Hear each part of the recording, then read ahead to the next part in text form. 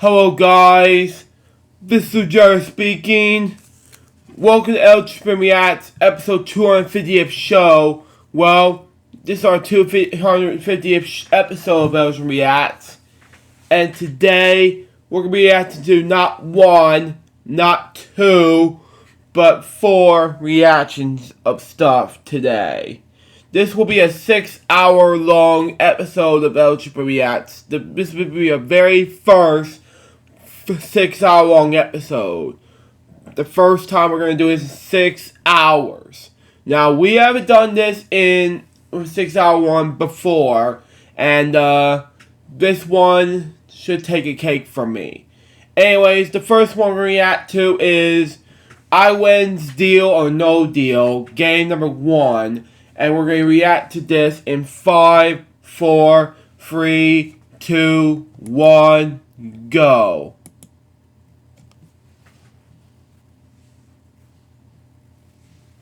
Oh, I can't hear Alex, sorry. My name is Alex Paris, and this is the return of gameplay season. Today is Good morning, fellow YouTube gamers. My name is Alex Paris, and this is the return of gameplay season. Today is October 1st, 2017, and what way to start off the month by doing a gameplay video for you guys. I'm going to be starting off with I Wins Deal or No Deal for the PC. And how this is going to work is, in order to continue my run, I need to win at least $10,000 or more in order to continue. Otherwise, the run ends and I got to do a redemption run. Now, I got to do this quick introduction video because when I was recording this, it wouldn't capture my audio from the microphone when I had my webcam enabled on Camtasia for some reason. But at least it still captured the audio, the game audio and the screen capture when I was recording this on my Mac. So that's at least good.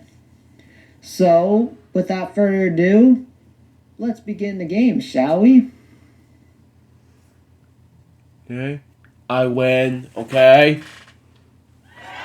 Time to play Deal or No Deal.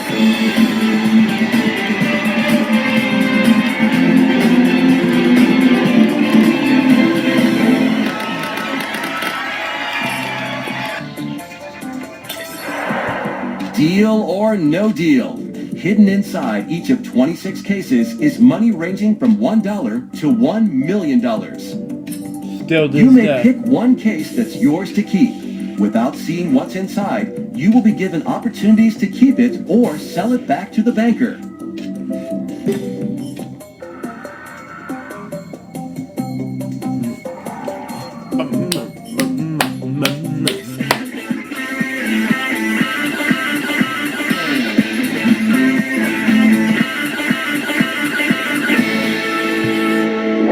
There's only one question you have to answer.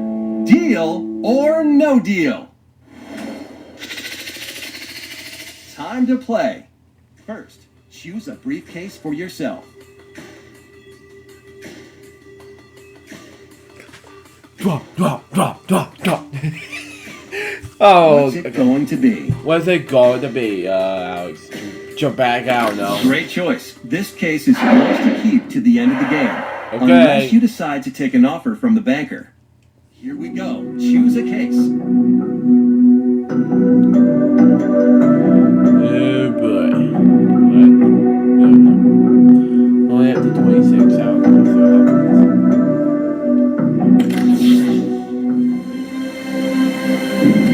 Well, not great.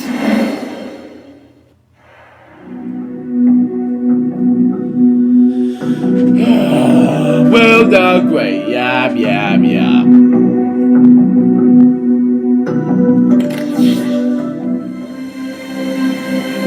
Not bad. Not bad.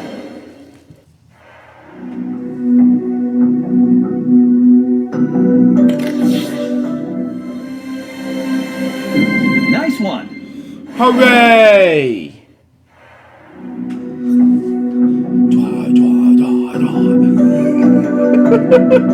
Okay, moving on. Oh, I do. I guess it's my house. I don't know. Okay, that's not too bad. Not too bad indeed.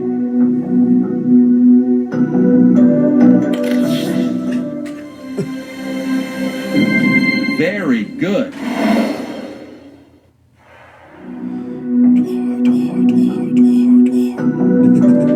Oh man, what am I gonna do now?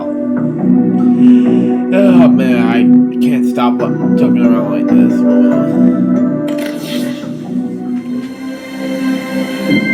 Okay.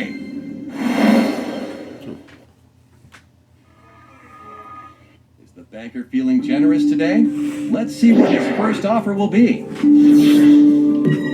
Oh! The question is, deal or no deal? No deal. Okay. You seem to be catching on. Let's move on to round 2.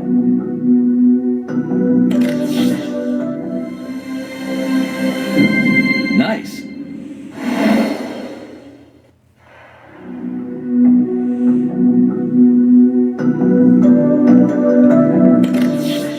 Come on. Excellent. Hooray! He did. Get your bag out, no. Get out your bag. What's going here? Oh! Tough break.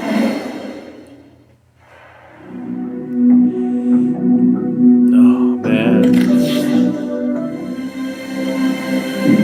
Shake it off. You can still win a ton of cash. Shake it off. Shake it off. That's what I like to see. Thank God. Let's see what the banker has to offer. Oh! Or no deal. Let's keep going then. Here we go. Next round.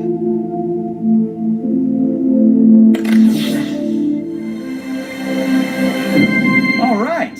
Hooray!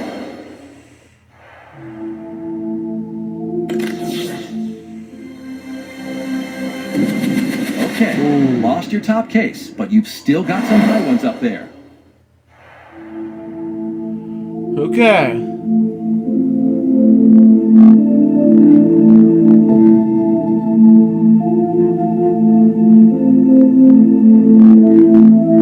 It's okay. Which one will it be? Okay. Okay, moving on.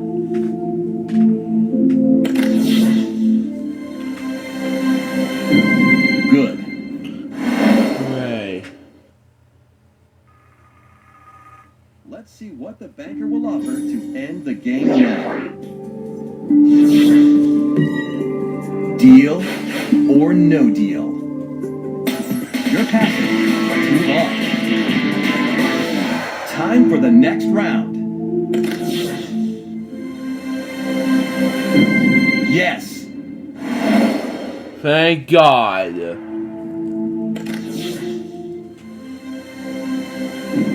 Oh, too bad.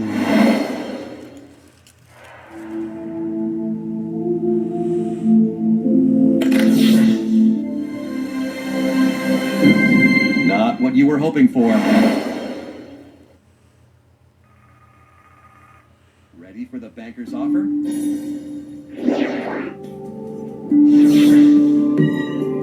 Deal Again? or no deal? No deal. That's the spirit. Here we go. Next round.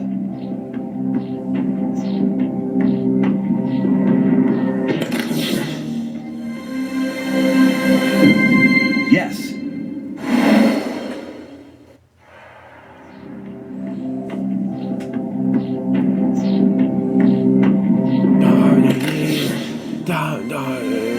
Cheap? What?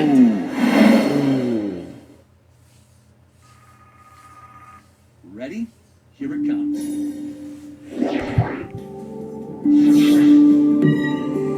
Deal or no deal? No deal. Let's continue on. Time for the next round.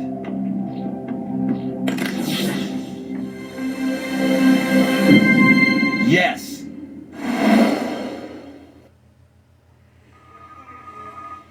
Let's see what the banker has to offer.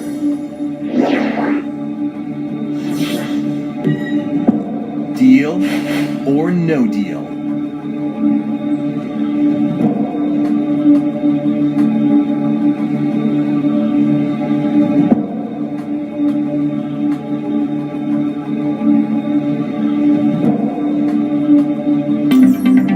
No deal. Here comes round 7.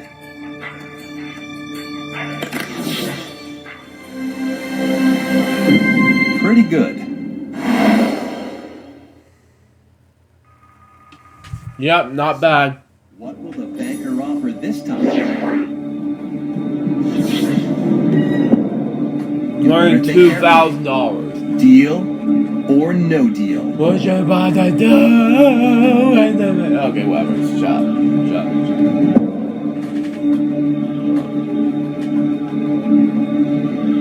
Come on. Either deal or no deal. Jeez.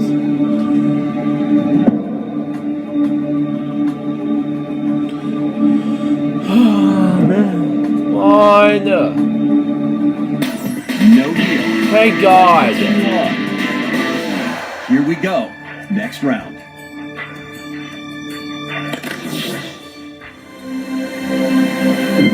Great choice.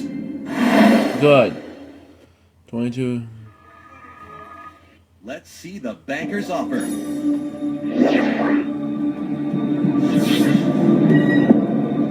Deal or no deal? No deal. Just one more round to go.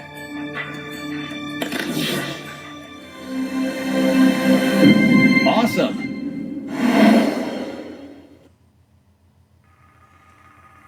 Ready for the banker's offer?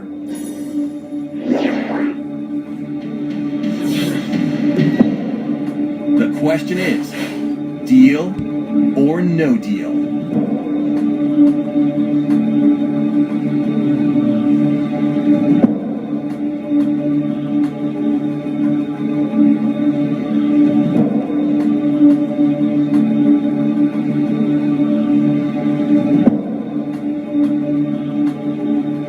I don't know about this.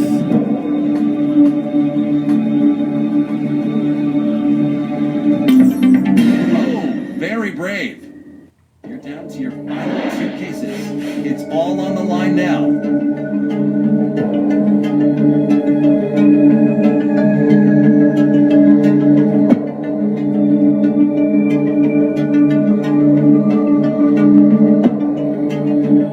Take your time. Your choice is made. So let's open the cases. What a performance! You Hooray! played a great game. Thanks for playing Deal or No Deal. Hooray!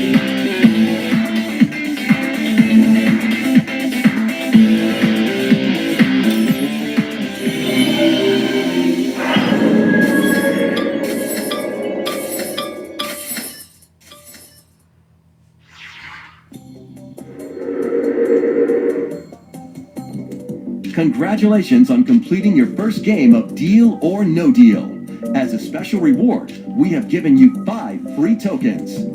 Hooray! From now on, you will earn 1 additional token for every $50,000 you win in a single episode of any game. Hooray! Use your tokens to unlock and play other games. Each time you unlock a new game, we give you 3 free credits to play that game. You have enough tokens right now to unlock the Knockout game. Close this screen and then click on Knockout to unlock and play it now.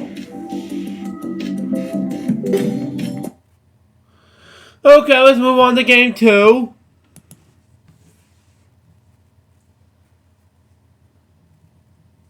Hello folks, welcome to my second game of iWin's Deal or No Deal for the PC. So far, my one game's winning total is $500,000. Wow. Let's see if I can add $1 million to that. Now we're gonna go to my Windows XP machine because I can use Wine to run it on my Mac, but I just think this would be better. Yep, still. Now, the last time I recorded this, it couldn't capture my Airdate microphone on the screen for some reason, but I just tested it out, and it's working, so that's always a good thing. It's always a good thing, yeah. It's a little laggy, but I also have 5 tokens. I can unlock this right now, but I said I would do those for occasional specials. I wouldn't say specials videos, but probably for the high stakes, but I'll do that for a special occasion. So let's kick things underway. Yep, still. 26 cases, Green dresses. What do you have to answer? Deal or no deal? All the way down to $1. That's right, $1. What it takes? Let's see. Choose a briefcase for yourself. Choose a case, then you have to eliminate cases that's not your case. Last time I picked 13. This time, I'm going to go for number 1. Great choice. This case is yours to keep to the end of the game, unless you decide to take an offer from the banker. Round 1. Alright, we're going to open up 6 cases, and I'll start with the last case, 26. Let's have $1 to start off. Good. That'll work. Good. $300. 16. And we have $500. Wow. Starting off right. Wow. I'm going to choose 17 because it's the year of 2017. $10. Oh. That's bad. Very bad. Like I said, in order to continue my run, I need to have at least $10,000. I'm going to choose my age, 21. All right. $400. 20. Easy now. I gotta take it easy. One more case. Then we're gonna get an offer from the banker so that way I can sell my case, which is not gonna happen Yeah. right now. Very Sawbuck, $10. Hallelujah.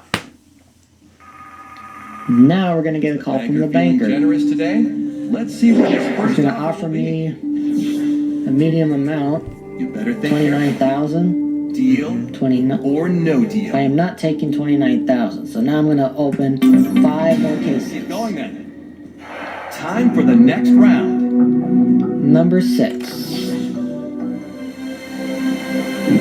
Ouch! $500,000. 23.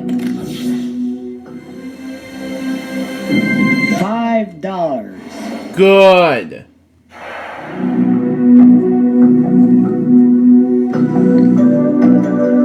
Let's go for 18. That's when I got my license. Not bad. It's alright. 24.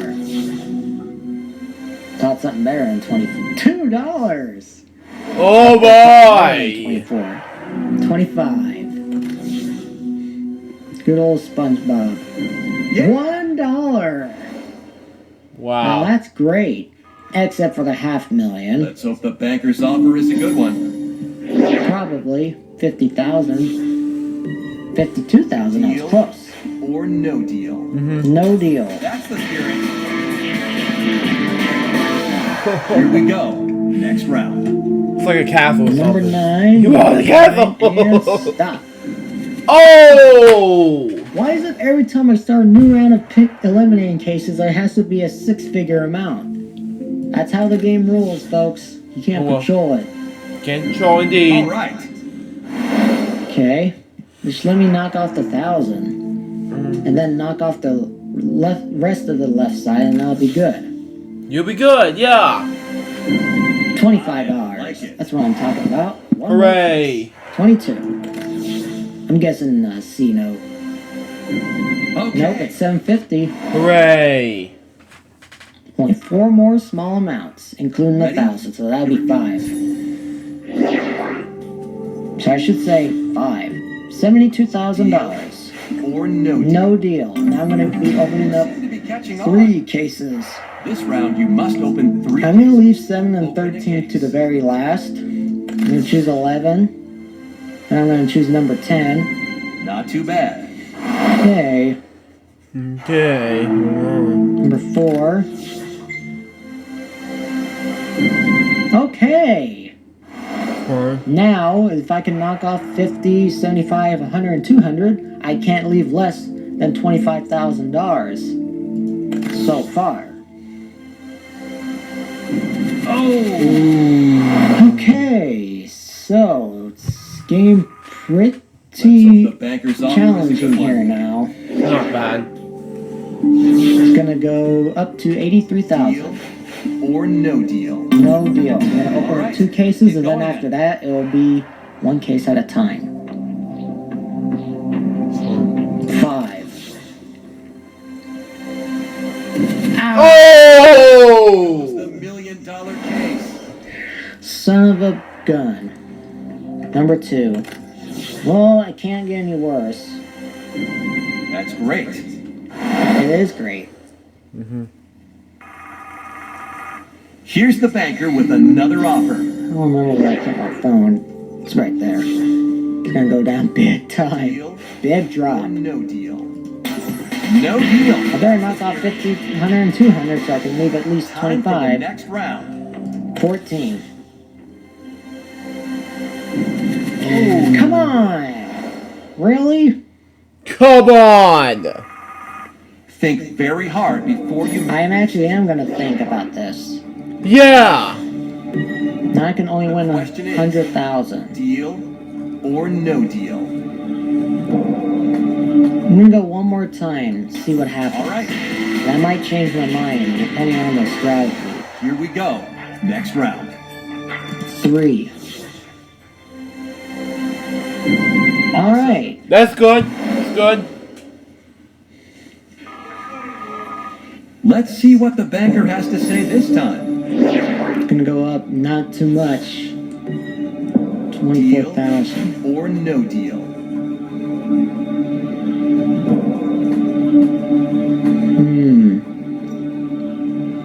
No deal. No deal. That's the So I knock spirit. off the small amount. Time for the next round. I said I'd leave 7 and 13 alone. Okay. Move it I knock on! off that $200. I cannot leave less than $25,000, and that will guarantee me a 3rd game. The offer is... Deal okay. or no Let me deal? think about this.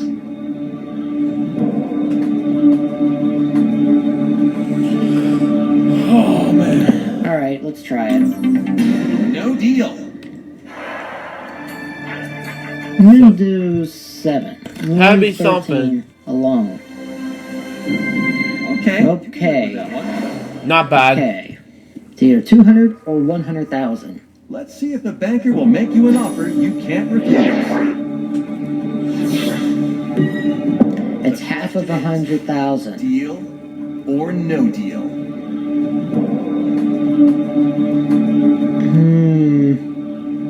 You know what? I'm gonna play it safe. I'm taking a deal. I'm taking a deal. You're not Yeah. leaving empty-handed. Oh, good thing. Good I thing, yeah. $200. 13 had the $100,000. So far, my 2-game winning total is now $550,000. Hooray.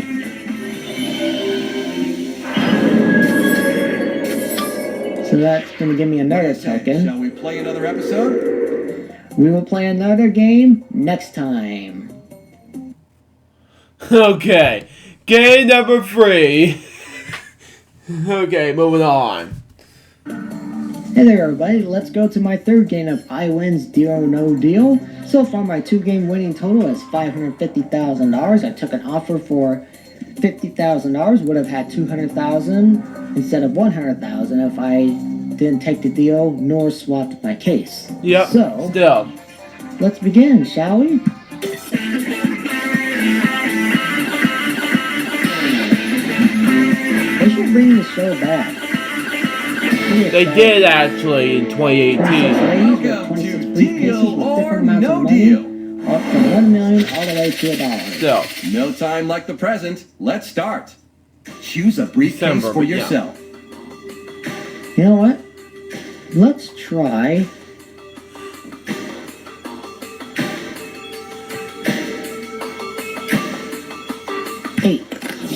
You can keep this case as long as you want, or you may decide to sell it back to the banker. It will be your choice. Here we go. Choose a case.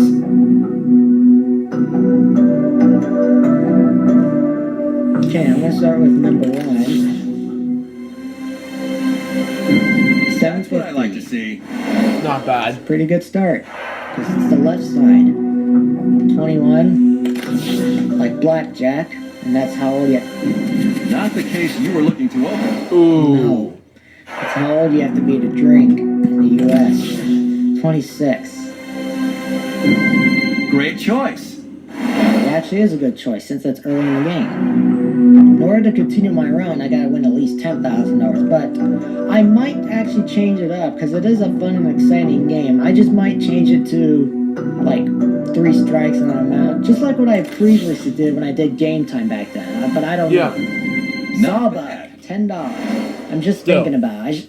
I always had these thoughts in my head where I can change my mind. Everybody has those thoughts too. 19. Still. Well, it could be worse. Yeah. Still not great, but it's alright. Because I still got 100, 4, 5, 750, and a million. Yes, $750,000 was won before. 50 bucks. And $1 million was won twice. Is the banker feeling generous today? Let's see what his first offer will be. In the U.S. version. $29,000. Deal or no deal? No deal. Okay. Well, I remember one episode, Next round. one guy had $1 million and had $1 left. His mom was saying take the money, but he said no deal, and then he got the $1. And that's painful. 16. I'm gonna open up 5 cases. $75. Still. 12. Great C-note. Hooray! 10. How about 1? 1! Alright. 25. Let's see $5.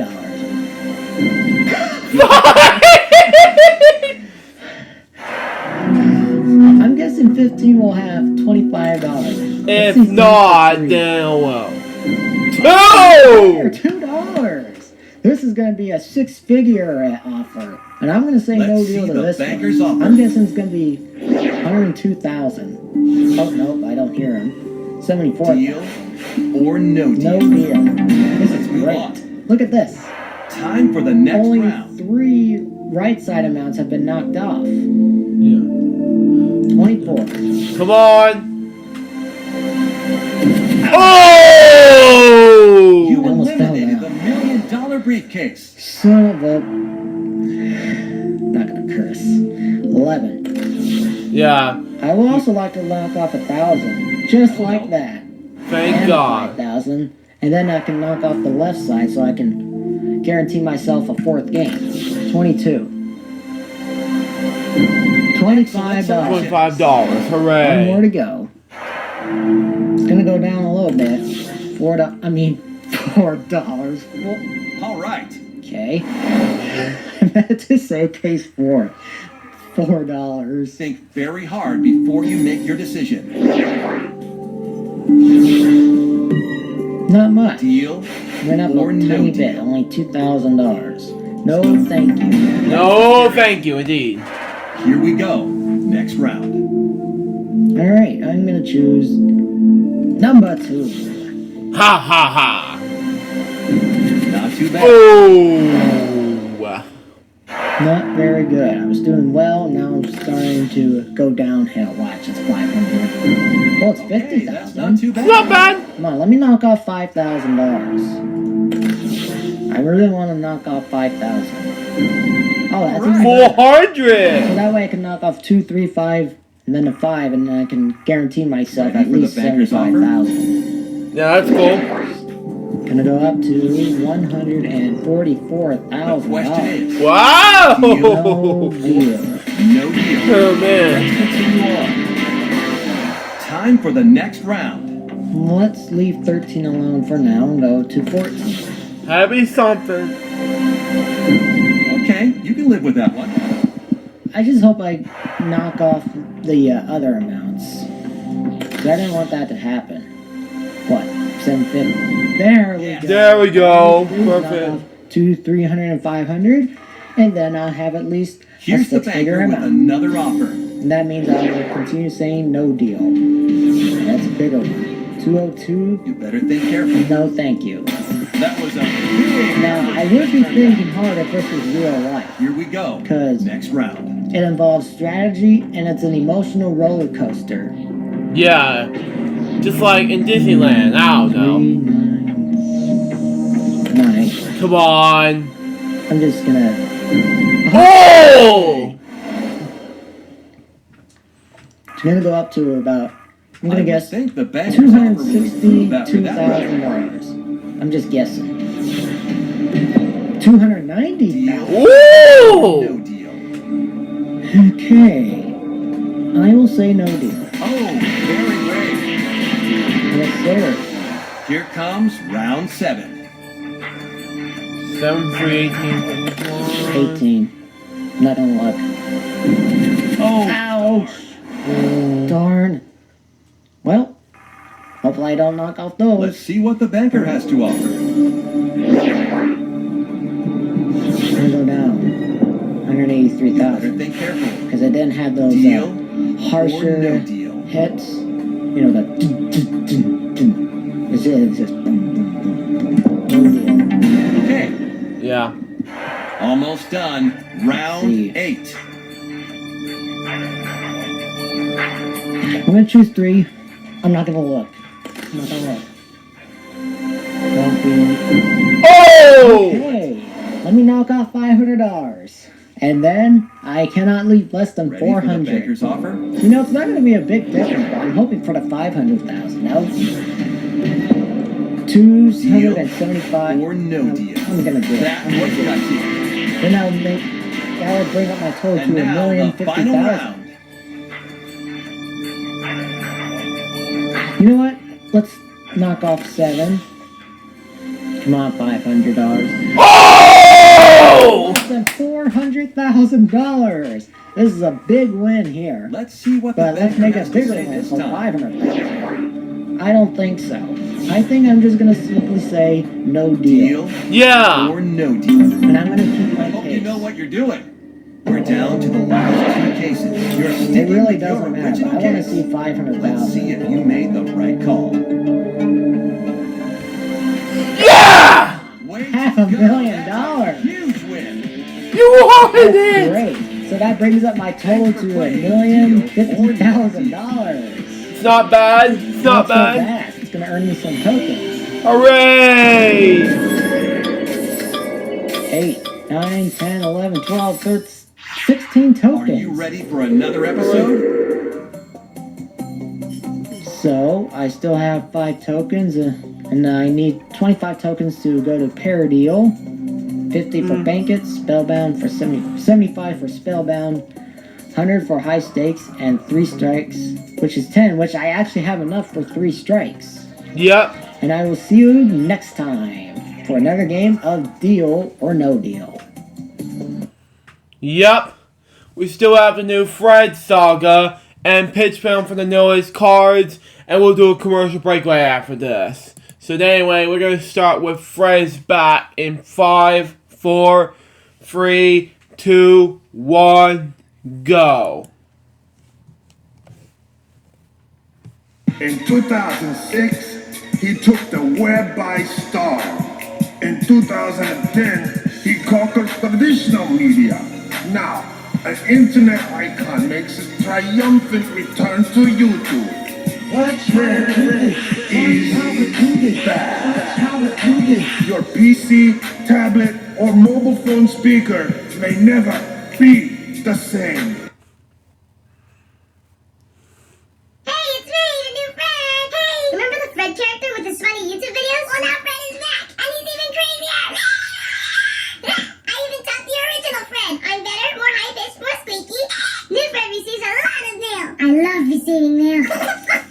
Hello, new Fred. I was a fan of original Fred, but you are even funnier. Yay! I'm so glad you have come to YouTube. Yay! What is your favorite cereal? Next time cereal! Yay! You can send me mail too, right at this address. Thank you, new YouTube fans. Don't forget to subscribe. Today is a nice day, so new Fred is going swimming. Now I'm ready for swimming. I hope I don't perish in the water. Watch how we do this. Watch how we do this. Watch how we do this. Look at this awesome pool my mom purchased for me as an expression of love. I'm ready to go swimming. 1, 2, 3. Oh my gosh, it's so cold.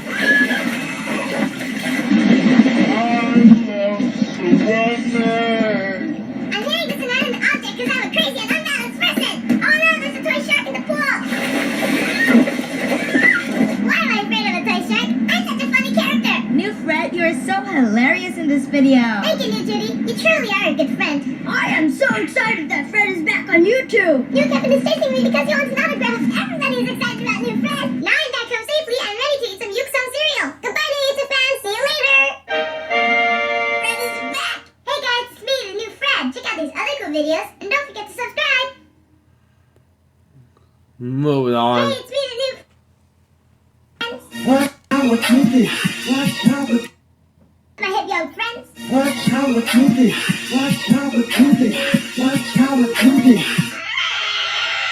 Please don't tell my loving mother, but I neglected her commands and did not take my medicine.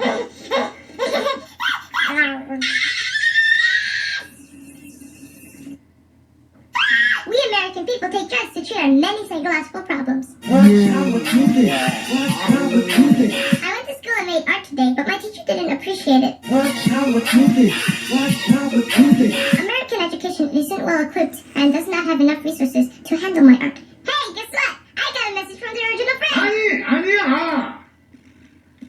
그는 없어. 네가 프레디야. 알았지? 더 이상 그런 얘기 하지 마. 오케이. 자, 갑시다. 롤 카메라. 재밌게. I need medicine. I need medicine. I need medicine. I need medicine. No, I need medicine. If I don't take my medicine, then I'll go to the insane asylum with other people who are unfit for society. I've been taking these drugs for so long, I've developed a dependence. American parents are so comfortable with giving their children drugs. I guess my medicine is lost, so I'll just have to eat this delicious Yuksum cereal instead. This cereal is so good. I need some medication. I need medicine. I need medicine. I need medicine. Hey guys, it's me, the new Fred. Check out these other cool videos and don't forget to subscribe.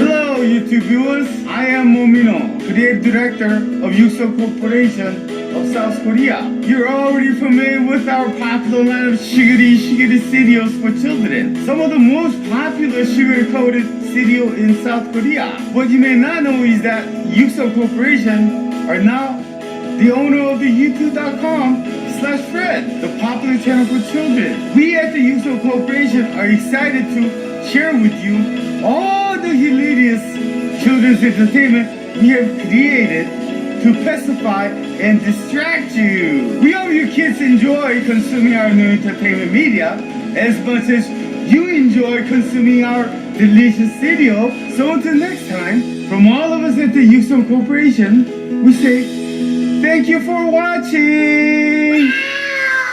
야! 걔 좀 조용히 하라 그래! Hey guys, it's me, the new Fred. Check out these other cool videos and don't forget to subscribe. Hey, it's me, the new Fred. This toothbrush is good for oral hygiene. Good oral hygiene is important in life. There is nothing funny about good oral hygiene. In America, parents try to bribe their children with money, presents, and candy to get them to go to the dentist. It's disgusting. Children who do not take care of teeth should die like their teeth. I use my toothbrush and go to the dentist because it is good for success in life. Dentists are good for people. This is one of the appliances made by Yuksum Corporation to better our lives. Hey, Time to leave for the dentist, beloved child. thank you, Mother. I don't want to go to the dentist again for teeth cleaning, a checkup, and an x-ray. I don't want to go to the vet. Yeah, dentist was expensive, but luckily, South Korea has universal dental insurance, unlike some other countries.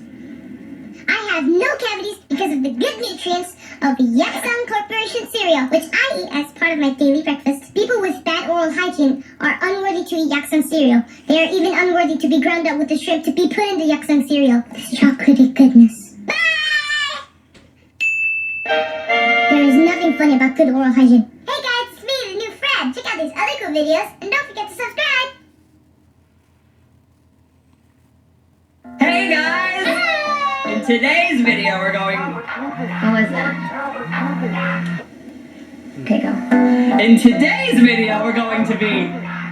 Is that your phone? No, switch it off. Jenny, you can't leave your phone on during the video. I don't argue with that. Every single time. I've learned my lesson before. Yeah. Oh my god, Jenny. What is that? Jenny, it's for zip it. Ew, what's a zip I it? haven't seen this in years. You can IM people on Facebook and... That's and weird. listen and... Oh my god. Who is it? You wouldn't believe me if I told you. Hey, it's Fred! Where have you been? I don't know, some creepy adults took control of me and made me do some weird things. What kinds of weird things? Like a stupid show for Nickelodeon. And now these other adults captured me and are holding me hostage. Where are you? I don't know. Did you get my letter? That was from you? That letter was from Korea. Are you in Korea? No, I'm in a cage. Don't worry, Fred. I'm gonna come rescue you right now. Hurry, Lucas, there are rats everywhere and I think they're going to eat me. Go. Is this fine? Like, I'm not gonna change again. I think you look really handsome now. You think Fred will accept me in this? We haven't seen each other in a while. Yeah, you look nice. Get in the car. I'm so excited. Still. Did you change clothes? Yeah. I wanna Why look did nice. you change? Did you just change for fun? Well, no. I wanted to look nice when I had the first meeting. You're not going to Korea with me. Excuse me? I only got one flight. You can get yourself a flight if you want, but I only got myself a flight. So I am like being used. Okay, I get it now. I mean, I'll see you when I get back. I really listen. I'll take you to the airport on one condition. What? If you get me a signed T-shirt and a selfie of the Korean Fred. I'm going to get the real Fred, not the Korean Fred. I don't care about the Korean Fred. Well, I want a picture Yeah. of this new Fred Why do you like the Korean Fred so much? because he's new and original and unique. You're just copying exactly what original Fred did, so... Oh, okay, whatever. Original Fred. Original Fred. Just bring me to the airport! Okay. Yeah.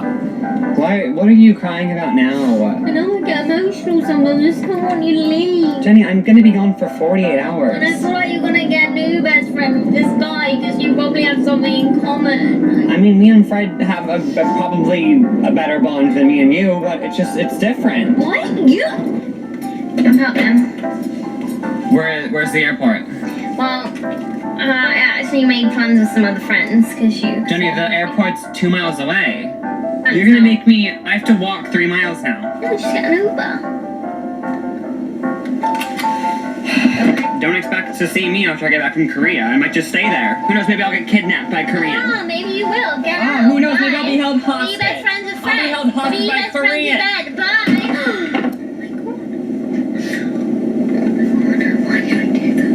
Okay, so I'm on the plane ready to fly to Korea. I'm kind of nervous. Alright, I'll make sure to post another video as soon as I get there. Wish me luck. Still. The exciting conclusion on Fred.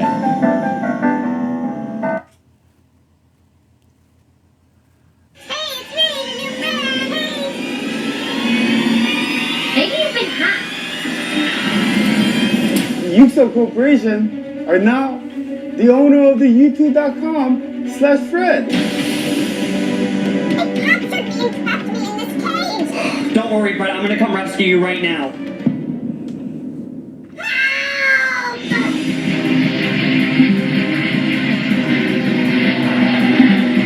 Hey guys, it's Lucas. I'm in Korea to rescue Fred from the evil adults who captured him and took over his YouTube channel.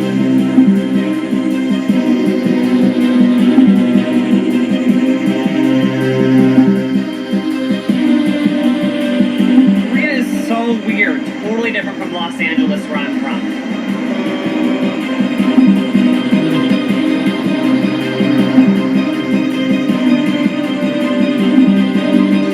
Easy to find Fred, but it's way harder than I thought. Oh, excuse me, sir. Hey, do you know where Fred is? Fred? Oh yeah, Fred from YouTube.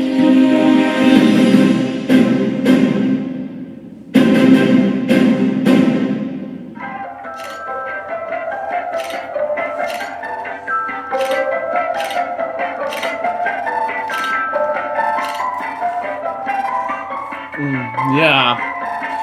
This is getting more stupid than I thought. 아이고, 지금 소리 계속 잘해라 아들아, 응? 네. 육성경을 자랑스럽게 만들어야지. 네.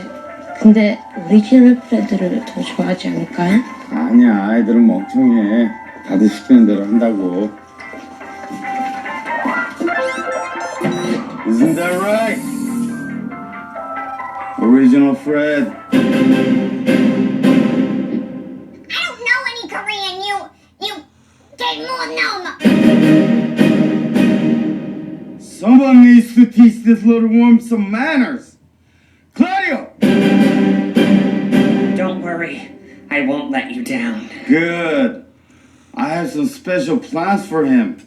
Soon enough.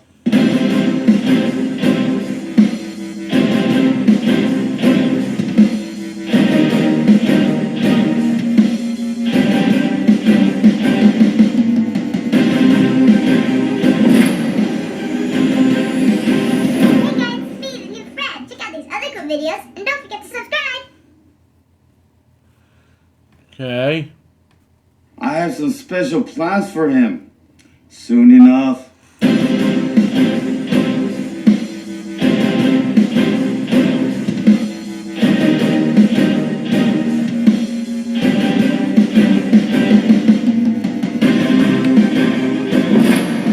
gonna go fetch my special toys, and me and you are going to have some fun. This is terrible! My Zipper battery is dead despite the patented long-life lithium-ion battery! How will I ever get a message to Lucas now? Please, there's some way.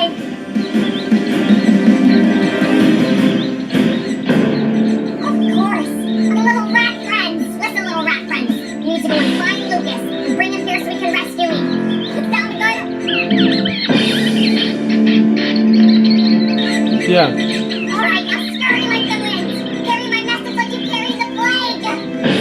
On the streets of a strange city. How will I ever find Fred? Hello, little friend. What's that? You know where Fred is? You can take me to him? Come on, let's go.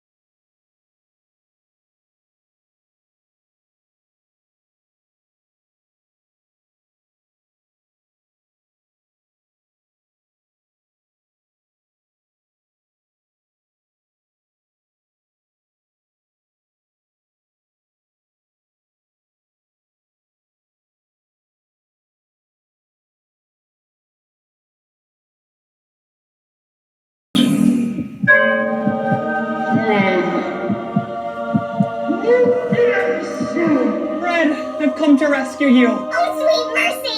Not so fast. It's you!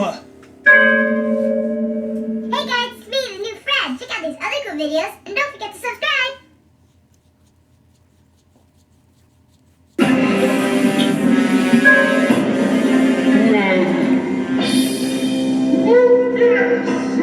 Fred, I've come to rescue you. Oh, sweet mercy!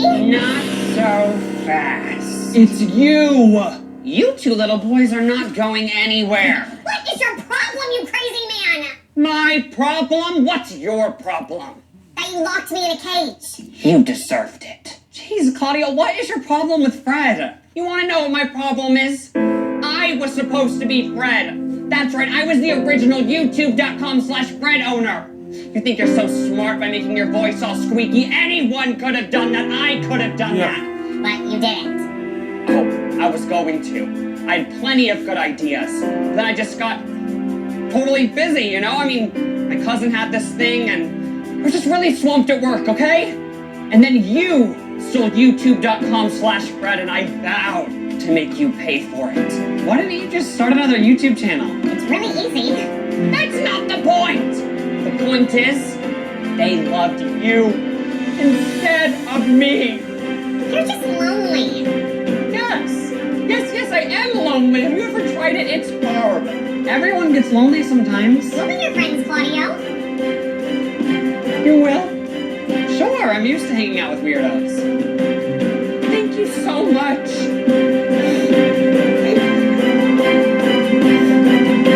What is the meaning of this? I'm taking Fred home with me. We own Fred! No, I created Fred and I'm taking him with me. You don't need to stay here with these people. Agreed.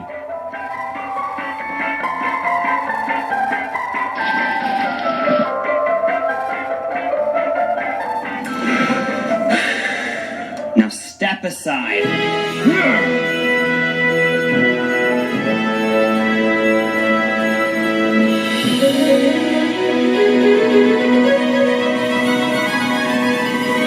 We did it, Fred! You're free! Yeah, I'm so excited to make new videos. What's wrong? It's just... I don't know if I want to make any more Fred videos. What? It's been so much fun with you for the past 8 years, it's just... I don't know, it just feels like it's time to move on. I'll always be with you.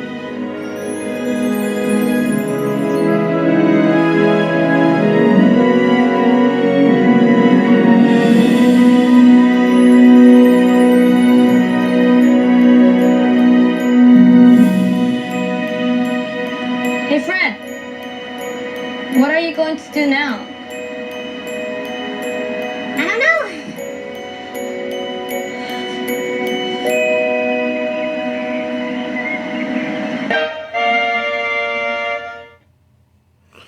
So that's the new Fred saga. And most of the people do like to dislike this video and like some of the videos, and most of it say Fred. So there you go on that. It was a sad ending, but you know, just me. Anyways, we're gonna wrap up with two more segments, which is pitch film for knowledge of the cards, and of course lists. We're gonna go ahead and do pitch film for the knowledge of the cards, and then we'll do a commercial break after this. So let's move on. 5, 4, 3, 2, 1, go.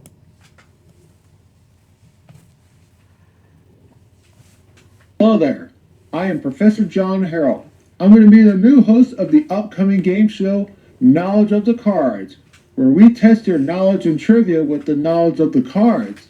And I'm going to show you how this game show is going to work, with the rules and the kicks, and how many contestants there will be in this game show. Ready to see it? Yep. Alright, let's go. Go, yeah.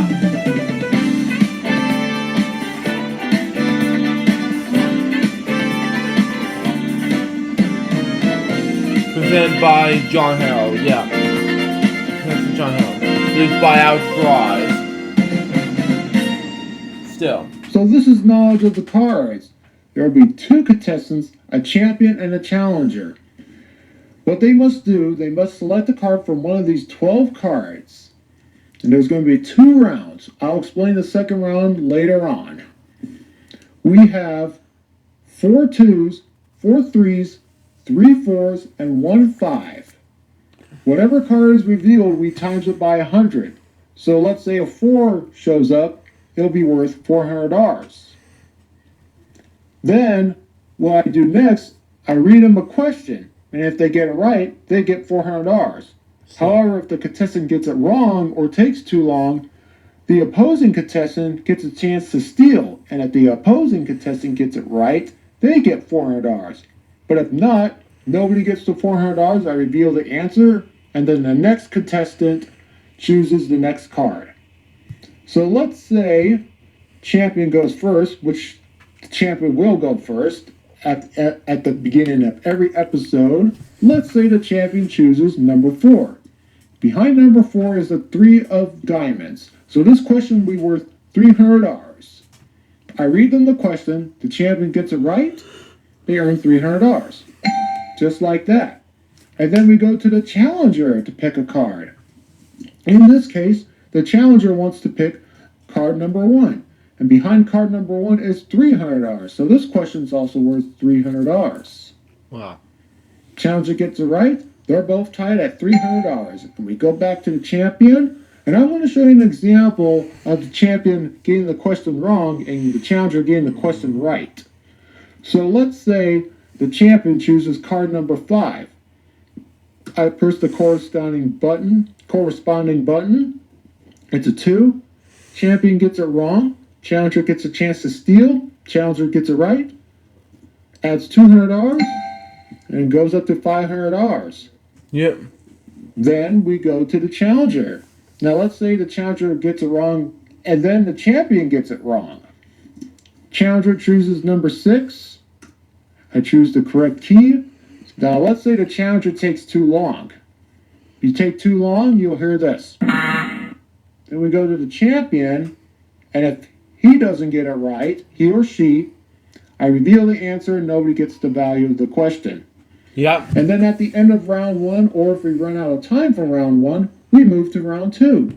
In round 2, it's just played the same as round 1, except the value of the cards has increased. So we have 2 6s, 2 7s, 2 8s, 1 9, and 1 10. So the question can be worth up to $1,000. Every other card is times 100. But instead of the other person going first, the person in the lead, which in this case is the challenger will pick first. So let's say the challenger picks number 3 and it's worth $900. Then the challenger gets it right. We add $900 to the challenger's score. And then we go on from there. So once all 8 questions have been answered, or if we run out of time, the person with the most money is declared the champion and gets to play the bonus game where he or she could win up to $25,000. And in this case, the challenger is the new champion. I should also mention the champion can keep coming back until he or she is defeated. So this is just like a Bear and Enright game show. So the challenger wins $2,400 and we tell the champion, thank you for being here. We have some nice parting gifts for you backstage. And you're going to be taking home whatever money you've won on the show. Yep. So it's time to go to the bonus game, which we call it the cash cards. So here we are at the cash cards. And this is how the cash cards will work. We have 12 cards. Behind 10 of those cards, we have cash values from $500 to $5,000. What the contestant must do is pick cards, and if the contestant can accumulate $10,000 or more, we augment the total to $25,000. Or you can stop at any time that the contestant wishes to do so. I'll explain that why later on. Behind one of the 12 cards, we also have an ace of spades. If along the way the contestant finds the ace of spades, the game ends, the contestant wins $25,000. So let's say you have $6,500 and you pick an ace of spades. Well, that $6,500 turns into $25,000. And I should warn you, you could take the money anytime you wish to do so, because behind one of the 12 cards is a red X. You do not want to pick the red X. No. Because if you pick the red X along the way, you lose whatever you accumulated so far and the game ends. Yep. But there's one more kicker I want to tell you before I show you an example of how this game works. On your first pick, you pick the ace of spades. Instead of $25,000, I'm going to pay you $50,000. Hooray! So once again, if you pick the ace of spades on the first pick, you get $50,000. Hooray! As all the rules said, I'm going to show you an example of the bonus round. So I'm going to choose number 10. Let's see what's behind number 10. $5,000. All I need is another $5,000 and I will win $25,000. I can stop if I wish to or continue picking. In this case, I will continue picking, and I'm thinking number 2 is the Ace of Spades. $1,000. I need 4,000 more to win the game. I could stop or continue on. I'm going to continue on. I'm going to choose number 4. $3,500. Well, this is the last pick. I need at least $500 and Ace of Spades, or we want to avoid the X at all costs. Or I can just take the $9,500. I'm going to choose number 6. Let's see what's behind number 6. And it's $2,500 and win $25,000. Hooray! So there you have it. That's how the bonus game works. Once again, if you reach up to $10,000 or more, we augment it to $25,000. And if you get the Ace of Spades on your first pick, it's $50,000. So that concludes this pitch film of Knowledge of the Cards. I'm looking forward to hosting my first game show, which is Knowledge of the Cards, of course, this coming spring. Really looking forward to giving money to lucky contestants. And I will see you all for the premiere episode of Knowledge of the Cards. You all have a good day, and thank you for watching. Still.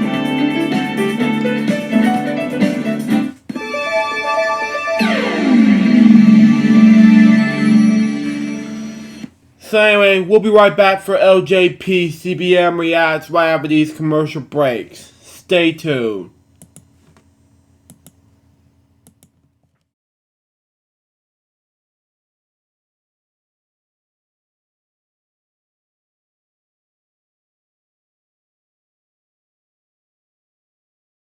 Don't go away. Tailspin. We'll be right back on Toon Disney.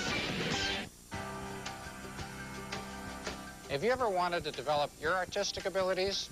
If so, you may already have the interest and desire needed to become a serious art student. To find out, simply call toll-free, and Art Instruction Schools will send you this enjoyable art test.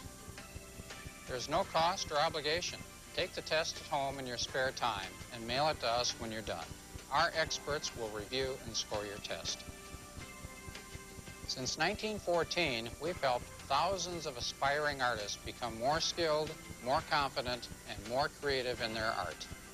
Whether you're interested in realism or fantasy, figure drawing or cartooning, you can pursue your vision under the expert guidance of our talented instructors. Call today for your free art test. We'll help you become a better artist. Call 1-800-641-4433.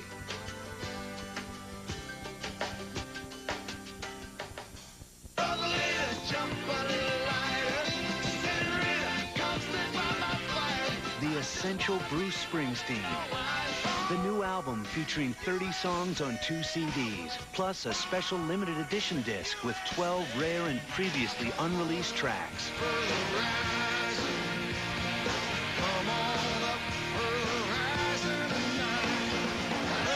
The Essential Bruce Springsteen. It's the ultimate collection of his music. 42 essential songs on 3 CDs from every part of his career.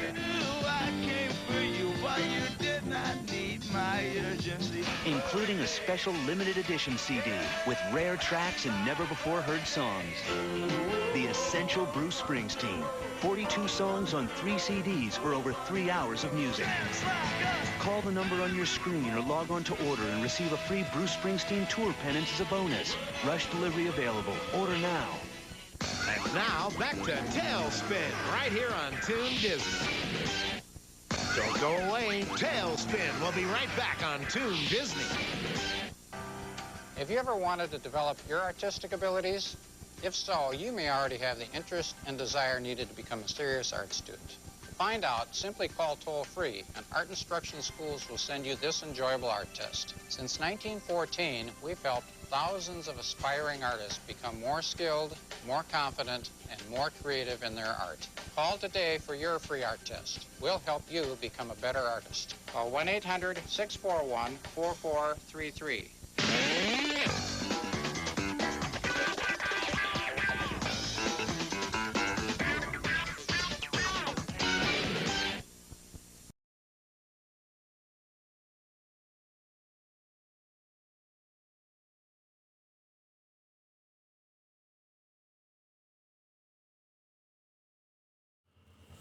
Welcome back to LJPCBM Reacts, episode 250.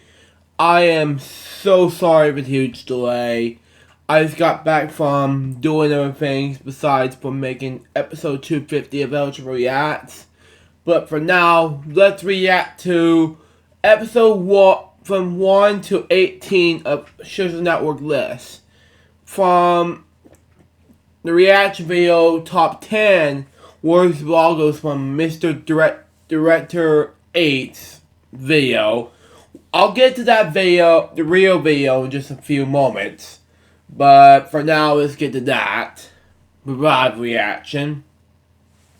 Then we get Social Network, top 13 Pixar short films, and so on.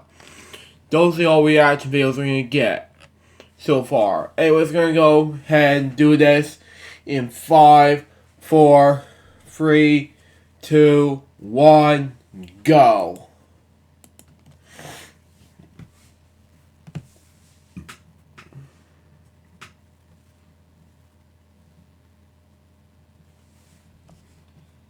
Okay, there we go. I finally started the stream once again. Morning. The stream might lag because I did actually turn down the processing priority. I feel like that's actually what caused the stream to crash earlier. But you know, the problem should be fixed now. Oh, hang on one sec. But, you know, like I said, I do apologize for the inconvenience. I have no idea why that happened or how it happened. It just... Like, it just pretty much just happened, like, out of nowhere. Like, I don't know why it did that. But, the live stream should be behaving much better this time. Yeah, still. Right now, right now, I don't have any viewers yet. I'm gonna be waiting for it. Oh, Ian's back. Good. Because, like I said, I didn't want that processing problem to happen, but, you know, since that did happen, I guess I just will reiterate what I just said earlier before, so that way people won't, you know, get confused here. Like I said, this is Larry from the Shizzle Network here, back again, and I am back with yet another reaction. It's been a while since I've done, you know, a reaction video. And this is actually the first time in a nice while that I'm actually doing it live too. I mean, yeah, you know what they say, do it live, do it live. You know what I mean? Yeah. But this is actually pretty great. And like I said, the processing priority is above normal. Right now, I'm keeping an eye on the stream because so far, no lag has actually. I haven't seen a slight hint of lag yet. But I'm not gonna hold my breath in just yet. Here, I'll make this full screen. Yeah, make it full screen. There we go. I had to make the video full screen so that way I can actually, you know, make this happen, much more plausibly, I guess. Mm-hmm. But hey, now that I finally figured out a way how to control the processing priority, now I can finally do this. It's just that right now I'm waiting on some people to show up because right now I don't actually, have as much viewers as before. But I'm just waiting. Because before, the viewership was pretty high. Like, we actually had, like, 6 viewers and all that stuff. Like, it was so great. And now viewership dropped all because of the mistake that happened. And I'm sitting there and I'm like, really? Why? Just why would it happen like that? But I'm just so glad that, you guys return anyways. Because I don't really want to waste any time. Yeah, you don't. If you guys can actually spread the word of this live reaction, please do so. Be sure to share it with all your friends, etc., etc. Because, this is one of those once-in-a-lifetime kind of stuff. Like, that's what this is. I wouldn't necessarily say once-in-a-lifetime per se, because there is a possibility that live reactions could happen again if necessary. But this is actually going to be the first instance of me actually doing this. And I'm actually glad that, you guys are actually still staying tuned to watch this stuff. Wait, your reactions have returned? Well, this is a one-time... Well, so far, this is only a one-time only thing. Because, like, I made a deal with Mr. Director 8 that if he actually published this video like he was saying he was going to do, then I would make a reaction for him. And yeah, this is actually what I plan on doing. And like I said, I do plan on making more reaction videos in the future. It's just that the type of videos that I want to react to are it's just that the type of videos that I want to react to is they definitely can't be TTS related. They definitely can't be. They can't be, no. You know, that's about it. Now that said, though, I'm not going to go on and on and on right now. And like I said, I can't believe viewership dropped. Like, it went down all the way down to 3. That's bullshit. Yeah. Because viewership was high before, now it just went downhill. It's probably just my luck at this point. But thank you for letting people know on Discord, Ian. That really means a lot, though. But I cannot believe the viewership dropped. If only if OBS hadn't crashed on me. In fact, it wasn't just OBS that crashed on me. My entire laptop did, and I had to restart it. Well, anyway... At this point, there's nothing I can do. Let's just begin, okay? Yeah. Still. Hang on, let me just. All right. Hey guys, quick thing before the video starts. There are quite a few logos in this video that have flashy images, which can cause seizures to those who have epilepsy. I'm just gonna put this message up on the screen right now. You see this? Whenever you see this, look away from the video. That is except if you want to take the risk to view it. Reason why I'm warning you guys this way is because YouTube thought it was a good idea to get rid of annotations, which were actually useful. So if you see this message... Oh, so apparently he's not happy about the removal of annotations. Never seen this video. Mr. Director here, and welcome to yet another Top 10 video. Woohoo! Man, it's almost been a year since I did one of these. Anyway, today's Top 10 list is actually a special one because we have a guest with us today. Ladies and gentlemen, I present to you Larry from the Shizzo Network.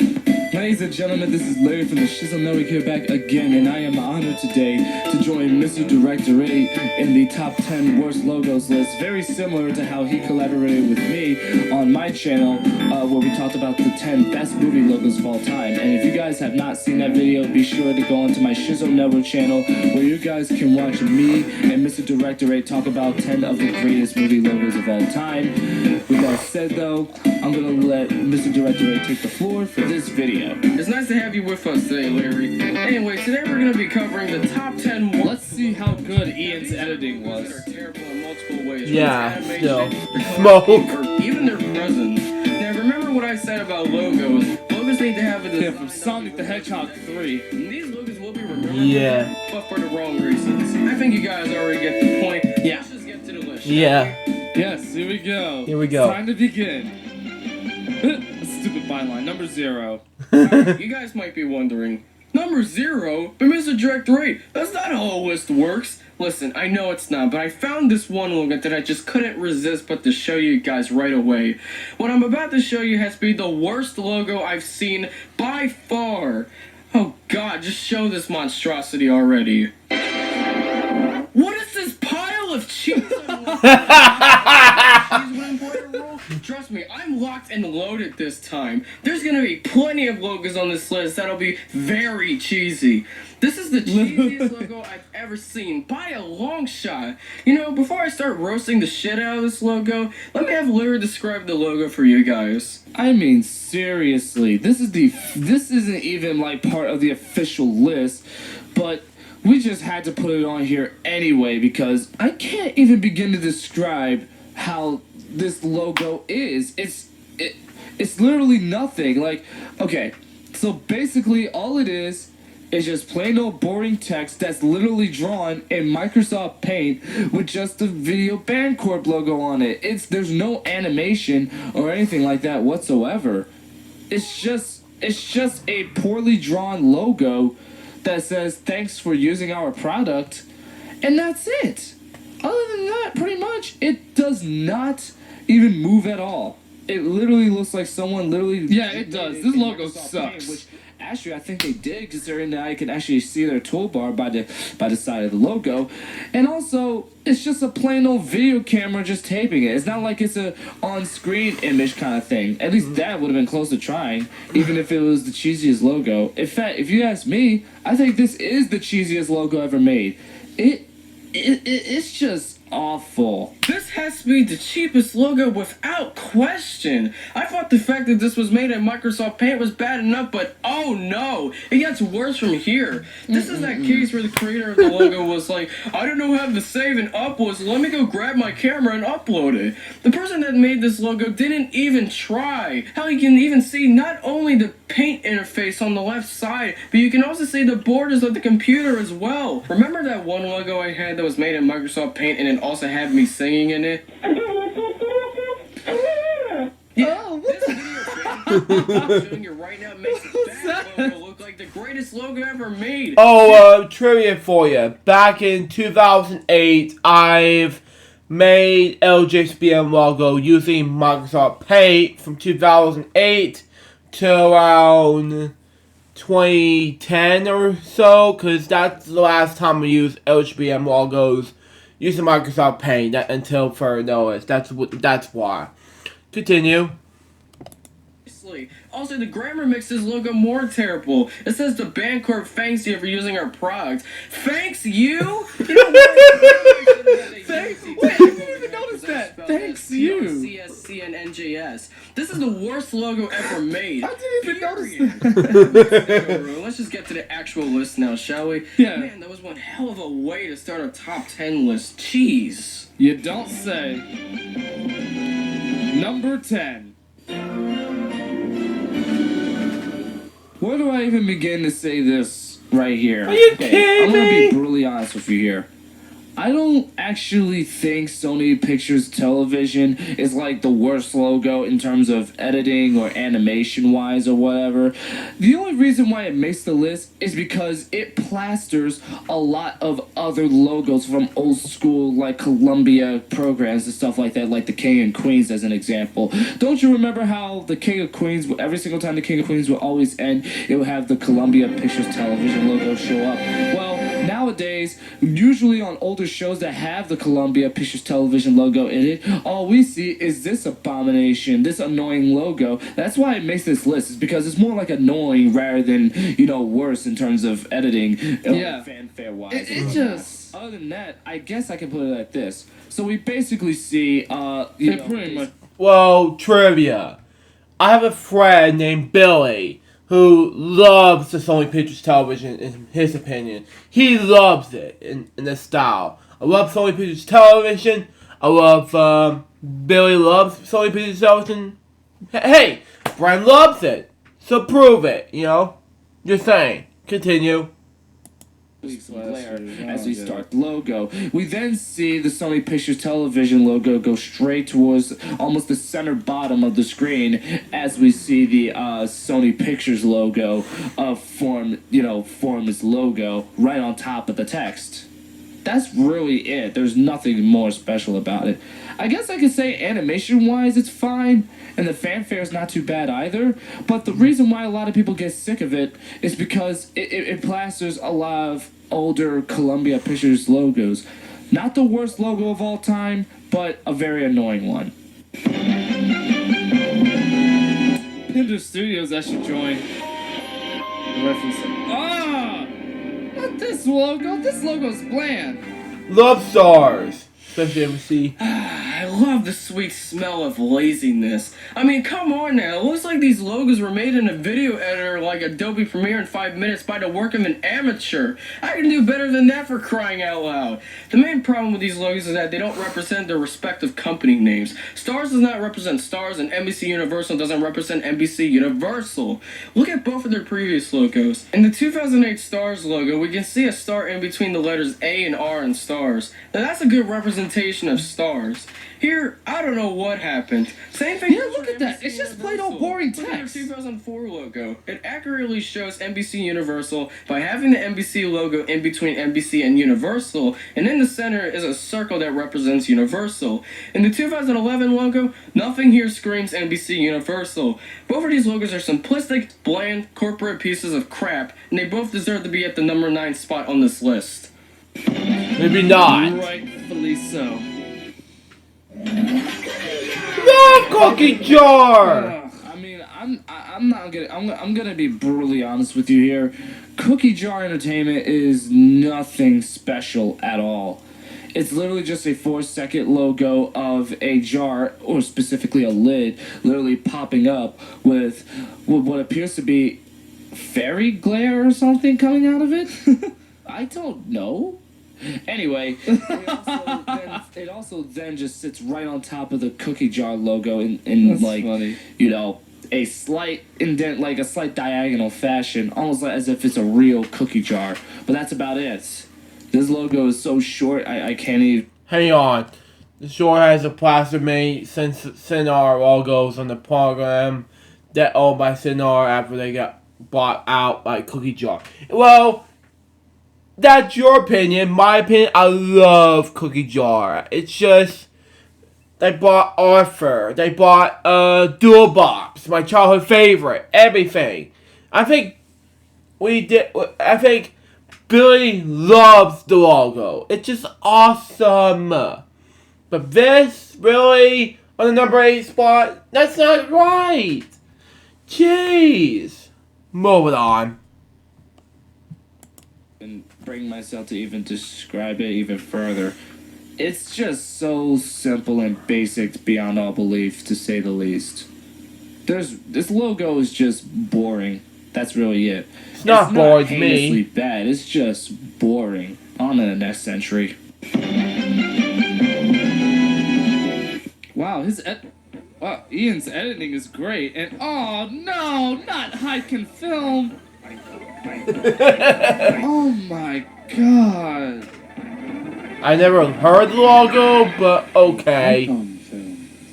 Oh god, the logos just got weirder. This logo is so odd, it's cheesy, very cheesy for that matter. It's creepy. I don't know what to say about this, honestly. We have this eyeball that is zooming into the center of the screen, Viacom V of Doom style. We got this random couple kissing on the bottom. Don't know what this adds to the logo, really. There's these people chanting in the background that sound like they're saying pine cone, but they're actually saying high cone. And we either have a calm guy or 3 drunks saying a high cone film. High cone film. My question is... What on earth? What were the drugs these people were taking? Seriously. No regular person in their right mind would make something as weird as this. I'm just having a lot of trouble trying to comprehend what the hell is going on in this logo. I really don't have much to say about this logo. It's just so odd. I guess we'll just move on to number 6 because I honestly don't know what to say about this god-awful logo. Let's just move on from this atrocity. Terrible, yeah. Yeah, it really is terrible. Oh no, not this logo.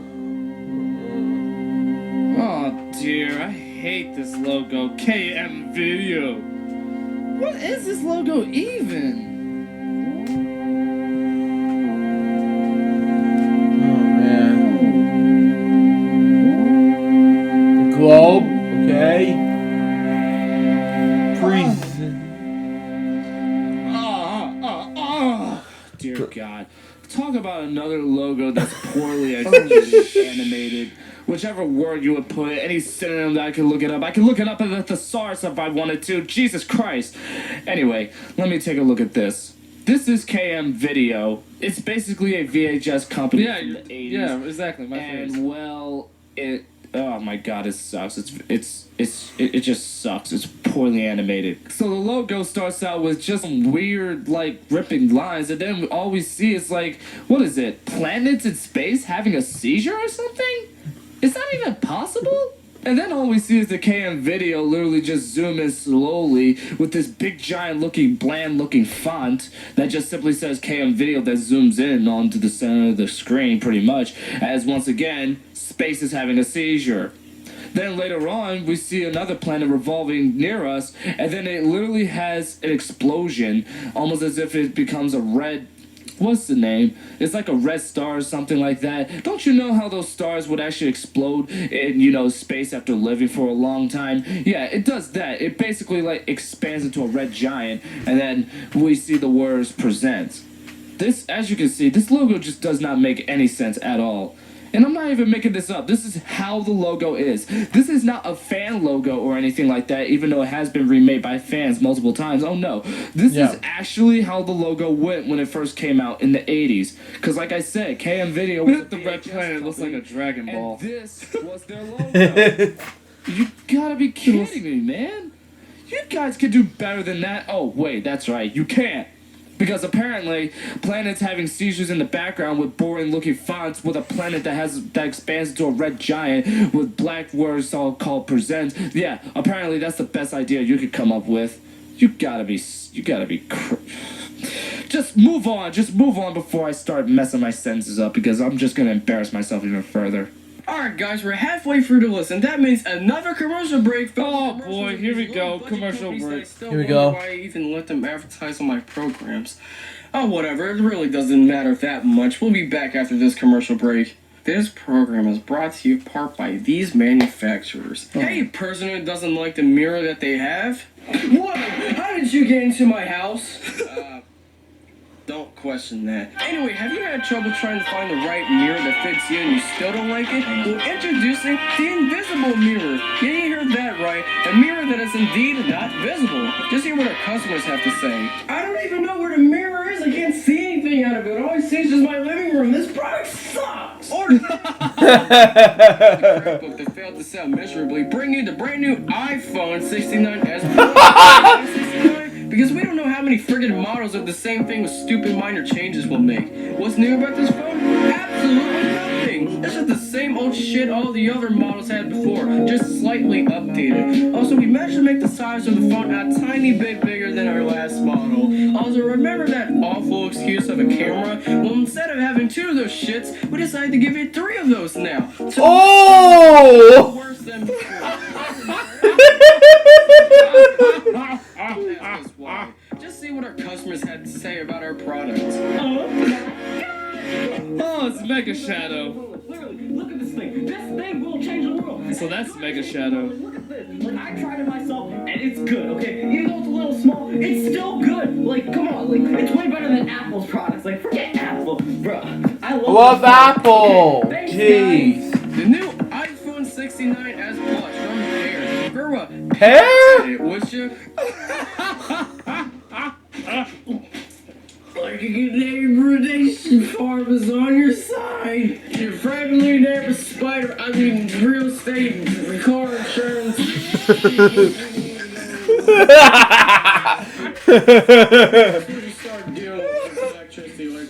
Oh my gosh, I'm getting stuff on my mic right now. Keep us. No, I'm not drunk. I am not fucking drunk. Let go! You need to talk. You guys are complete frauds. You don't treat your customers with respect. You.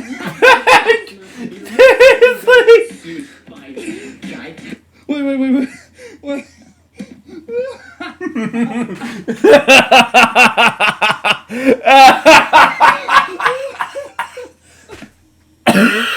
I'm sorry, I had to stop it. I'm sorry, I had to pause it real quick. Oh my god. Oh man. The respect part just killed me. Oh my god, the respect part just killed me. It killed me the same way, Larry. They should farm and start ghetto and drunk. Oh my god. Oh god. So good. Oh my god, my brain hurts. Holy Oh my. I laughed so hard, my brain hurts. Oh dear. Oh man. I gotta eat a piece of burger, but I'll eat that later. Yeah, still. Thank God I didn't have like either food or water down my gullet because if that were the case, then I would have choked on it while watching this. Oh my gosh. Oh god. Just give me 1 sec. I gotta breathe because this is just too damn funny. Hang on. I gotta drink some water here. Okay, I should be fine.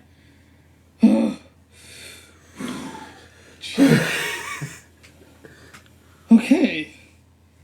What? We got 17 more minutes to go. You can handle it, Larry. Yeah, you can have it, Larry. You can do it.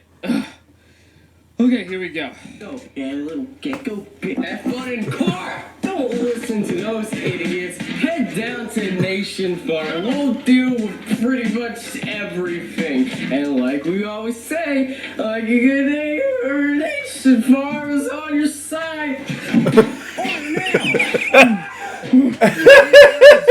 What? Program. Bruh, I almost swear these movies are getting worse and worse every time. Oh, you meant sorry commercials. about that. I didn't know we were back on the air. Welcome back to Mr. Directorate's Top 10 Worst Logos featuring Larry from the Shizza Network. We're going to look at the next 4 logos on our list. We got honorable, or in this case, dishonorable mentions to show you. And then a quick recap of what you just saw before we get to the number 1 worst logo of all time. Let's get to it.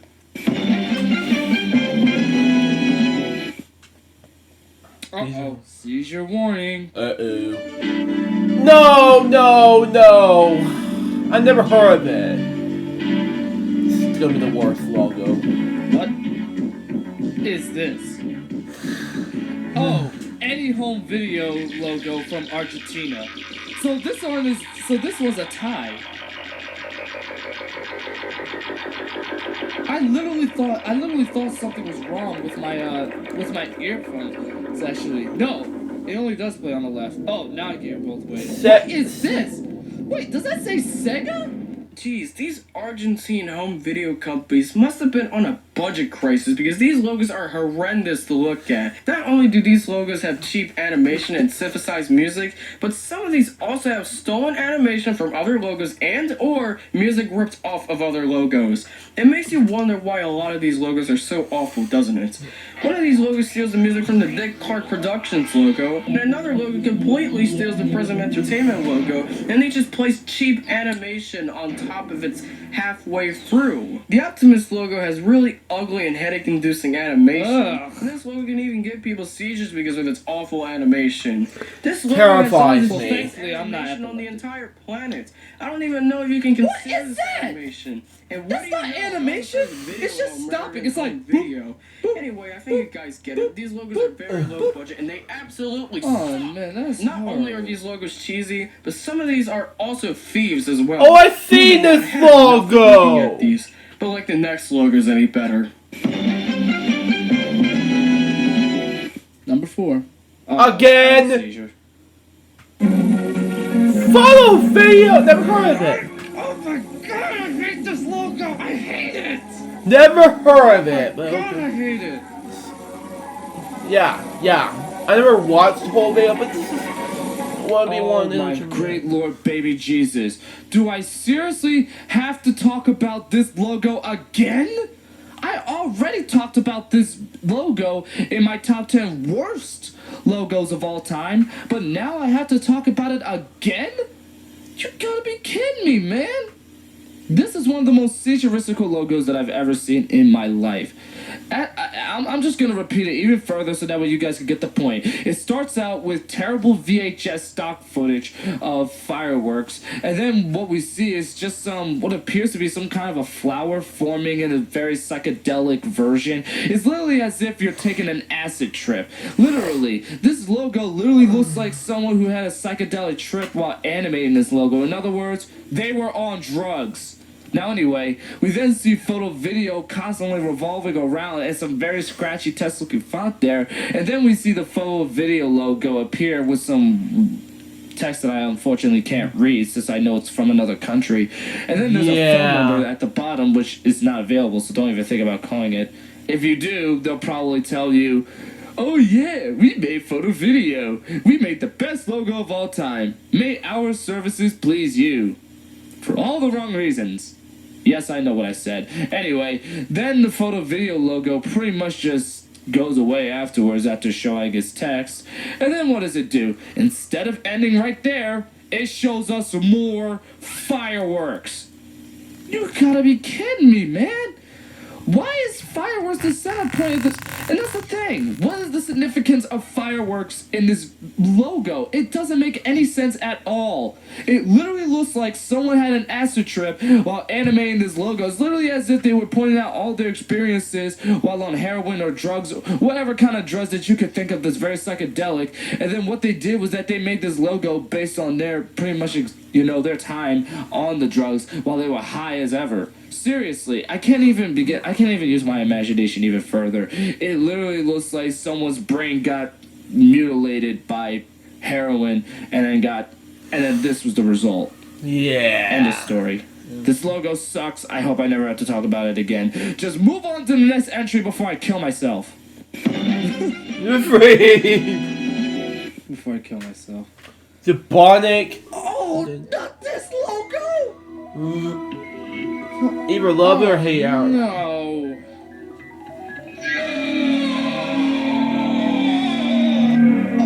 Oh my god, this drone music sucks! The drone music sucks, the sound effects sucks, the animation sucks, the background sucks. Jesus, what is this logo? My That thoughts must be the exactly. worst excuse for a horror logo. Perhaps this is probably not only the cheesiest, but also the cheapest horror logo of all time. Everything is wrong with this logo, and I don't mean KLRN San Antonio bad. This is just a whole different level of bad. Some people say that this logo was made to look bad intentionally, but I deny that. Even if it was intentional, this is still one of the most crappiest logos ever made. This looks like it was edited with a video editor cheaper than Power Director, which is what I'm using to edit this video. Oh, fourth wall broken. Awful. Haiku looks like a masterpiece compared to this logo. Oh my god! The weird either, and at the beginning it just sounds like the composer was just pressing a bunch of random keys on a synthesizer like he was having a stroke. And obviously the screams from the skull head were bad stock sound effects that weren't even handled that well. Just like the CLG wiki says, the entire logo is cheaply done. And also this logo makes no goddamn sense. This logo is just god awful. Let's just go to number 2 already. What is up with the needle? That looks like Pepto-Bismol. Sorry, number 2. Boyd's Veo. Wait, what? Wait, what? Never seen it before, but whatever. It was just going. Oh my god, look at this. Okay, will you stop it? It keeps going. I keep thinking that something is wrong with my headphones, but no, that's just the audio quality. It is terrible. Wait, what? What's going on over there?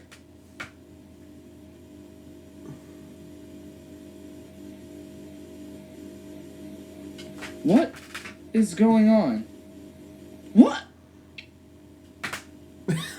Are you kidding me? Are you kidding me?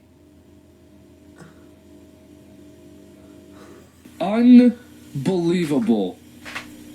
You guys just saw this logo, right? Okay, just so we're clear on what just happened, no audio track was playing, let alone anything was moving. Seriously, all we see is just the Boyd Videos logo literally just zooming out, and then it just stays there for a long period of time. And there's no audio track. Throughout the entire logo, there is no audio track. This logo is completely silent. All we're just staring at is just the logo just standing there doing absolutely nothing. And then what does it do? Rather than just ending it there, the screen then goes to purple. Why the dinosaur color? Jeez, I don't want to make it Barney look! Moving on. If you look closely, you can see on the far right while the screen turns pink and the person switching the cards talk about bad editing. Yeah! Why does it have to go to purple? And then after staying in purple for like God knows how long it stayed there, it then fades back to the Boys logo, and then it zooms out. Yeah, I never noticed that. Boyd's Fast Cool Enterprises, whatever LTD stands for. Limited. And then we see the street address and the phone number that it has. You've got to be kidding me. This was the best idea that they could come up with? I mean, seriously. If this logo, oh my gosh, man. You know what? And you know what? I literally thought my logos were this bad, like Echolate pictures and whatnot. Oh no. This logo doesn't even qualify as a logo. It just qualifies as nothing more than a silent piece of waste of space. Nothing more than a gelatinous waste of space. A liability. That's what this logo is. A liability. Seriously. You could have done a much better job than what you had done. This is honestly one of the worst VHS company logos I've ever seen in my life. What about the scan I don't animation? even know why it even exists. I mean, Oh seriously. my god, it's lame.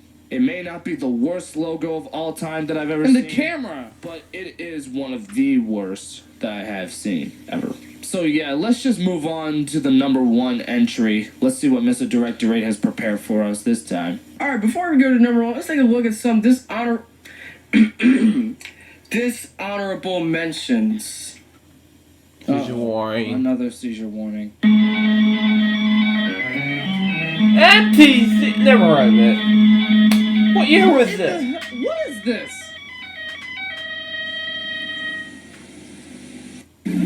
Airy Vision. Oh, not this logo again. Seizure Oh warning. no, another seizure warning. Super video? Really? Not again. Oh my god, I hate this logo. Oh my god.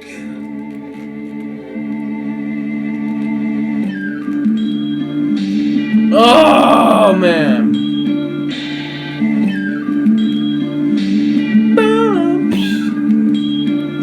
Stupid, I know. I've seen this Genesis. logo, Oh, not this one either. Genesis home video. but not this logo. Sunlight, Yeah, this seriously? logo sucks. This one, yeah, we'll be doing that. The sound. And also poor animation. Still, the next wave in The entertainment. next wave in entertainment. Oh, I hope. I hope, yeah. Huh? I'm aware of this remake, but I still have to add it. Yeah. You can think about it, but yeah. Wait, this is a what in...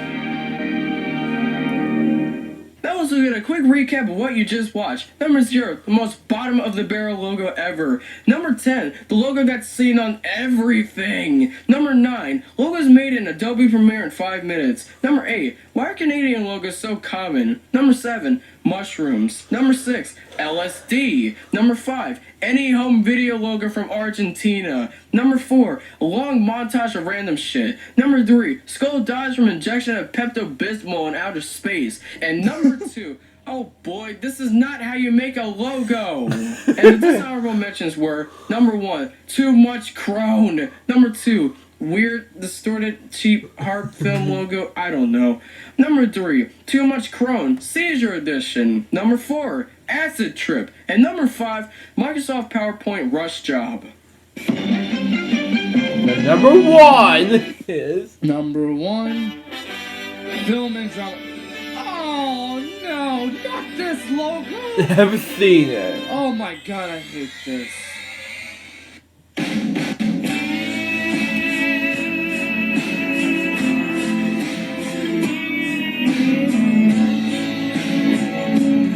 I hate this logo so much! Like, what is this? What is this?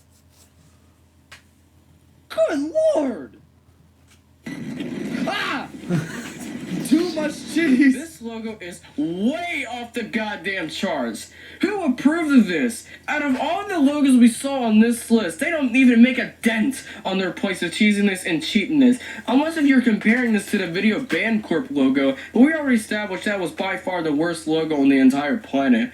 This logo doesn't just steal part of the 1990 Universal Pictures logo, but it also steals 2 songs from the Beatles. That doesn't take the piece of cake though. The animation is really choppy, and do I mention cheap?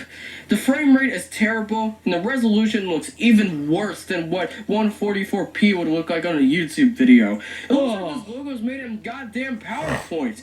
I can try recreating this in PowerPoint, and it would look exactly like this. This is unacceptable. The 5th dishonorable mention looks better than this, for God's sakes, and that logo had a typo in it. Not only does this logo have stolen material, but it also has some of the worst animation I've ever seen, and the frame rate and the resolution is inexcusable. Congratulations, FADYO. You just earned the worst logo ever. FADYO. So there you have it, folks. You suck. Top 10 worst logos. You absolutely suck. Yeah. This video. It's been a while since I made one of these videos, and I just never had the time to do it. I've also been having some problems with my laptop over the past few months, so if the editing doesn't seem as good here, it's probably because I'm editing this on my mom's computer. But it really shouldn't be that big of a difference anyway. Also, huge special thanks to Larry from the Shizzle Network for being a part of this video. Oh, you're absolutely welcome. Is that I actually heavily enjoyed being a part of this video with Mr. Director Ray. It's honestly been an honor to actually collaborate with somebody else, because it's very rare that I collaborate with other YouTubers in which, you know, their videos is not on my channel. Now anyways, if you guys actually did enjoy my part in this collaboration, be sure to subscribe to my channel, Shizzle Network. I upload gaming videos, list videos, video essays, you name it. I will actually be working on more list videos, hopefully with more with Mr. Director Ray, because honestly, like I said, it's been a really great honor, you know, collaborating with him, and I'm excited to actually collaborate with him on more future projects in the future. If you guys did enjoy this video, you better be sure to share this video everywhere. Be sure to give Mr. Director Ray the respect that he deserves, and subscribe to his channel because he makes amazing videos, and it's very great that he's finally making his comeback on YouTube, and I'm looking forward to more content from him in the future. Until then, I'm gonna get out of here. Peace out and deuces. Be on the infinite, and as always, think for yourself. Me and Larry also have done another collab together on his channel months ago. We did the top 10 best movie movies video, and I'll provide the link to that in the outro. I would also like to thank Megashy for being part of one of the fake promotions of this video. Go check him out, he makes great content. We have another skate coming very soon on his channel. Don't miss it. Anyway, thank you guys for watching this video. Don't forget to like, comment, subscribe, share. I don't really care. And this is Mr. Director Ray signing off. Good night, everybody. Okay. Neutrovine. I like that. Yep. You really should have put it. Wait, what?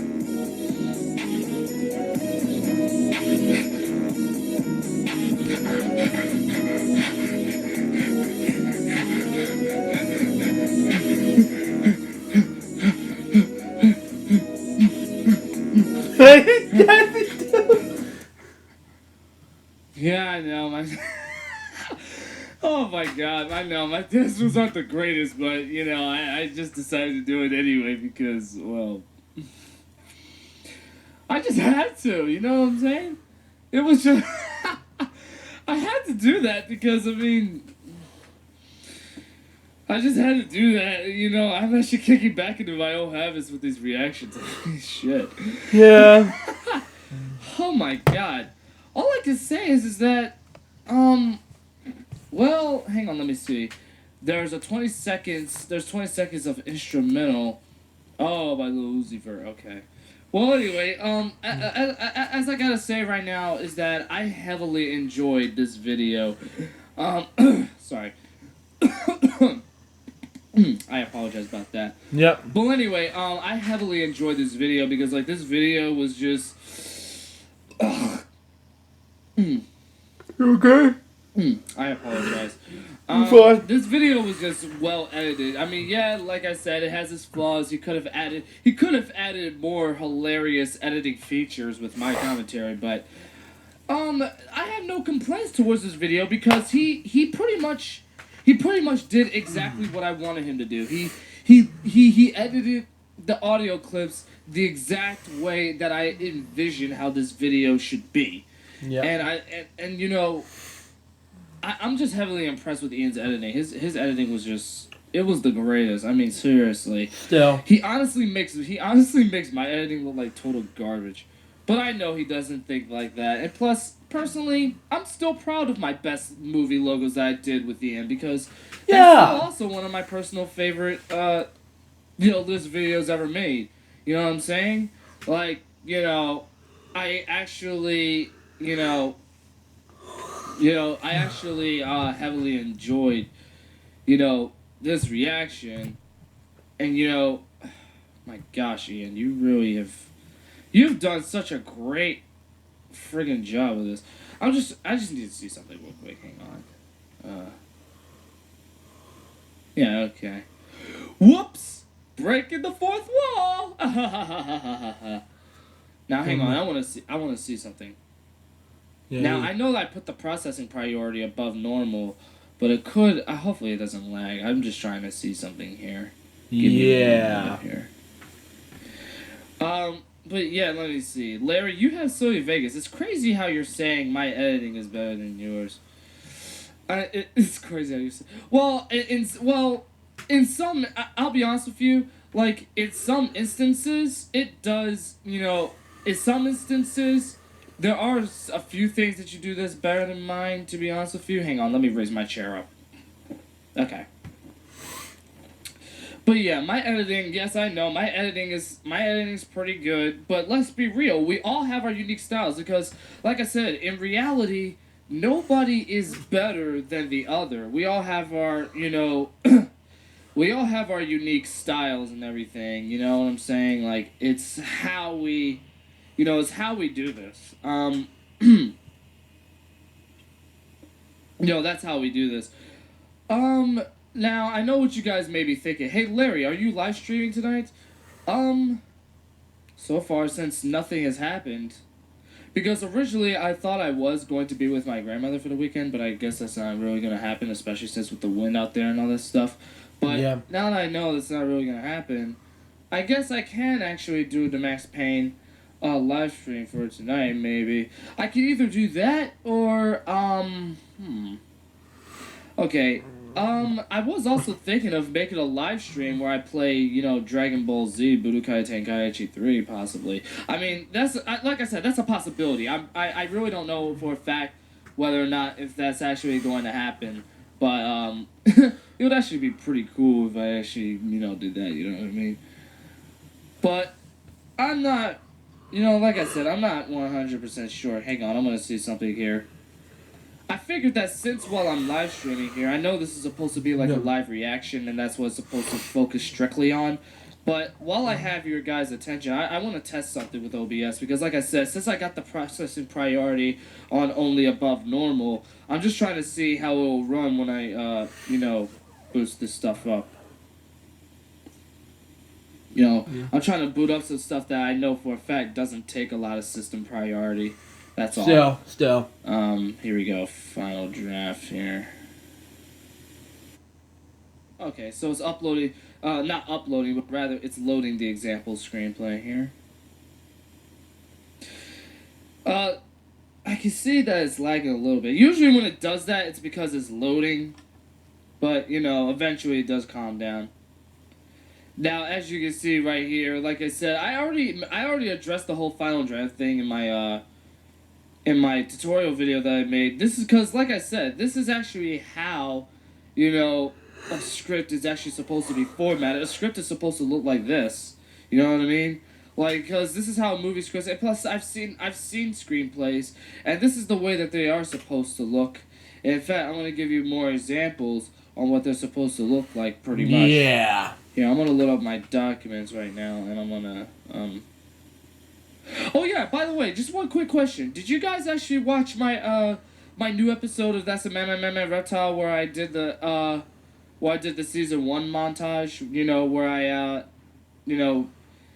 where I pretty much I did not. I did react to it already. Where I did the montage where, there was season 1 clips, and at the same time there were like memes going on. Oh wow, I'm surprised you haven't seen that yet. Well, I actually uploaded that, and you want to know what's crazy? It was basically to coincide with the list video that you made. Hang on one second. I'm gonna go into the documents right now. Where's the PDF at? No, that's the Battle. If you guys don't know what the Battle of the Century is, that's Reptile v. Croja's working title. Just thought I'd throw it out there, but yeah, that's Reptile v. Croja's working title. But obviously, I'm not going to open that up because, first of all, there could be plagiarists wanting to take it, and plus, I don't want to spoil the film too, obviously. Yeah. So I'm just gonna do this. I could tell you upload the video because I was uploading my video. Well, that's the thing though. That's what I thought was pretty ironic because I didn't expect to actually release the video like literally around the same time. Oh yeah, and by the way, did any of you guys listen to my new trap song that I did with Ricky called Pyrex? If you guys haven't listened to that on my Master Reptile, SoundCloud, be sure to check that out because Ricky has pretty good lyrical content and it was pretty good actually. It was great. It was a great honor really working with him pretty much. But you might be wondering, what are you doing, Larry? Well, right now I'm opening up the example PDF of the the example screenplay that I did. Oh, never heard of Platoon. Okay. Yes, I know. It's called Platoon. Oh yeah, that's another thing I forgot to mention. Don't you see this title page? As you can see, like I said, the only reason I called it Platoon was because, like I said, it was just a random title, so I really didn't mind. And you can clearly see that, on one line it says it's based on the Oliver Stone film of the same name, which is increasingly important there because, like I said, it's not like it's a plagiarist kind of thing. And as written by Lawrence said, this is the most important aspect when writing a script because you'll want to make sure you have a title page because like a title page is very crucial when it comes to making a script there. You can put your address and phone number in there if you want to, but that's optional, especially since I'm not really submitting the script to anybody anyway. Now here's the first page. The movie starts out with blah blah blah blah. And then yada yada yada. Yeah, it's very important that you render your scripts with PDFs because a lot of classes, a lot of film classes are going to tell you about, they're going to tell you about, rendering scripts in PDFs. So it's very important that you render it in PDFs. So that way, not only does the script appear in high quality, but it also prevents anybody from trying to edit the script to basically ruin it. But yeah, this is how the script is written so far. And like I said, it numbers the page on its own, which I think is really cool. And like I said, when transitions has to appear on here. But yeah, this is how a script is written. This is how a screenplay is written. That's what we call them. We call them screenplays. Now you might be wondering, how do you edit the title page, Larry? Well, I'm gonna show you really quick. Here, I'm gonna go in the final draft right here. Here, I'll show you.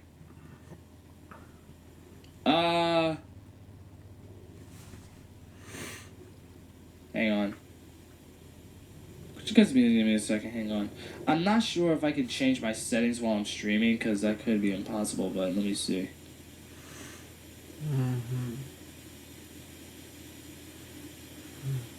It might work, I'm not sure. It might work, yeah. Still. Nothing different really happened. Huh. Still.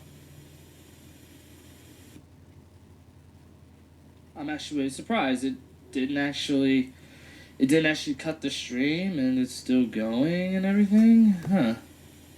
Okay. Well, back to what I was trying to tell you about, as far as writing the screenplay here. Like I said, you might be wondering, how do you, do a title page or whatever? That's actually where... Oh boy, it looks like the leg appears to be much worse. Here's what I'm gonna do.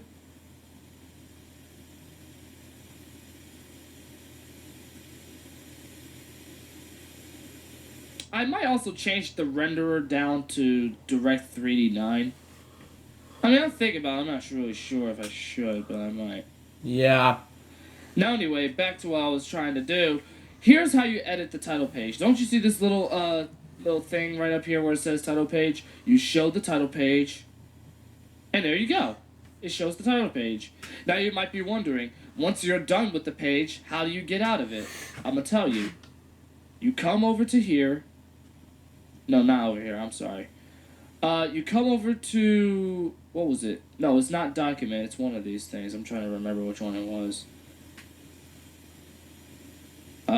I'm sorry. I usually forget. Yeah, you always forgot. Yeah. Aha, here we go. You go into File. Because once you're actually done creating your title page, and this is what a title page should look like, You don't have to have a line right there if not necessary, but you definitely need to have like the written credits and the title, you know, underlined and everything, and the address is obviously going to stay down there no matter what. Now, in order to get out of it, you have to press close. And what it does, it takes you back to the script. Now, if you were to do this at the beginning of a script or whatever, of course you would still get a blank page, but that doesn't mean it erased your project entirely. All it did was just take you away from the title page. That's all it did. Because the title page is its own separate, you know, thing, but it's still tied to the document, even if you can't find it. Because, like, in order to go to it, you just press the title page and you just go back, blah, blah, blah. Still. And that's how you do it. In order to get good with Final Draft, I highly suggest, like, practicing it. I highly recommend practicing using the software so that way you can get used to how it works and everything. Because, like I said, it's very, very important that you learn how to, you know, write a screenplay with this type of stuff right there. But that's about it. I don't want to go on any further. I think I might be doing some test streams every now and then because I'm trying to, you know, use more live stream stuff so that way I can figure out what to use here. Now I will be live streaming tonight. Yeah. I will be live streaming tonight. I might live stream. Should I live stream Max Payne? Yeah, I should. Yeah, I need to. I need to finish it anyway. Yep. Go ahead. Or I'm not sure. I'm gonna ask you guys a question. Do you guys want to see me? I know, like I said, I know I said that King Cole 78 is for Dragon Ball content only, and Shizzle Noah shouldn't have it. But the only reason how come I'm including an exception only for today is because, you know, I'm trying to jumpstart King Cole 78 pretty much, because I want you guys to subscribe to that channel because I will be live streaming on there occasionally when it comes to Dragon Ball content. But yeah, that's about it. But I have a question. Do you guys want to see me live stream Budokai Tenkaichi 3, or do you guys want to see another Max Payne stream? So please let me know. Be sure to let me know on Twitter, and let me know in the chat, whichever way you could do it. But let me know on Twitter, and be sure to tweet hashtag ShizzleNetwork, by the way. Because like I said, I just want to know if you know what you guys want. Let me see. But that's about it. Yeah. Okay, so far I'm getting Max Payne streams. Okay, so here's what I'll do. I will post a poll on my Twitter page, you know, asking you guys if you want to do that. And so far, a lot of you guys are saying you guys want to see another Max Payne stream. All right. Okay, so I guess it's settled. So yeah, there will be another live stream tonight. Be sure to tune in at 8 p.m. Eastern Standard Time, where I will live stream more of Max Payne, and hopefully we can actually get a lot more done. I might be live streaming for like 3 hours or so. It really depends on how long the game really is, or whatever. But hopefully I can actually finish it, because last time I was supposed to finish it, but I was so dazed and tired that day. So I do apologize for that live stream if it was terrible and whatever. But I will actually make up for that when I do, Max Payne once more. Once I finally get into the final chapter. And then the next time, we'll also do Max Payne 2, The Fall of Max Payne. But before I do that, I feel like I should also live stream, I also want to live stream Time Splitters, because I always want to do like a Time Splitters live stream. Because, Time Splitters is going to be great here. So anyway, I hope you guys did enjoy this live stream as far as watching reactions. Be sure to stay tuned on Shizzle Network tonight at 8 p.m. at Eastern Standard Time, where I will return with yet another stream for Max Payne. It's going to be absolutely amazing. And I'm just so glad I got to react to this video because it was so amazing. Yeah, still. Hopefully you guys also got to learn a thing or two about script writing, pretty much. When it comes to writing a screenplay, because it's very, very crucial that you use software like this. Important.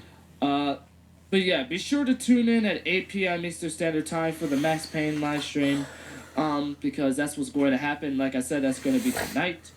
And I'm going to get out of here. Oh, and by the way, please pay some respects to my baby Rebecca. She is one of my favorite Resident Evil characters ever, and I need you guys to show me. I want you guys to show her some love for me. That's all I want. Anyway, I'll stop doing that crap.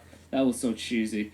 In any case, I will see you guys in a few hours. Like right now, it's what is it? It says right here it's 4:39 right now. Yeah.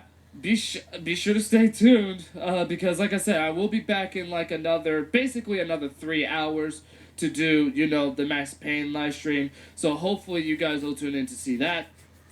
And then it will be so exciting because we will actually, I'm gonna put my game face on. I'm gonna make sure I have my gaming juice. We gonna get this on, like we gonna get this on, you know what I'm saying? We gonna get this on, like we gonna get this all up in the bitch, you know what I'm saying? We gonna get this on. Anyway, I'll stop doing that crap. So anyways, peace out, deuces. Be out of here. And as always, think for yourself. Be sure to stay tuned for the Max Payne live stream at 8 p.m. Eastern Standard Time. Don't miss.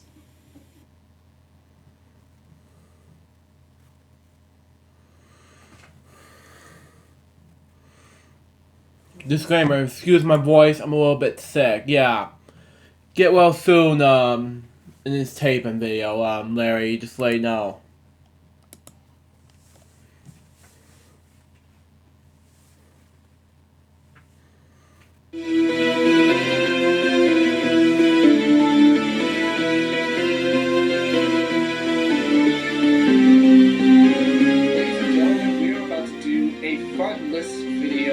Previously, I did a top 17 Pixar films list, which, for the record, if you have not checked out, be sure to check that out.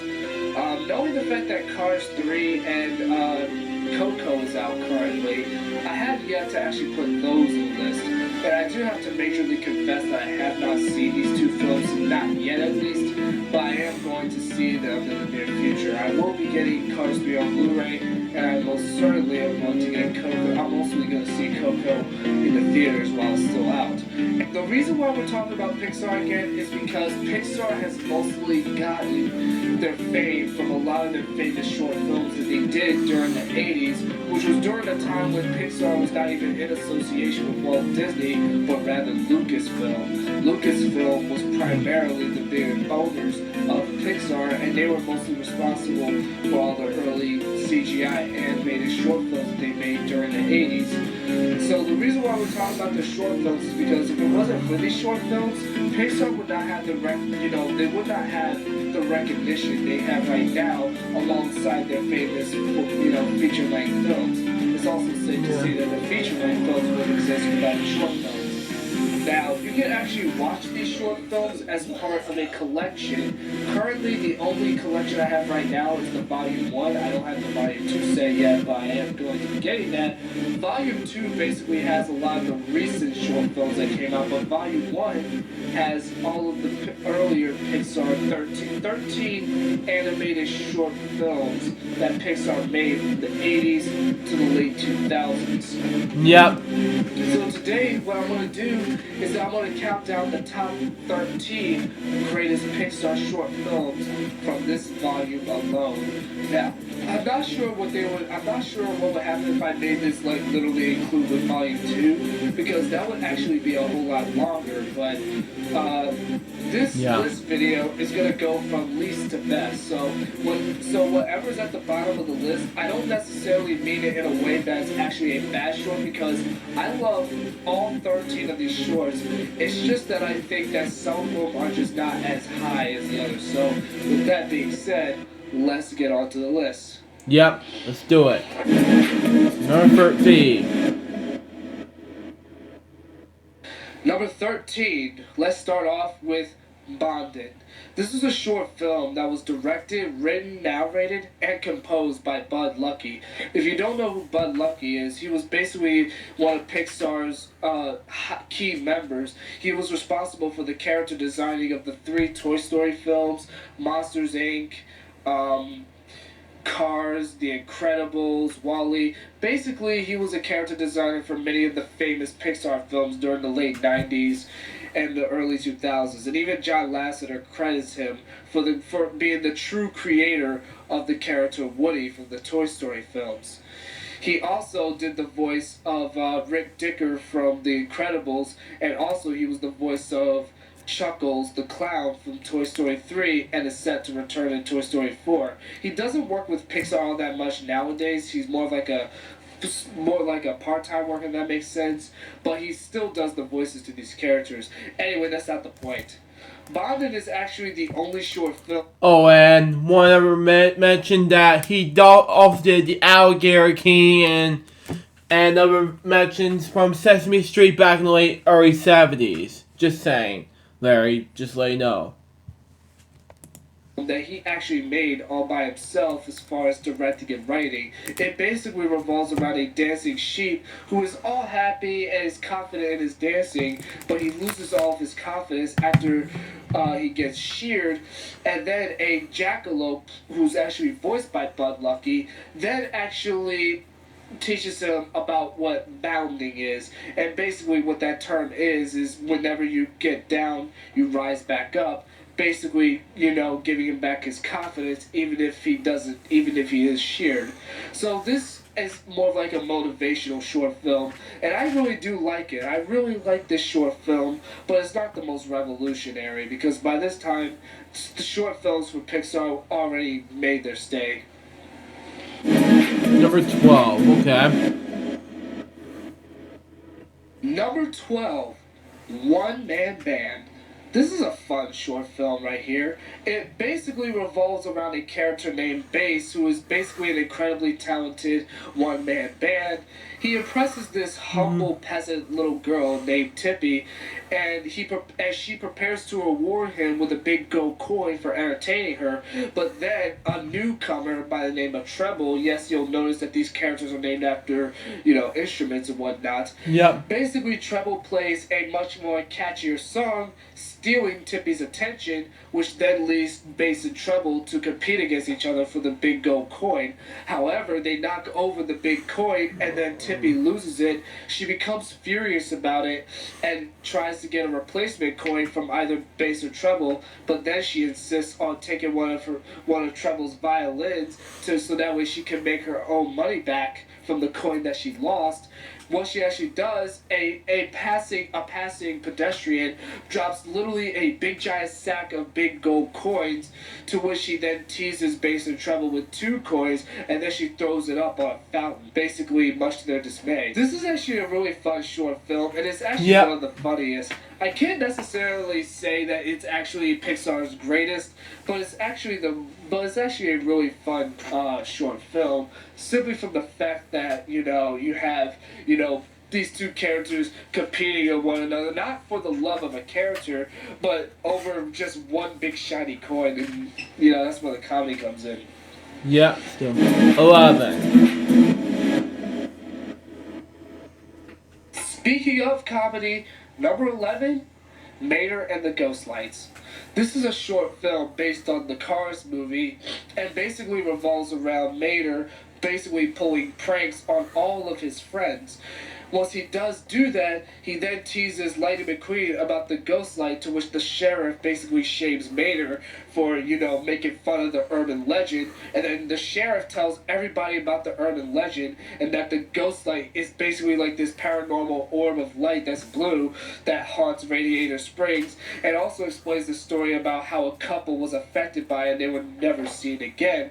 This leads Mater to cower in fear, and then it seems like he actually does encounter the ghost light because it starts chasing him. However, by the end of the short, it's revealed, spoilers, I'm just going to warn you right now, if you haven't seen this short, I'm just going to warn you right now, major spoiler, but at the end of the short, it is revealed that the ghost light is actually a fake, and that what was chasing him was actually a lantern that was on the back of his hook in his trunk. And that's when Mater found out it was a prank. But then the sheriff also tells him to be on the lookout for the screaming banshee. And I also want to bring up the post-credit scene, because the post-credit scene is one of the funniest I've ever seen. Basically, Mater actually sees the screaming banshee, and the screaming banshee is like literally right there. But then Mater then tells the screaming banshee to look out for the banshee, basically realizing that it's not him. Basically not realizing that it actually is the banshee, and then Mater drives away, and then then this banshee just looks all confused. It's so funny, and it was actually one of Mater's best moments, if you ask me, especially during his original run, not the Cars 2 run. We're not going to talk about that. Anyways, Mater and the Ghost Lights is one of the funniest short films from Pixar. It's a very fun one, not the best, but definitely check it out. Even if I did give you that spoiler, I still highly suggest watching all of these short films for yourself to get your own opinion. Yeah. Number 10. Number 10, Lifted. This is actually the final short film that was actually released on this Blu-ray right here. So it's the last short film that you watch.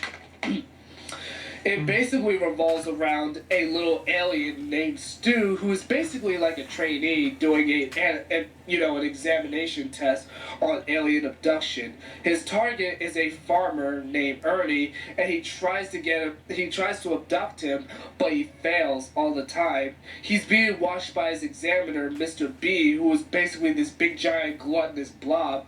And he's becoming so frustrated with Stu, and Stu is constantly messing around with all the switchers and everything inside the UFO, failing to get Ernie into the ship. Once he finally does, however, it seems like that he does, but then the reactor light then gets turned off, and he forgot to actually leave it on so that way he could get it in there. And then as he plummets to the ground, Mr. B becomes so frustrated and he catches Ernie and then places him back into his bed, to which Stu is unable to hold back his tears after his major failure. Mr. B then begins to feel sympathetic with Stu, and then Stu controls the spaceship so that way they can travel back home. But then he crushes Ernie's house, only leaving a pillar of dirt, which is where Ernie is sleeping, and thus he is alive. And then after the UFO goes away, Ernie wakes up after his alarm clock goes off. He then screams, and then we hear a loud thud indicating that he fell in the crater. Also, the scream that we hear at the end of the short is actually the Wilhelm scream. This is a very interesting short film, to say the least. It's basically Pixar's take on the whole alien abduction or alien invader storyline or whatever. So, it's quite interesting. So, I would say, check it out if you haven't seen it. Number 9. Okay. Number 9, Mike's New Car. This is basically a short film that follows up with Monsters, Inc. Obviously, it is basically a Monsters, Inc. short, and it's actually a really funny one, might I add. It basically revolves around Mike Wazowski, who is still voiced by Billy Crystal, along with Sully, who is still voiced by John Goodman. Of course, you can't have those two without them, because John Goodman and Billy Crystal are a great duo. But I think Billy Crystal here steals the show with his amazing and hilarious performance as Mike Wazowski. Basically, Mike gets this new 6-wheel car, and then after he invites Sully in there, Sully, literally anything that could possibly go wrong goes wrong. Sully literally messes around with the chair, and then Mike becomes so frustrated, and then he tries to put on his seatbelt, and even though Sully got his on fine, Mike then struggles with it, and then he accidentally locks himself outside of his car, where he falls out after struggling with the seatbelt. And then Sully, who is confused as to what Mike is trying to tell him, pushing a button so that way he can get back into his car, he literally opens up the hood, and then Mike literally gets his fingers crushed, and then he gets all jacked up from his engine compartment. Like, it's so hilarious. He then gets back into his car, where he proceeds to put on his seatbelt finally, but then the windshield wipers activate, and Sully tries to help out, but Mike refuses to help. To which then he pushes the button and then the car goes all chaotic until he finally pulls the key out of the ignition and then slowly breaks off the rear view window, and then Mike kicks him out, and then Mike speeds off with his car and then he completely totals it, and then an airbag literally pushes Mike all the way across the air and then slowly catches him, and then Mike mourns over his old car. It's one of the funniest short films ever.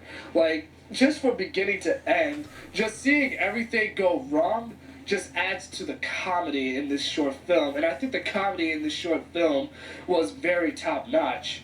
It's definitely one of Pixar's funniest short films. Yeah. But is it their funniest? We'll see about that later. Number 8. Number 8, Jack Jack Attack. Much like Mike's new car, this is basically a short film that actually is a short based on the film. The only difference is that the short film, unlike the other short films, maybe besides also Mike's new car as well, but this short film actually parallels with The Incredibles. It takes place during the events of The Incredibles, where Kyrie, who is basically the babysitter of Jack Jack, is watching after him, obviously, and basically it shows what happened while Kyrie was taking care of, Jack Jack. And Jack Jack just goes completely nuts in this short film, and he steals the show in this short. Like, you cannot watch this short film without Jack Jack, because Jack Jack was absolutely amazing in this short film. Basically, he's constantly using his powers, and Kari is struggling to take care of him.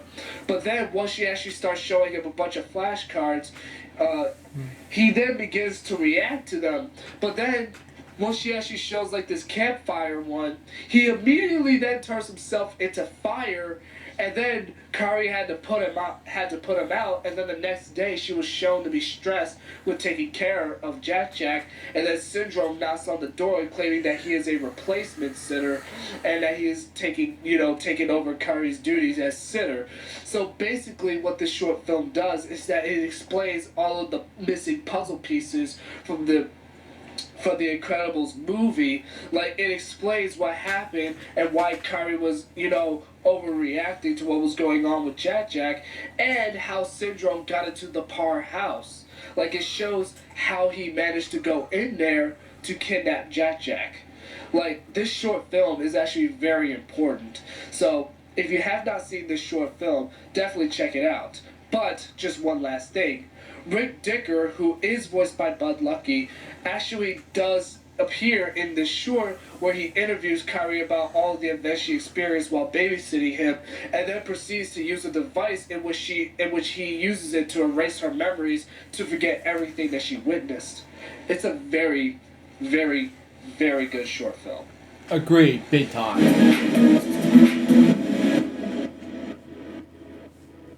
Number 7. For the Birds. This one is arguably the funniest short film ever, arguably. If there was any way I could actually list this, it would probably be like maybe somewhere either between maybe 2 or 1, but the reason why I think it's the funniest is simply from the fact that you have like this, okay, so it revolves around a small group of birds basically relaxing on, a power line, but then they all start, arguing with each other. That is until they spot a large bird trying to make friends. However, the small birds reject him, and they try to get as far away from him as possible. But then the large bird then intervenes in everything, and even gets in the middle of the line where the telephone wire is literally like that, like it's bending to where almost to the point where the birds could have fell off or destroyed the power line, literally. So then the birds come up with an idea to constantly peck the large bird's toes until he let go of the wire. However, when they peck his toe the last time, his toenail literally scratches the telephone wire, and not only does the large bird fall on his head, but the small birds all get electrocuted and they lose their hair, but they're still alive. Like I said, one of if not the funniest Pixar short film that they ever made. It's really amazing. Okay, it really is amazing. Just watch it. That's all I gotta say. Just watch it. Seen bits, the whole thing, you know, the same. Number 6, Knick Knack. This was Pixar's final short film that they made during a time when they were still a hardware company, actually. And this short film is also known for being the Pixar's last short film until 1997. Because during the time, they were focused on creating their feature-length films like Toy Story and A Buzz Life. So this one is also this short film is very significant. But let's talk about it. It basically revolves around a snow globe man by the name of Nick, and according to the audio commentary in the Blu-ray, Nick, the snowman who appears in this short, is actually the cousin of Frosty the Snowman, believe it or not. I'm not making this up. But anyways, he basically wants to join a group of other travel souvenirs who basically have like this summer themed party. But here's the problem: he's stuck inside his globe, and he tries numerous ways to get out of it. He even uses TNT to get himself out, but then he falls over, and then he uses the emergency exit to get out, but then he falls into a fishbowl where he spots a mermaid, and then once he tries to go after her, the globe traps him again, and Nick becomes frustrated. This is another funny short film. Maybe not necessarily as funny as For the Birds, but the reason why Knick Knack is so high on the list is because this short film, it has very huge significance, and story-wise, it's actually, you know, basic but fun, but still fun to watch. Yeah. A lot of these short films do have a basic plot line, but that's what you should expect from a short film, because it's very difficult to make a short film with a very complex storyline. And like I said, this was 1989, so the animation here was absolutely brilliant for its time, but we'll go more in depth into the animation later on this list. On to the next one. Yeah.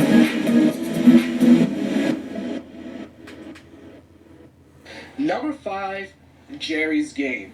Remember how I said that Knick Knack was Pixar's final short film before 1997? Well, that's where Jerry's Game comes in. Jerry's Game is basically Pixar's first short film that they made since 1989, which was Knick Knack. This short film actually appears before A Bug's Life, and this was actually my very first Pixar short film that I ever saw at the young age of 4. This was basically a short film that I have the most... Actually, yeah, that was a Pixar short film. This was one of my actual first short films I watched. Besides Lexo Jr. and, what else? I can't remember. Tin Toy. That's all I saw. That was the first Pixar shorts I saw from A Bug's Life, Toy Story, and Toy Story 2. You know, just me. Continue. Memories of, and I'm glad I actually got to watch it again, because I actually just literally got done watching all of these short films consecutively. Anyways, the short film basically revolves around Jerry, who is basically an elderly man who literally plays chess with himself. But the difference, though, is that he plays 2 different versions of himself. You have like a more arrogant version, and you also have a more older and struggling version of himself. Let's just call it black and white. Let's just say Black Jerry is the one without the glasses, and White Jerry does have the glasses. Yep. Basically, in the short film, Black Jerry constantly gets the upper hand, and White Jerry constantly becomes, frustrated with the game. So then he comes up with an idea to fake a heart attack, and then Black Jerry becomes distracted, and once he is, White Jerry then literally cheats and turns the board around, and then he proceeds to checkmate his opponent, to which Black Jerry then just, forfeits the game, and then he literally gives a pair of fake dentures as the prize for winning the game, and then the regular White Jerry then starts then he puts the dentures in his mouth, and then he smiles in victory. This is an amazing short film. Yeah. And the animation actually looks a lot more realistic than the previous short films. But again, it's not because of the graphics, it's just the overall presentation. And the reason why this short film is so high on my list is because like I said, it was the first short film that I ever watched, and on top of all that, Jerry's Game actually won an Academy Award for Best Animated Short Film in 1998. But we'll go more in depth onto the awards later on. Yep. Number 4. Number 4, Red's Dream. Red's Dream was basically a short film that came out in 1987 that revolves around a unicycle named Red, who's basically at a store waiting to be purchased. So then we have a dream sequence where he is, having fun with a circus clown named Lumpy, and they're both basically juggling balls, and they seem to be both really good at it. Later on, they both separate themselves, and even though Lumpy is not on the unicycle, he's still doing it, but that is until he comes to the realization that he's not on it, and then he falls to the ground. But then he actually seems to disappear from the dream after that. Then Red, the unicycle, actually starts juggling all the balls after catching the two of them, and he juggles them all by himself, and then he gets an uproarious cheer from the audience, only to fade back to reality with the cheers on the sound of the rain, and then only to realize it was only a dream, to which Red then becomes depressed and bleak, and then he goes back to sleep in the corner. Even though this short film is only 4 minutes, and considering the fact that this is an inanimate object we're talking about, the fact that I actually feel sorry for him says a lot. I don't know how it worked, but it did work. And I do also need to throw out for the record that this was John Lasseter's second short film that he's ever made. John Lasseter actually did 5 short films. He actually did 5 of them, and we already counted down a few of them. We already put in Mater and the Ghost Light. He also did Knick Knack, and he also did a few others that have yet to appear on this list, and I will talk about them as we go along. But again, like I was saying, the fact that I feel sorry for an inanimate object proves that the character development is actually better than a previous short film, which we will talk about in a bit. Yep, so, number 3. Number 3, The Adventures of Andre and Wally B. This is Pixar's very first short film that they've ever made, dating back to 1984. And this is during a time where they were credited as Lucasfilm, because at the time Lucasfilm owned Pixar before Walt Disney bought them out during the bought them during the 2000s. In addition, they were known as Lucasfilm Computer Arts before being called Pixar. Yeah, I agree, big time. Disney started distributing all of the films. Anyways, this short basically revolves around a sleeping child named Andre, and then he gets awakened when he actually sees a bee by the name of Wally B literally fly towards him. He then becomes afraid of the bee, and then he distracts Wally so that way he runs away. He then runs away, and then Wally B literally chases after him, and then he proceeds to sting him. And then after he stings him, you can see that his stinger is literally a bit crushed, and then Andre literally throws a hat at him for the last laugh. It's so funny. So it's the shortest Pixar short in the collection, but the reason why it's so high on the list is because this short film was very groundbreaking for the time. In 1984, no one ever imagined seeing a movie, let alone a short film, in CGI, and this is what caused the film industry to actually start using CGI. It's safe to say that if this short film never existed, CGI would not be as common with movies as they are today. Because let's be real, a lot of CGI films nowadays owe themselves to this. Still. Number 2. Okay. Number 2, Luxo Jr. Words cannot be described on how amazing this short film is. This is John Lasseter's very first short film that he's made, with the second one obviously being Red's Dream. But again, I will go more in depth as we go along. Basically, this short film revolves around a desk lamp by the name of Luxo Sr., who constantly hits back a ball that keeps coming back to him, and then we see his son, who is a much smaller desk lamp named Luxo Jr. If you don't know who Luxo Fun Jr. fact, Luxo Jr. 1986 became the first CGI animated film to be nominated for Academy Award, especially I can't read, under the category of Best Animated Short Film. Okay, that's cool. You guys probably know him for appearing on the famous Pixar logo. This short film actually introduced the company's mascot. So this short film, we can owe this short film for actually allowing Luxo Jr. to appear on the Pixar logo. It's absolutely amazing. But anyways, Luxo Jr. then continues to play with the ball, and he even bounces himself on it, and then he deflates the ball, to which Luxo Sr. then shames. He begins to admonish his own son, and then Luxo Jr. finds a bigger beach ball and begins to play with it. Yeah. The funniest part is when Luxo Sr. looks at the audience, specifically at the camera, and then he starts head shaming. This short film is actually Pixar's second.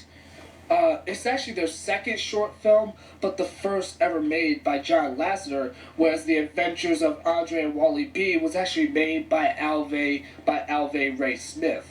So that's why this one is actually John Lasseter's very first short film, and that's why he actually doesn't have the director or writer role in The Adventures of Andre and Wally B. Anyways, Luxo Jr. is a masterpiece of a short film, one of the most inspirational short films ever. But the shocking part is that it's only number 2. So what's the best? Let's move on to number 1.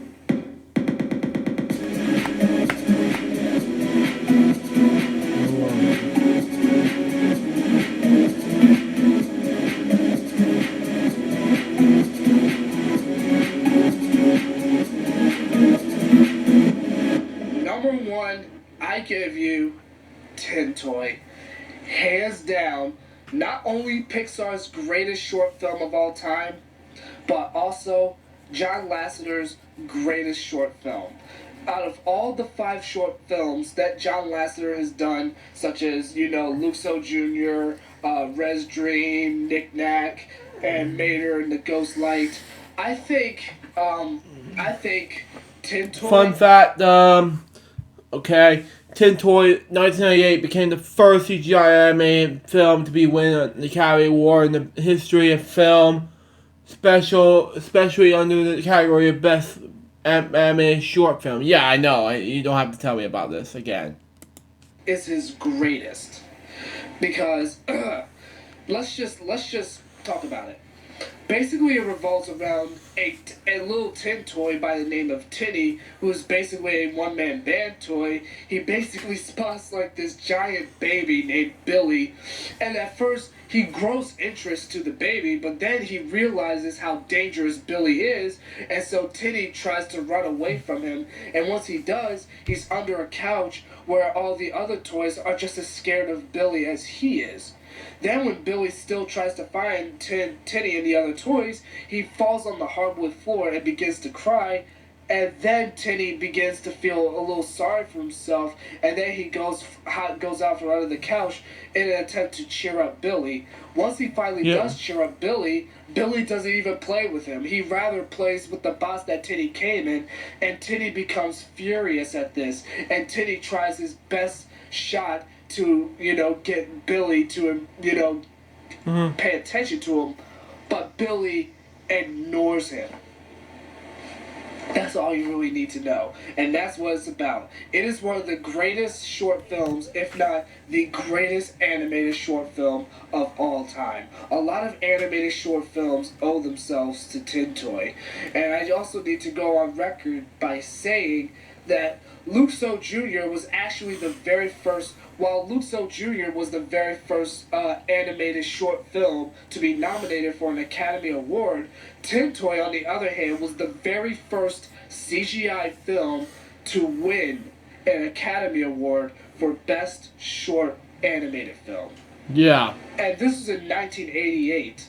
So you guys can probably understand how groundbreaking it was for a CGI film to win an Academy Award. The animation was absolutely brilliant, even if Billy's diapers was a little bit larger than it's supposed to be. But the animation still holds up. If you ask me, even The Adventures of Andre and Wally B still holds up, because that was an amazing short film. But Tin Toy is the greatest. Pixar's greatest short film and John Lasseter's greatest short film, period. John Lasseter is easily a very talented man. He has a great style when it comes to animating, especially with his work with the Toy Story films. And these 5 short films just show a lot of the creativity that Mr. Lasseter actually has. Even though I did hear that he was involved in some kind of recent scandal, I still have respect for him. Because I know for a fact that he actually is trying to better himself into a man as opposed to someone else. Harvey Weinstein. But anyways, we're not here to talk about that.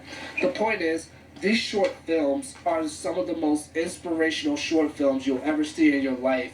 These short films actually inspire me to continue my filmmaking pursuit, and it also inspires me to make more short films. These short films also inspired me to make Bad Sonic and make it connect with the feature-length movies. And this also inspires me in the world of animating. While animation is not necessarily a passion of mine, it's actually a really good hobby that can tie in potentially with my video production major. So, if you have not seen the Pixar Short Films collection, there are 2 volumes. The other 2 volumes, the other volume, volume 2 specifically, has the recent short films that came out. While this one, on the other hand, has, the older ones dating back from the 80s and the late 2000s. Yeah. So if you have not seen them, I highly suggest buying them on Blu-ray. You will not regret it.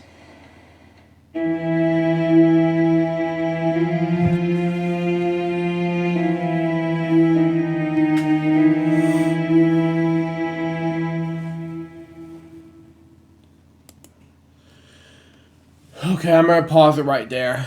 When we come back, we'll do the rest of the list from Larry from the Social Network. We'll be right back.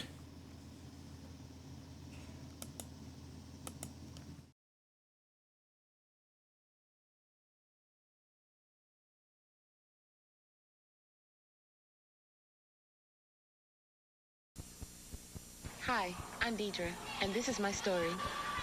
I didn't want to wear my bathing suit in front of everyone in gym class. Sitting there, I thought to myself, what would my friends from Girls Inc. say?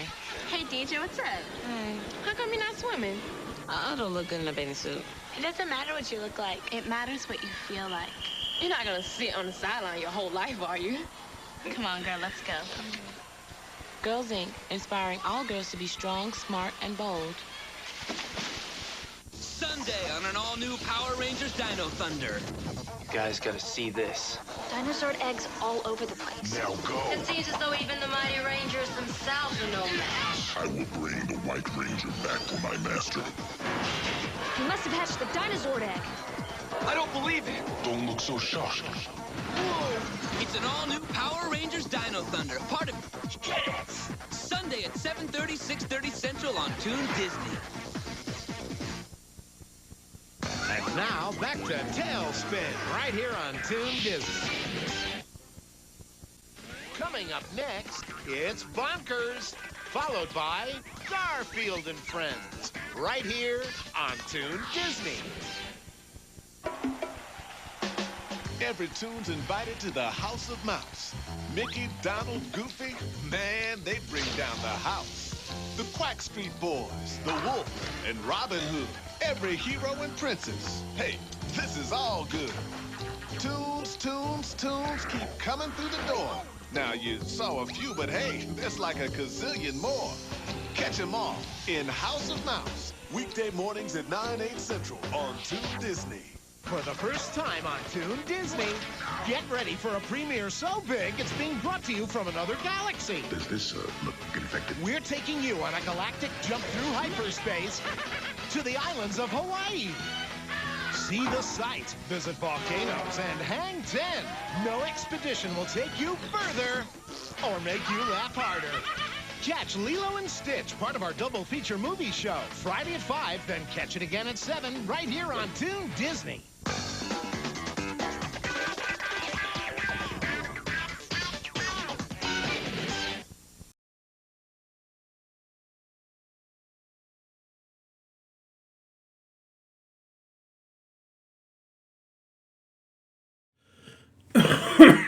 Excuse me. Welcome back to LJPCBM Reacts, episode 250, and we're going to go ahead and play this, the 3 to 18 right now in 5, 4, 3, 2, 1, go.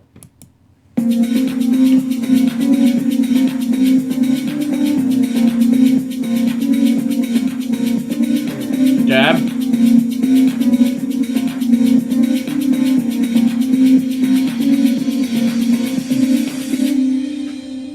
Move on.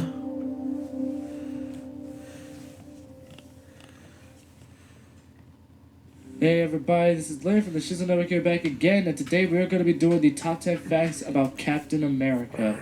So without further ado, let's go right into it. So up at number 10 is that he was going to be named Super American. So believe it or not, Captain America was almost going to be named something else. During the World War II years, the creators of Captain America, Joe Simon and Jack Kirby, wanted the character with a strong political standpoint and make one that stands out, since patriotic superheroes was actually a huge thing at the time. The name that they actually originally chose was Super American because the name actually just simply screamed patriotism. After realizing that the name wasn't going to work, the writers actually decided to give him the more iconic name that we know as today, which is Captain America. Yeah. So up at number 9 is that Captain America is worthy of holding Mjolnir. So it was actually teased in the MCU movie Avengers Age of Ultron. Captain America is one of the only Marvel characters who is actually worthy enough to lift Mjolnir, and he's actually done it on 2 occasions. The first time was in 1998 when Captain America and Thor teamed up against Grog the Godslayer. With Thor overwhelmed by the might of his villain without his trusty hammer, Captain America was able to lift Mjolnir and throw it back to Thor. Yeah. The second time was in the famous storyline Fear Itself. This time, Steve was able to lift the hammer after his shield was destroyed by the serpent. Thor unfortunately lost Mjolnir during the battle. Cap was able to wield Mjolnir and lead the Avengers to victory. So up at number 8 is that, believe it or not, the character actually received backlash. Despite being America's favorite superhero, not everyone actually enjoyed seeing Captain America punch Adolf Hitler in the face. Back in 1940, when his first issue was released, the creators received a lot of backlash with hate mail and threatening notes. It goes to show that not every person, even back during this time, was not a huge fan of Captain America, and it's really hard to believe it, but eventually, almost everyone came to love Captain America after giving him the chance that he should have got when the character first came out, especially since America was heavily against the Nazis. So up at number 7 is that he faced off against Batman. This took place in 1996 when DC and Marvel decided to combine their comic elements into a mega crossover known as DC vs. Marvel. In this case, you had 2 famous superheroes literally battling it out in an amazing battle. So Captain America was set up against Batman, and in case if you were wondering who won, it was Batman who came out on top by knocking Captain America out with his batarang. The reason why Captain America lost is because there was a sudden wave of water that actually caught Steve off guard, and when Steve actually tried to hit him with the shield, he ultimately missed, and that's what gave Batman the ultimate opportunity to hit him with his batarang. Yeah, still. Shucks for Captain America. So up at number 6 is that his shield was originally triangular. Yep, that's right. The shield that Captain America uses wasn't always circular. It was actually a triangle when it first started, but then it later changed as how we know it today. The reason why they actually changed the shield is because there was actually a Archie Comics superhero called the Shield who actually bear the same appearance as the triangular shield. So in order to avoid similarities and lawsuits, Marvel decided to change the shield into circular to avoid those lawsuits, and thus makes the iconic Captain America shield that we know today. So up at number 5 is that the movie Captain America Civil War is the 7th live-action adaptation of the character. So Captain America actually made his movie debut all the way back in 1944 in a Captain America serial, which was also the first superhero movie ever made, by the way. This film actually stars Dick Purcell as Captain America. Unlike the more recent films, the original decided to forego the super soldier serum, and there's also no usage or mention of Captain America's traditional shield. He instead uses a gun instead of a shield throughout the whole thing, which was why the serial was a massive failure when it first appeared. He would also appear in other movies such as Captain America from 1990, which was panned by critics, Captain America the First Avenger, The Winter Soldier, The Avengers, Age of Ultron, Civil War, and now the upcoming Avengers Infinity War. So up at number 4 is that the guy who plays Bucky in the MCU, Sebastian Stan, almost got the part for Captain America. It's pretty hard to imagine anyone but Chris Evans playing the role of Steve Rogers, aka Captain America, but before he was cast, a whole crop of actors were actually considered to play Captain America. One of these actors was Sebastian Stan. He was actually considered for the role of Captain America at first, but then he ended up landing the role of Bucky Barnes, which is actually one of the most shocking things, because you would never suspect that someone who was originally supposed to play a superhero eventually went on to play a villain/anti-hero in the MCU. So up at number 3 is that his death in 2007 made headlines. At the end of the 2007 storyline Civil War, the whole world was in shock to discover that Captain America was assassinated. In this Civil War comic, what happened is that while Captain America was delivering a speech about the Superhero Registration Act, he was actually shot and killed by a sniper.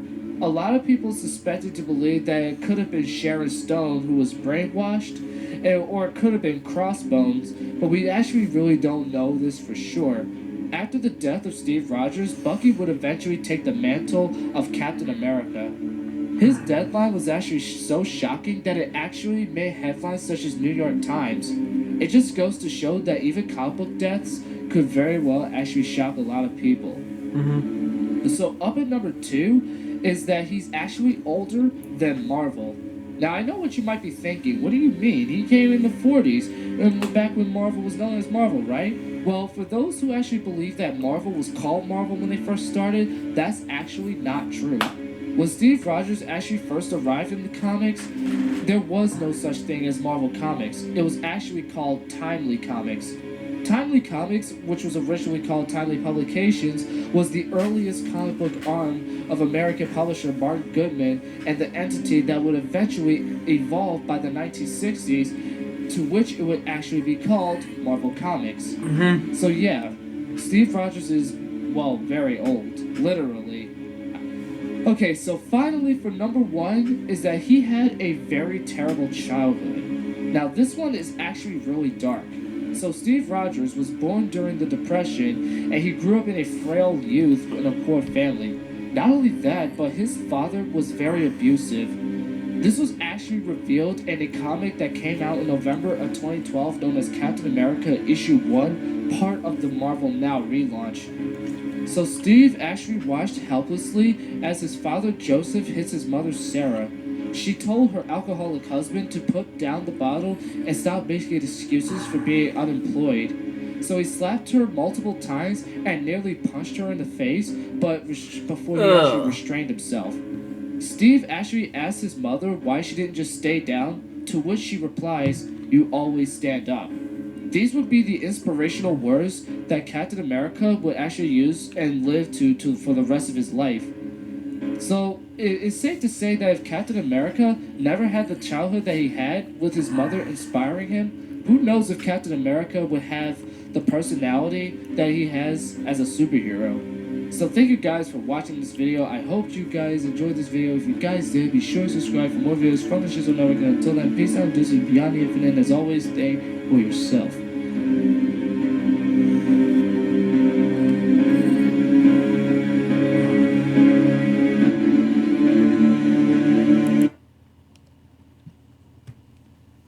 I'm gonna skip that part.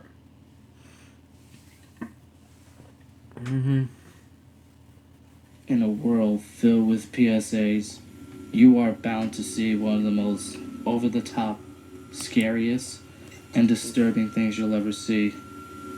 This is Larry from the Shizzle Network here, and we are here to talk about the top 10 scariest PSAs of all time. Ugh! Let's go. This is creepy. Number 10. The Child Abuse Show. The Child Abuse Show is more like a PIF from the UK, but still makes the list because of its ending. Throughout the whole PSA, we see a father who is very abusive, beating around his cartoonish son in slapstick style. So throughout the PSA, it's almost like they're talking about a sensitive topic like child abuse and making it into a humorous topic. They tried to make humor out of it. Ugh! Up until the ending, the father literally beats his cartoonish child senseless. As he gets thrown down the stairs, we see a real child at the end of the stairs fall literally all the way down. Almost like he actually really did fall down the stairs. It still makes the list because of its ending, because it is horrifying to see that child lying there. Number 9. Oh boy. Monsters. Don't you know how children always talk about monsters being in their closet or under their beds? Most of us have been there. This PSA revolves around a child hallucinating about the type of monsters that could be anywhere. But then when the real monster shows up, he hides under his bed, which appears to be his parents, specifically his father, who's the abuser. And the child is hiding under his bed. The PSA basically covers a sensitive topic on child sexual abuse. And it does a good job at doing that, as it's not ridiculously over the top. But it's still pretty disturbing to actually see all these things happening at once, and seeing how the father literally almost resembles Norman Bates. And that's why it makes it on this list, just not as scary. Ugh. Number 8. The TV Man Will Rape You. Ah! The TV Man Will Rape You PSA is about a woman literally sleeping in bed as she is hearing plenty of voices about a man trying to rape her. She's basically dealing with the trauma that she had when she was raped. Even worse, she never actually had to talk with anybody about how she was feeling. It makes the list because of the dark atmosphere, the hallucinating style voices, and just the overall dark atmosphere really sends chills down your spine. It's a perfect example of a PSA that doesn't need to be over the top in order for it to be disturbing. Number 7. Domestic Violence Hotline, Mercy Street. This PSA revolves around a woman trying to cover her face in makeup, trying to hide all the scars that she had from, presumably, her husband abusing her. As the PSA gradually comes to its end, her marks reappear as you see a huge bruise on her neck. And what's even worse is that we also see that the poor lady is actually having blood drip out of her nose. And that definitely actually makes it disturbing. And as the PSA finally comes to an end, she quickly looks over almost as if her husband was going to hit her again. And then we cut to a black screen about its hotline. The reason it's very disturbing is the fact that we have to watch this lady literally breathing and looking at her scars throughout the whole PSA, and it definitely sends chills. And just seeing blood coming out of her nose can definitely really make most people feel very Oh, sensitive. man, this is gonna get stupider and stupider and stupider. Number 6. I'm only gonna watch this one time. Kathy can't sleep. This PSA revolves around drunk driving. A woman in the background is arguing with her husband about his drunk driving habits. Throughout the entire PSA, all we're looking at is the face of a weeping girl named Kathy. She's basically witnessing the whole argument as the mother is explaining how she can't sleep. It's presumed that maybe Kathy actually saw what happened with her father drinking and driving. According to this PSA, he actually killed a kid while he was driving. Presumably, Kathy saw the whole thing that she became so traumatized that she couldn't sleep because she would probably have nightmares about it.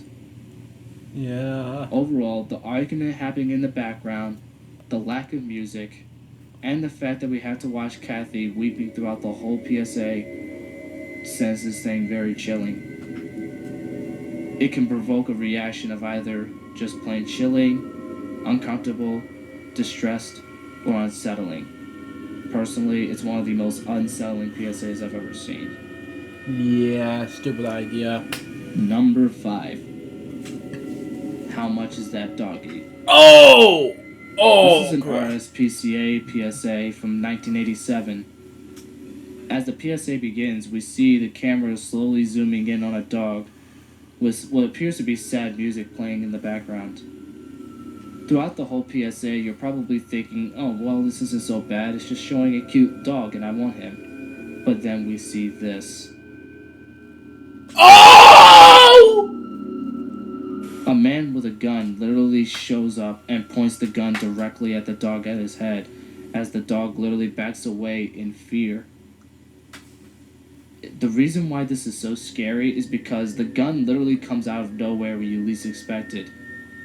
When I first watched it, I was actually shocked and I jumped because I was not expecting a gun to be in this PSA. Oh, the fact that it's crap. pointing towards the dog. So that's what makes it really disturbing. To make it even more scary, stuff like this actually does happen in real life. There really are people who actually do shoot their dogs dead, believe it or not. And that's why this PSA is one of the top 5 scariest PSAs that I've ever seen. Number 4. The Snake Man. This is one of the most popular public service announcements of all time. It's about a drug dealer talking to the audience about doing drugs, lie, cheating, and stealing towards your own peers. Scenes on As tearing the PSA comes to prices, his end, but the drug dealer gradually transforms into this scary-looking snake guy. As the PSA ends, he hisses as he says yes.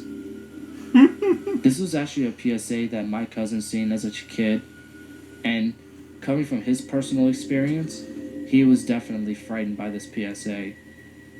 Because let's think about it, what scared you back in the 80s? Snakes? Perhaps maybe when you were a kid. And so this PSA tends to use that phenomenon that scared kids back in the 80s to explain that taking drugs will turn them into freaky looking snakes. It's definitely a creepy, cryptic message, but nonetheless it still makes this list, mainly because it's laughable and for its time was disturbing. Moving on. Number 3. Smokey the Bear with Joanna Cassidy.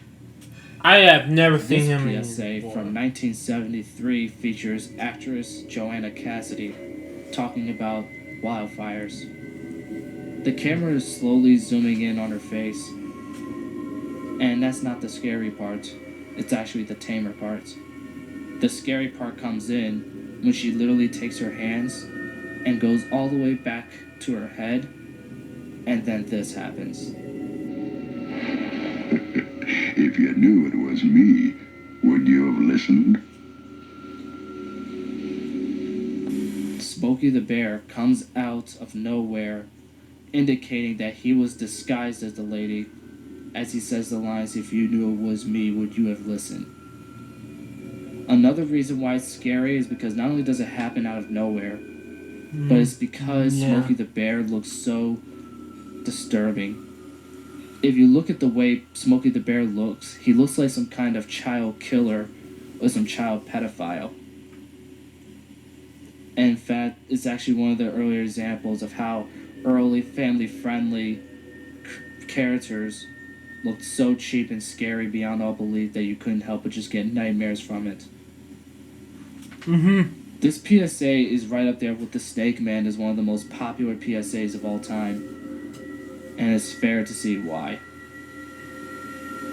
Old, cheesy, and just plain creepy. Number 2. Anti-heroin. Monkey on their backs. Throughout the whole PSA, what we're looking at is a video of a toy monkey clacking as a child in the background is talking about drugs and the metaphor monkey on their backs. As the PSA comes to its end, something very frightening happens. Oh! Out of nowhere, a creepy looking monkey comes out of nowhere and scares the audience. The reason why this is scary is because not only does it comes out of nowhere when you least expect it. Not to mention the fact that since this was made in the early 70s and so old, adds to the creepiness. It doesn't help the fact that the monkey looks what appears to be razor sharp teeth and black eyes. And so that's what makes this very scary. There's really nothing else to add to this. Yeah. But it's personally one of the scariest videos I've ever seen. Not just on PSAs, but on YouTube in general. And now finally for number 1, Faces. I'd like to consider this to be the Oz film of PSAs. It revolves around a young, beautiful looking girl losing her looks from the drugs. As the PSA keeps coming to its end, we hear a narrator in the background talking about drugs, as we're hearing this very, very creepy version of Happy Birthday. How old are you now, specifically? And that's why it's scary, especially at the very end where we see that the girl's face is hair. Her hair is a complete mess, her face is completely wrinkled, and her eyes are completely blue, almost like Medusa. And then her face gets covered. The overall creepy atmosphere of this commercial is the main reason why it's the scariest PSA I've ever seen. The narrator talking about drugs, the overall subject matter of drugs, the fact that she's staring at the audience the whole time, her face deteriorating gradually, the creepy music in the background clearly makes this the scariest PSA of all time. Almost every YouTuber has their own opinions as to what they think is the scariest PSA of all time, but in my opinion, I think the scariest PSA of all time is Faces. That's all for this video, guys. I hope you guys did enjoy this video, seeing my own takes on PSAs. Happy Halloween to everybody. If you guys did enjoy this video, be sure to subscribe for more videos from the Shizzle Network. Until then, peace out and deuces beyond the infinite. As always, stay for yourself. And once again, Happy Halloween. Yeah. Moving on.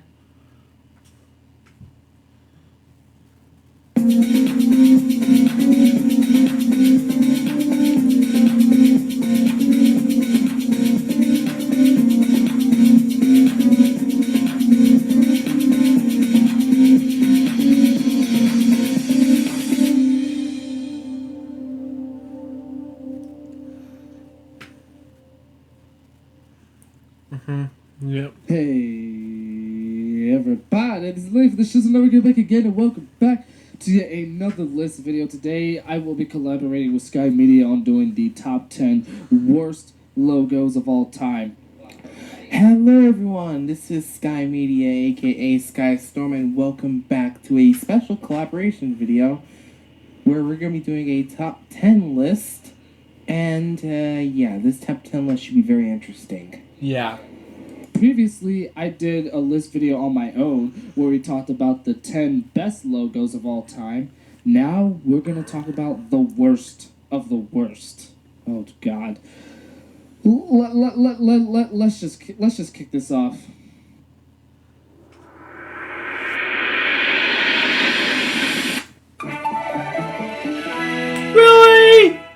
Really? To start off this top 10 list, we're going I love this logo. Very cheap logo that, although it was fitting for its time, I still think is really bad.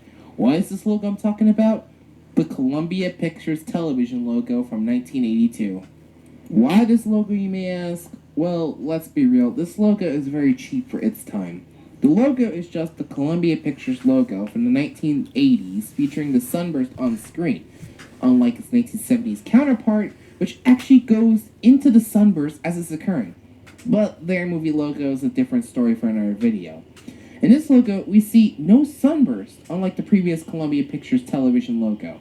The Torch Lady's robe is orange, unlike the blue robe seen in film, and it features the Columbia Pictures text at the bottom of the Torch Lady's legs with the text television as an add-on.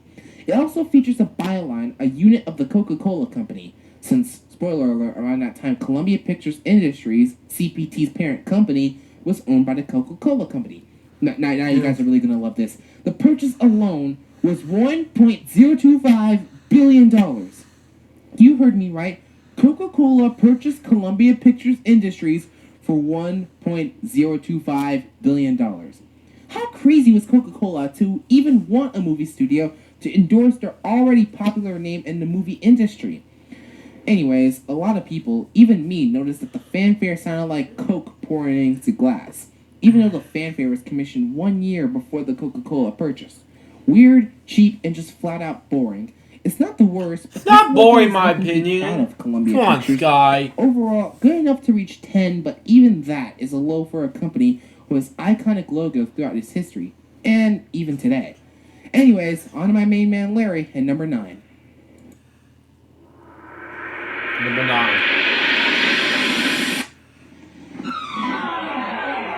I never heard of it, but okay, moving on.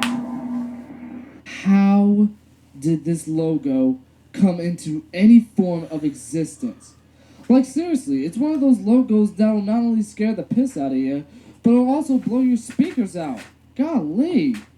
Anyways, the logo features a square coming up into the screen as if it was about to pop through your screen, and then it rotates around and forms the F, showing the film's incorporated text. Craziest thing is that it shows up on educational shows, videos for like schools and stuff back then when this devil used to exist. Gosh, every student must have pissed their pants at the sight of this thing. It's a terrible logo with horrible music, horrible animation, and it's just downright poorly executed. Jeez. Anyways, on to the next logo.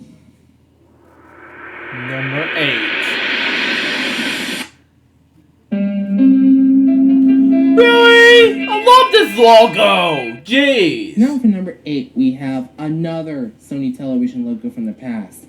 Wow, Sony, your logo history when it comes to television is just, well, bad. Now, there are plenty of great Sony television logos, don't get me wrong, but this is not one of them. So let's talk about this logo for a second. Now, let's look past the scary logo factor, because really, does this logo look like the type of logo that would make you piss your pants as a child and as an adult? No, not really.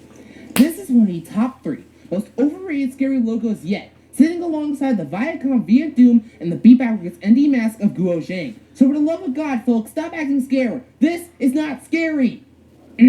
Now, let's talk about why this logo is a rotten egg and why it's number 8. First of all, you have a Latin letter S forming itself from very cheap film reel, and I mean very cheap, and a bland yellow background. The letter is a boring red, and apparently the S is supposed to represent light around the torch of the Columbia Torch Lady, since, spoiler alert, Columbia Pictures owned the company at the time. This Green Gems lettering looks like bland Arial font, and Eric Sadei's cheap synthesizer music only expresses this logo's cheapness. Poor animation, bland elements, cheap music don't just make this logo scary, but they make this logo look extremely cheesy. So yeah, Sony, pat yourself on the back for having quite possibly one of the most cheesiest logos of television history. Yay you. Not. On to number 7 already. I love this logo. I love this logo! This is an awesome logo in my opinion! Family Home Entertainment, oh my god, this is awesome! Number 7.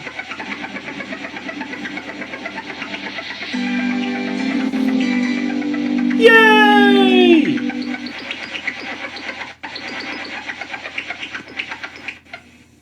What the ever-living hell is this? Like, seriously, many people refer to this logo as the Soda Pop logo because that's exactly what it looks like.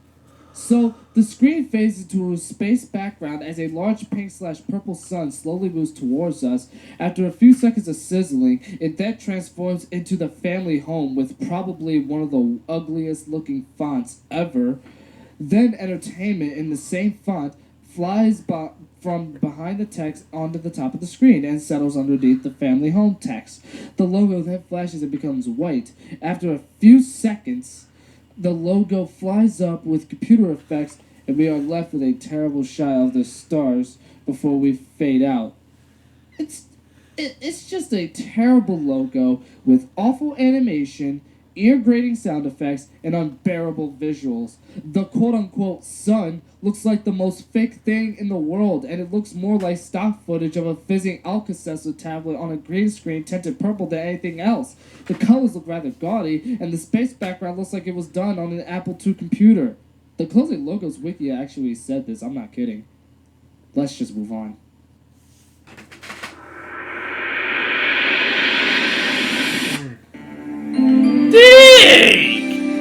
Is that the worst logo? It's an awesome logo in my opinion. Now for number 6, and what better a place on this list for a logo that represents a company that during the logo's existence was scrambling for dear life and just trying too hard. None other than the Deke Entertainment logo from 1990.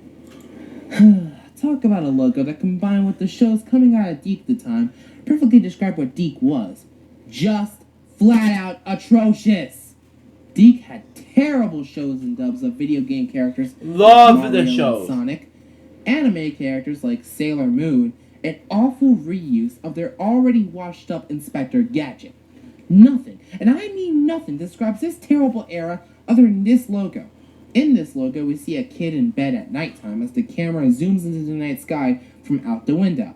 And you might be thinking at this point, oh, not bad so far.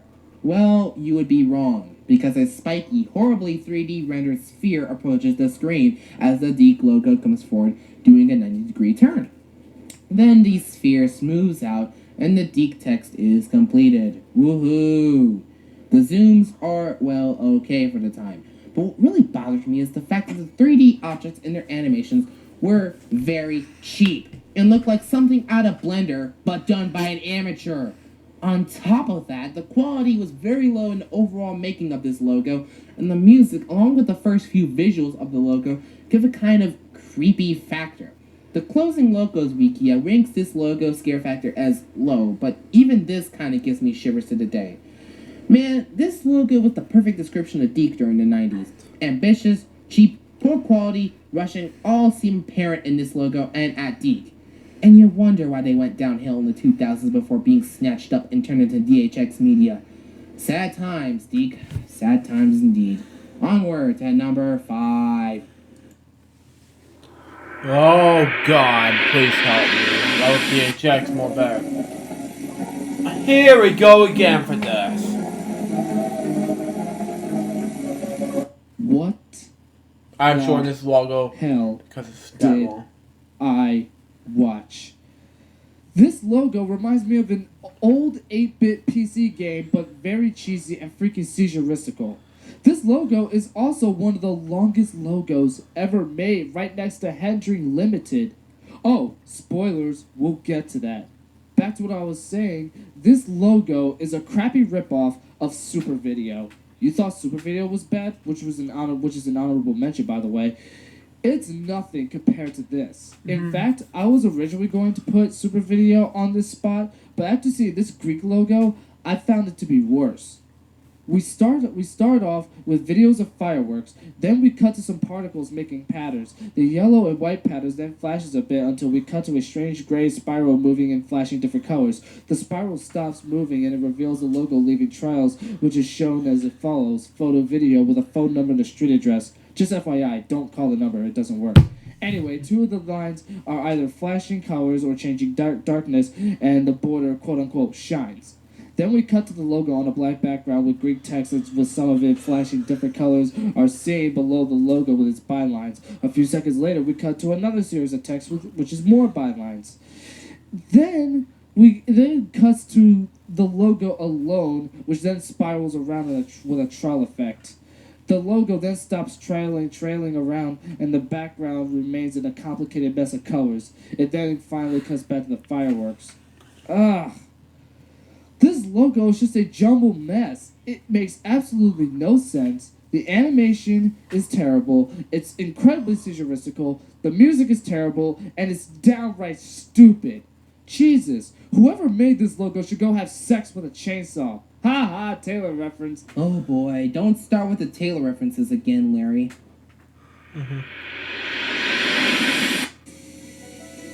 Love the Connecticut Public Television logo! Why do you not love it? Jeez! I love the logo indeed.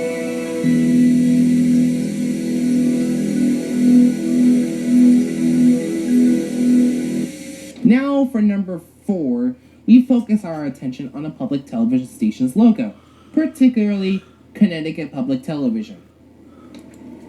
Now, this logo was seen a whole lot at the end of Barney on PBS stations nationwide, and while this logo may seem very innocent, do not be deceived. This logo spells cheesy all over it. I wonder if the guy who operates Connecticut Public Television is from Green Bay. Anyways, in this logo we see a glass C forming itself from mostly cheap-colored C's, which a dot, which looks like it was a low-res JPEG, zooms on top of the C, and sparks fly from it. And trust me, they're not the good type of sparks. A bland Connecticut Public Television text fades in under the top side of the C. The music is, well, cheap. But like all the other logos we saw between the 1960s and 1990s, is that a huge surprise? Nah, not really. The logo's cheesiness is just flat-out painful to watch. And it's sad that Connecticut Public Television had to get its logo driven to trash. But the strangest part is, according to Wikipedia, the animators of this logo, who had a hard time finding their name on the internet, also animated one of the greatest public television logos of all time. And that was also based in the 1990s. What is this magical logo, you may ask? Well, beast your eyes, because it's the Corporation for Public Broadcasting logo with circled glass from the 1990s.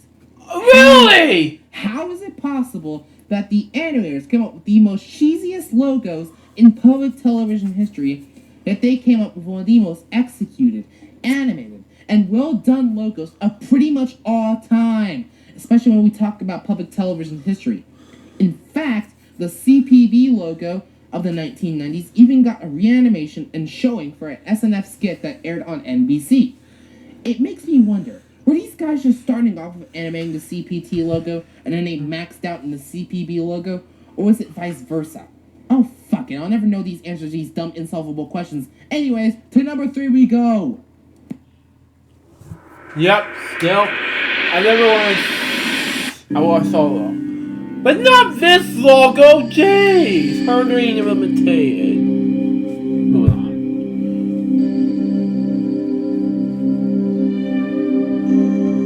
Swiss cheesies.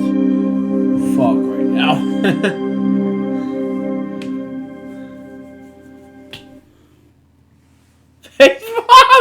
Hold on. When stupid like that arrives, there is always space bomb. Yeah, right. You all had to see this one coming. The longest logo ever made. I mean, I had to abridge the logo for the sole purpose of making sure this video doesn't go too long. In fact, this logo is so long that I'm not even going to talk about how the whole entire logo is, because it literally is that long. Let's just say, long story short, it involves some kind of a thief walking inside of a house, basically, I guess, to rob the place, I suppose. I don't know. But we do see a table of golden objects and a golden statuette as well, and I'm assuming he's after that. But then we also see a lamp, which, a red place symbol that basically forms in an H, and it glows red repeatedly throughout the whole entire logo as he goes through the rest of the house. And he even has a small box of necklaces, and then he also drops it as it shows in slow motion. And then the logo, the circles erase them as we fade to a black background. We see the white outline of a pause button with a red symbol on it, and at the bottom of the screen we see a teal blue word that says Hendring. The pause symbol and word then fade out, leaving the play symbol on the screen, and it fades out after a couple of seconds. I'm not joking at all. It's that long. I'm not even gonna go into detail. Just move on to the next logo, because Jesus Christ, this logo pisses me off so much. It gets worse from here. Number 2. Oh my god. Love the logo. Why not? Oh boy, we have entered the top 2. Now I know some people are going to be very mixed on whether or not this logo is really number 2 worst of all time. But if I may, let me explain why this Paramount Closet Killer logo is, well, very deserving of the number 2 spot. Look, say what you will about the scare factor of this logo, but it is very annoying, irritating, and just flat out pisses me off. Look, this is no ordinary closet killer. It's basically in a rectangle separated into 2 boxes. We see the Paramount television text as we zoom in sonic speed into the Paramount Mountain. This music is way blown out of proportion, and can I say it? This animation absolutely sucks! Like, no, it's not for me. To try to falsely scare your viewers at the end of your programming, Paramount, and it's not even scary at all. Stop saying that this logo will give you nightmares. It's a 10-second logo. All it does is present its cheapness, overblown mood, and it's just flat-out horrible antics. This logo pisses me off so much that I want to take that mountain and blow it up with 20 of Scarface's guns. Paramount, just be glad that you're not number 1 on this list. I'd need plenty of Advil after going over that awfully annoying logo. I just pray for the company and logo who gets to sit at unlucky number 1. Prepare for the worst, people. Now, let's find out who got number 1. Larry, take it away.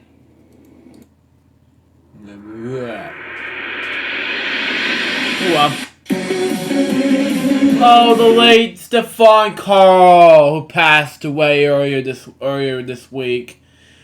Holy crap! What happened here? Moving on. Whoops, sorry. No, I thought this video meant what? Oh, you scared me. Oh, this is the number 1 for real this time. Yeah, thank God it was not the person, not the logo, but thank God you scared me. Man, not the late Stephen Carl, thank God. Hoping, hooey. Number 1. Really? Really? Again with this nonsense?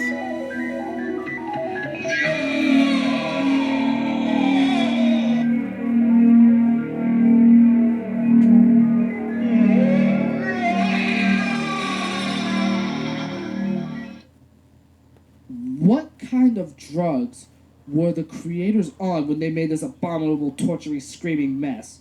This is the cheapest logo that I've ever seen. And it is the worst. Like, the worst. On the stock space background, a skull with eyes turns around in a jittery manner until it stares at us. Just before it's done, the screen quickly fades to black before quickly cutting back. A man's arm with a blue shirt and white glove holding a syringe full of pink liquid that looks like Pepto-Bismol appears from the left. He injects the liquid into the skull's left eye. The skull screams, which is done with a dissolving fading effect. We then cut to a black background where Zombastic in green appears in an exploding effect. Productions Inc. in pink blurs into place, letter by letter to the right as Zombastic shines. We then cut back to the space background where the skull's still there, albeit yellow tainted. Without the arm and his mouth is open, completely in shock. The pink liquid is dripping from all of his orifices. The skull blurs incredibly, turning nearly white, and zooms in towards the right side of the screen. The skull then disappears and the screen fades to white, then cuts to black. My God, this logo is freaking stupid! The droning synth, the sci-fi sounds, the skull, and screams will scare most people to the point where it'll wet their pants to the stupidity of this logo. Screw everything about this logo. It sucks, and there's no reason for this piece of elephant crap to exist. It makes Oz Film look like the greatest logo ever made. I'm dead serious. Yep. Screw this logo. It is literally the worst logo I had ever seen in my entire life. Alright, I gotta calm down. Thank you guys for watching this video. I would like to give a shout out to Sky Media. He makes great videos. He's a great friend of mine. And special thanks to him for collaborating with me on this top 10 list video, much like how Mr. Director Ray collaborated with me on the top 10 best movie logos of all time. Alright guys, if you guys really like this video, make sure you hit that like button. Make sure you subscribe because my man Larry is putting out amazing content every day. If you want the latest, follow him on Twitter, follow him on SoundCloud, follow him on Facebook. Also subscribe to me because I'm at 320 subscribers. I'm looking for 400 now. And make sure you follow me on Twitter. The Twitter handle is @GoSkyMedia. And remember, before you judge someone, look in the mirror, don't pop a molly because you won't be sweating, and say it with me all, stay off the weed. Storm is out. If you guys did enjoy this video, be sure to subscribe for more videos from this on the network. And until then, please don't forget to do anything that is always there for yourself. And be sure to subscribe to also Sky Media. And be sure to follow me on Twitter. Take care. Yep. Still.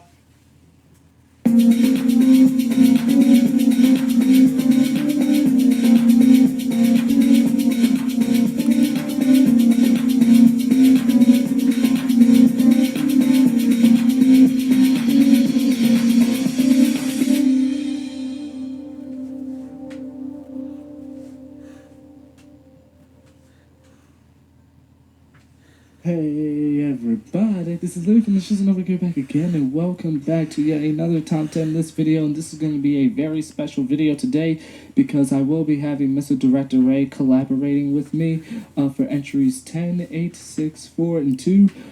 Special shout out and huge thanks to Mr. Director Ray for collaborating with me on this project. This is the top 10 best movie logos of all time. I previously made a top 10 best logos of all time, counting the entire logo community as a whole. Yeah. But this time, I'm targeting exclusively movie logos. So the entries may be a little bit similar, some may be different, but without any further ado, let's jump right into it. Still, number 10.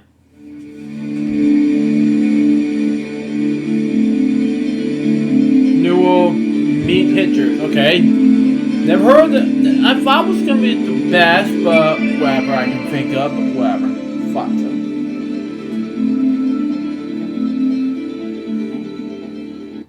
For the first logo on the list, we have a pretty unique entry. The animation looks really cool for a time, and to be honest, it still looks good to this day. I really like the flashing from each part of the sphere that shows up. I mean, it is sudden, but it's interesting. I also like the color choice for this logo, as not many logos really use the color of red as the primary color. Well, at least for a logo that isn't scary. Moving on. Everything works for this logo, and the same thing will be for the rest of the logos on this list. This is a pretty good logo. On to the next one. Number 9. Really? You're a verse of what year? 2012? Oh my god! It's not gonna be the MC8 one. Oh my god, 100th anniversary. Yeah, we'll be doing that. Holy crap! Well, I'm gonna have to top this out with the worst logos ever. So clearly, judging by the logo, you can clearly see that this is the 100th anniversary version of the Universal logo from 1997. It's basically the same concept. It has the text Universal coming from right to left as the camera pans through from the right side of Earth, and then the Universal text like comes in. The only major difference you'll see is that the graphics and the overall setting look way better than the 1997 version, which was a little dark. But this one actually has a little bit more light, and the fanfare is more orchestra-based. But you also have the Comcast Company byline right there. There's really not much that I can say about this logo. All I can say is that Universal 100th is one of the greatest logos of the decade, and it proves that studios like this can definitely make logos look more appealing than any crappy movie that's out there. Ha ha ha, joke. Anyways, let's move on. Right. Carbon Pictures. That is cool, man. This is from 90. No, that's from 93. You're close to vote, Larry, but yeah.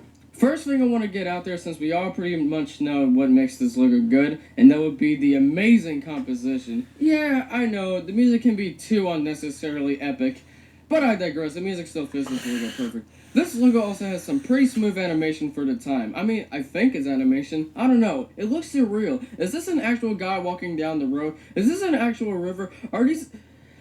Sorry, I just can't get over how beautiful this logo looks. I could really tell that they spent a lot of time on this, and I can tell you this, it looks fantastic. Definitely one of my personal favorites. Larry, the stage is yours for this next one. Number 7. Walt Disney Pictures from 2006. Oh, that... I was right! That was the very first one I've done for LJPCBM's Live with Warrior Taylor. That was the very first movie I ever done.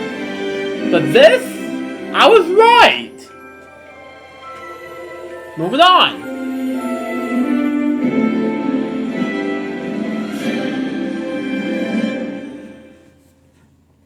I know some people may get annoyed by this logo because it plasters some of the other Walt Disney logos, but personally, I think this logo has amazing CGI, especially for the time when it was made. It basically features the camera looking up at a nice sky with some stars in there, and then the camera comes down as we get a glimpse of Disney World, it looks like, and then we see the famous Disney castle with some fireworks being erupted around there as we listen to an awesome soundtrack in the background as the camera then zooms on the river, and then we see the star go over the castle, and then the text Walt Disney fades in. It's a plain and simple.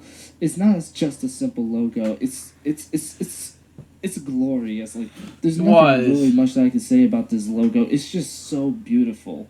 It is easily one of the most beautiful logos I've ever seen. Plain and simple. Number 6. Pixar. It's awesome.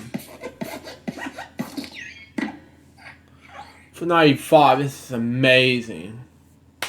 At number 6, we have the wonderful Pixar animation logo. For being a logo this high on the list, well, not really, but somehow it managed to rank on top of Caravan and Disney, it's a pretty simplistic logo. There isn't really any music, it's just the noises from Luxo Jr. and then the I in Pixar being squished by Luxo, which apparently sounds like rubber? Okay? Anyway, the animation is very impressive, and for the time in 1995 when it debuted on Toy Story, this logo must have blown everybody's minds when they saw it, despite it being such a simple logo. If you were somebody who saw Toy Story back in 1995 and you said this was a very advanced logo, I would believe you, because it looks amazing for a logo from 1995. Even though this may not be in my top 10, this is still a pretty good logo, and I can see why everybody loves it. Moving on. Number 5. Is this Paramount 100? I was right! 100. Oh yeah, I was right that time. Okay, 100 years Viacom Company. That's cool. Parade is a different one, and even then, the current fanfare looks amazing. It basically features how text comes in, and then we have the Viacom byline fade in. It's an amazing logo and easily one of the greatest logos of the decade. Yep, still. What is this? DreamWorks Animation? I don't know, that was a thing for 2010. That was amazing. Big time. I think I saw the 2004 logo, but not the 2010 logo. So, that's just amazing. Guys, but you know. Well, this might be a variant of the original DreamWorks logo, which I actually like more than this one, mainly because of its outstanding animation and its relaxing music. This is very close. This works well for animated movies, and it really fits the mood for the movie you're about to watch. The animation is great for 2009, and it still looks pretty good today. I also like how the guy on the moon uses his fishing rod. The animation is amazing and impressive here. It's a creative touch to the original logo. The music also isn't over the top. It makes this logo pretty calm. It's nice, it's soft on the ears, and it fits the logo very well, and it is also a good arrangement on the music from the 2004 logo. This is an outstanding logo for animated movies, and I'm pretty sure people will love this logo for years and years to come. 20th Century Fox 2010. I was right! This is a 2010 logo!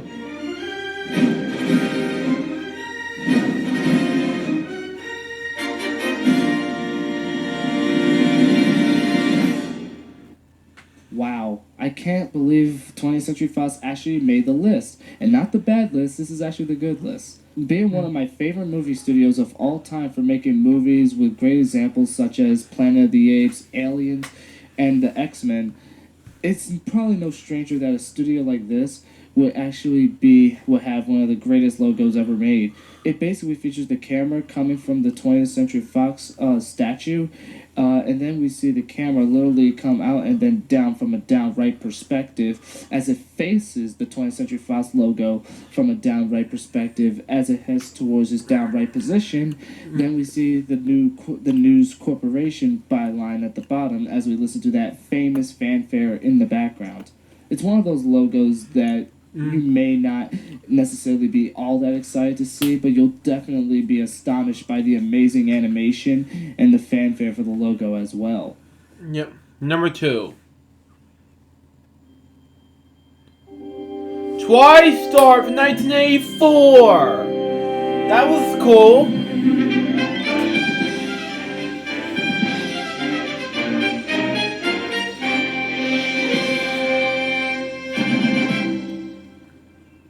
This logo deserves to be this high on the list because this is impressive for 1984. The music is what really makes this logo awesome. It's epic, but not too much to the fact that it ruins the logo. What makes the logo unique has to be the Pegasus flying just before the words form. This Pegasus believed it could fly, and it really did. I believe I can fly. But no, on a serious note, this is such an amazing logo for the time. It still works today, and guess what? People still love it. If you think Sony Pictures Television is a good logo, this is the definition of a good logo. You want to know why? Because it's not annoying like Sony. These people knew how to make a logo right, and they really deserve the award for making such a good logo for the time. This is definitely one of my favorite logos right here. And sure, TriStar managed to make a classic logo that people will always remember. Even people who didn't even see it in 1984. Everything fits perfectly with this logo. Now, Larry, please show us the number 1 logo, and thank you for having me be part of this video. Number 1. Marvel Studios for 2016? What is that doing here? Hold on. Supposed to be more info from 2002, but okay, Dan. Moving on.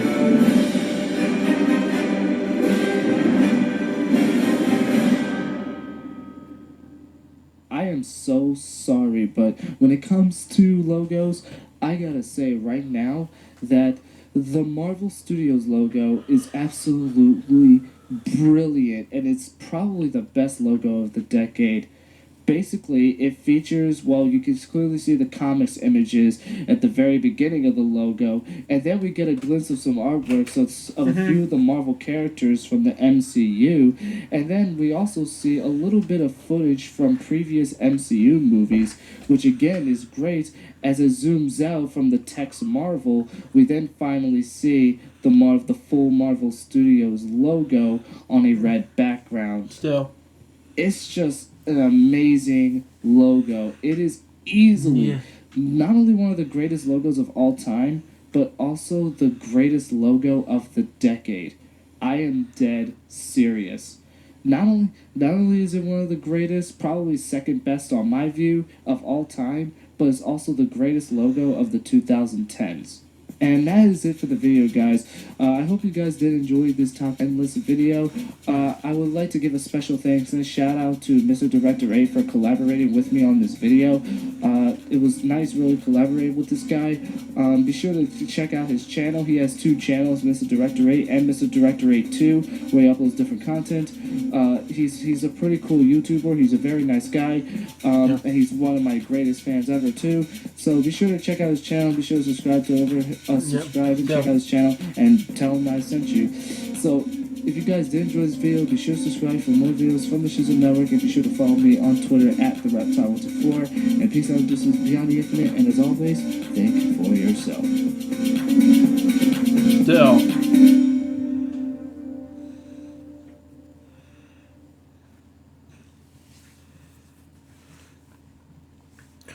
Next one.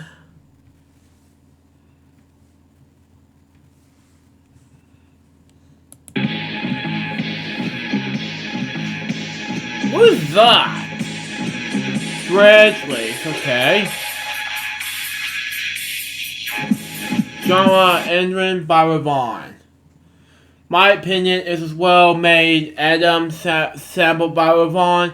The notes are on key. The slide chains are a correct, etc. It has nice dance vibe that can have anyone dance in the club. It almost sounds like in the demo song, not that much, but close. Okay, that's cool enough. Oh man. Well, okay, that's fine. Number 14. ABS Films. Okay, cool enough. Genre classical dubstep by Ravon. My opinion, this is the way song combines classical notes with dubstep basses, and it's impressive. It's one of the most original themes I have ever heard. Most local fanfares are classical, but there's one has to be nice to be a nice dubstep vibe, and it fits the role well. Well done, Ravon. Okay, fair enough.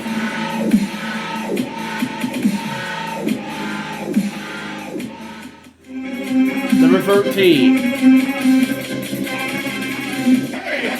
We Are Number 1 remix, okay. Genre dubstep by Ravon. I'm not a dubstep person myself. This is one of the funniest dubsteps I ever made. It's based off of the meme We're Number 1 from Lazy Town. It's alright. Featuring the late Robbie Rotten, and played by the late Stefan called Stefanian, who passed away early this week. Even this song has a few flaws. This one is one of those songs that made for the fun instead of quality. Yeah, I think so.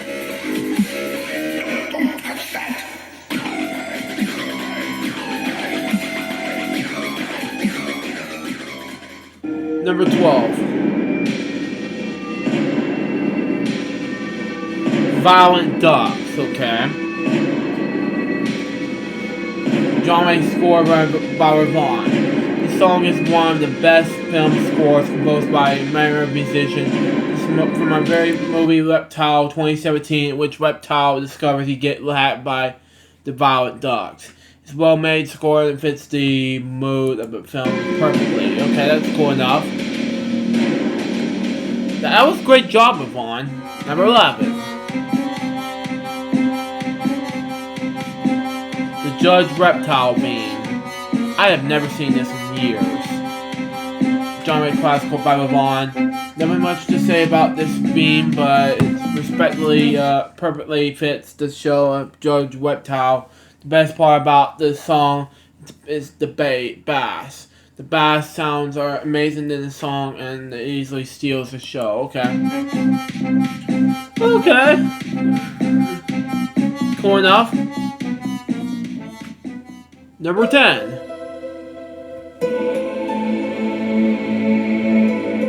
Goodbye. Are you kidding me? That's the number 10 beat? Johnny scored by Yvonne.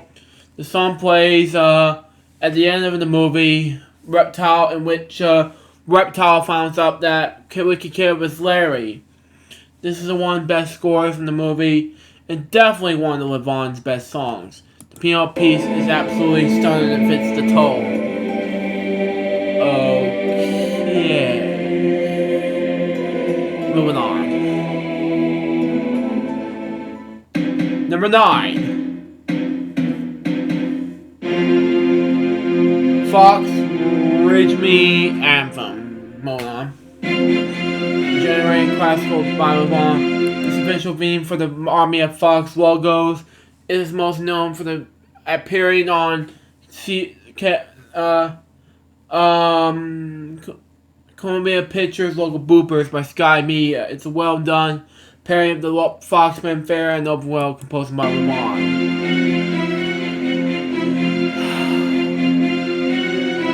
Okay, moving on. Number 8. Streets.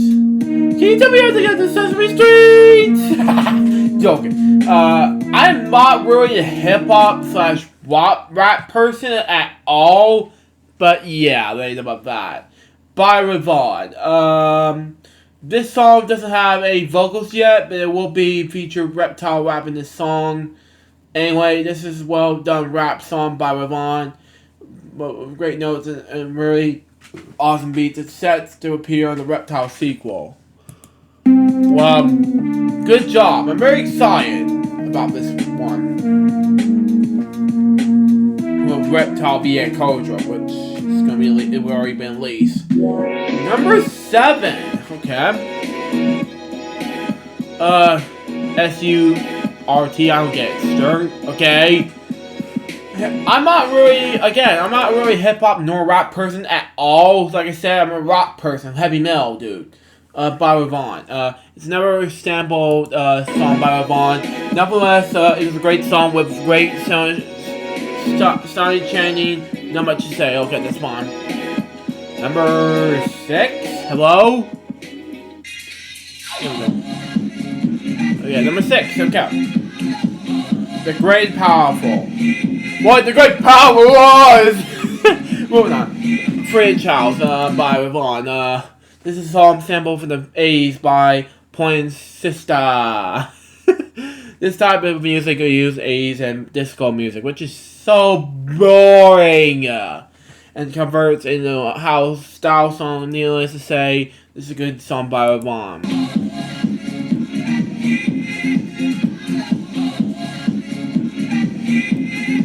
For a heavy metal dude, yo. But respect Yvonne, you know. Number 5. Oh, this is good. Reptile's Rage. Oh yeah. Dubstep. Oh yeah. If I was Mel for some reason. By Yvonne. This is Yvonne's funniest song ever made. Its guest stars Reptile as its own amazing bass. This song will also appear in the affirming Reptile sequel, which is known as Reptile via Cobra. By the way, this fake drop was funny as S word. Yeah, I'm not gonna say the S word. Yeah, he bleeped out the F word. Thank God! Anyway, moving on. Number 4. It is New Tribe. No, now it's New Tribe One. It's now it was New Tribe One. Classical by Vaughn. This will be in my logo with New Tribe One films. Vaughn makes the fanfare sound as classical than ever. It's as easy as one of the best classical songs composed by Vaughn. Okay. Can we please move on to number 3? Oh yeah! Rock and roll, baby! Number 3. Oh, Master Reptile. You know, it's like very little shit in that one. Again, I'm not a hip-hop person. Like I said, it's EDM. What does that mean? By Vaughn. This is Vaughn's most original song in this list. This drop in terms of hit genre. It combines the use of EDM and hip hop at the same time. It appears in the end of the Reptile movie with Vaughn rapping it. Yeah, I know, but not a rap person at all. But Reptile is like, okay, whoever that means. I love this song, man. And it's a heavy metal dude. But yeah, this song is just amazing, plain and simple.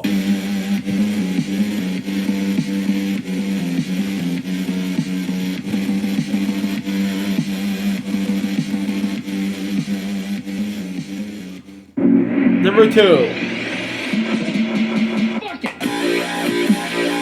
F it. I'm not gonna say the F word, but you know.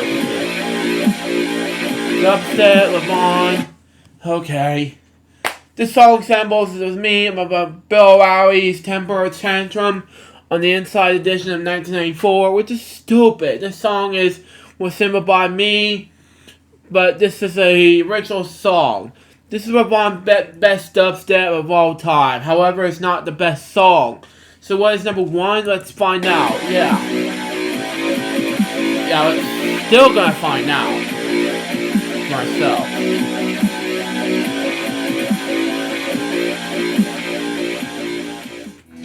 Number 1 is had to be Mel, but what? Mimo the Killer Elf. Okay, it's kind of reminds me of drum and bass. Okay, like Mel. Okay, that's fine. Vaughn's one and only DNMB song and arguably his greatest song. It samples a video from Cinemassacre about Mimo the Elf. Okay. An album which is without a doubt the best song created by Vaughn. The notes are top notch, the beats are perfect, and the addition of classical strings added to the favor. I didn't mistype. Sorry. Awesome, amazing job, Vaughn. Yeah. Can we please move on? Okay, there we go. Thanks for watching. Okay, there we go. Got it. Be sure to check out Vaughn's SoundCloud in the description. Peace out and deuces and beyond the infinite. And can you say figure yourself? Come on now.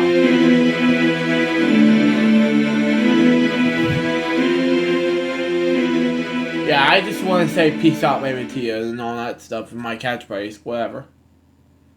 Moving on to the next one.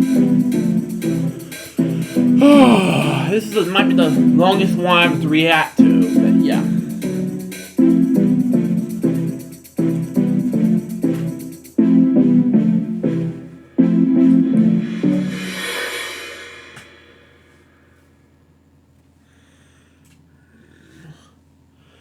Moving on. Hey everybody, this is Leif, this is another here back again, and welcome back to another list video. Today we are going to do the top 10 most underrated logos of all time. So without further ado, let's get into it. So up at number 10, we have the Viacom Wigga Wigga logo. When it comes to Viacom logos, you obviously think of the V of Doom or the V of Steel, maybe perhaps. And the V of Steel also gets an honorable mention as an underrated logo. But I think the most underrated of all of them has to be the Wigga Wigga logo. Because when it comes to underrated logos, this is the Viacom logo that most people usually don't pay that much attention to. Mainly because it doesn't have the infamous V of Doom V, you know? Basically, it's just a Viacom text in a different font, basically forming like a sign, kind of like a snake line, as you hear this guitar synth in the background as dude says, Viacom. That's really it. So up at number 9, we have United Artists from 2001. Now, this is one I also consider to be an underrated logo, mainly because some people are actually usually annoyed by this, considering the fact that it places the older versions of United Artists. But I still think it's very underrated because not too many people talk about it when they think of best logos. They usually think of it as an annoying logo per se, mainly because of how it places the old school United Artists logos. Really nothing special to this logo. Just has the UA text basically coming in left and right and all that stuff, just forming in the center, and have the glow and such, and even showing the website to MGM as a byline as well. Yeah. So up at number 8, we have Miramax Films from 1998.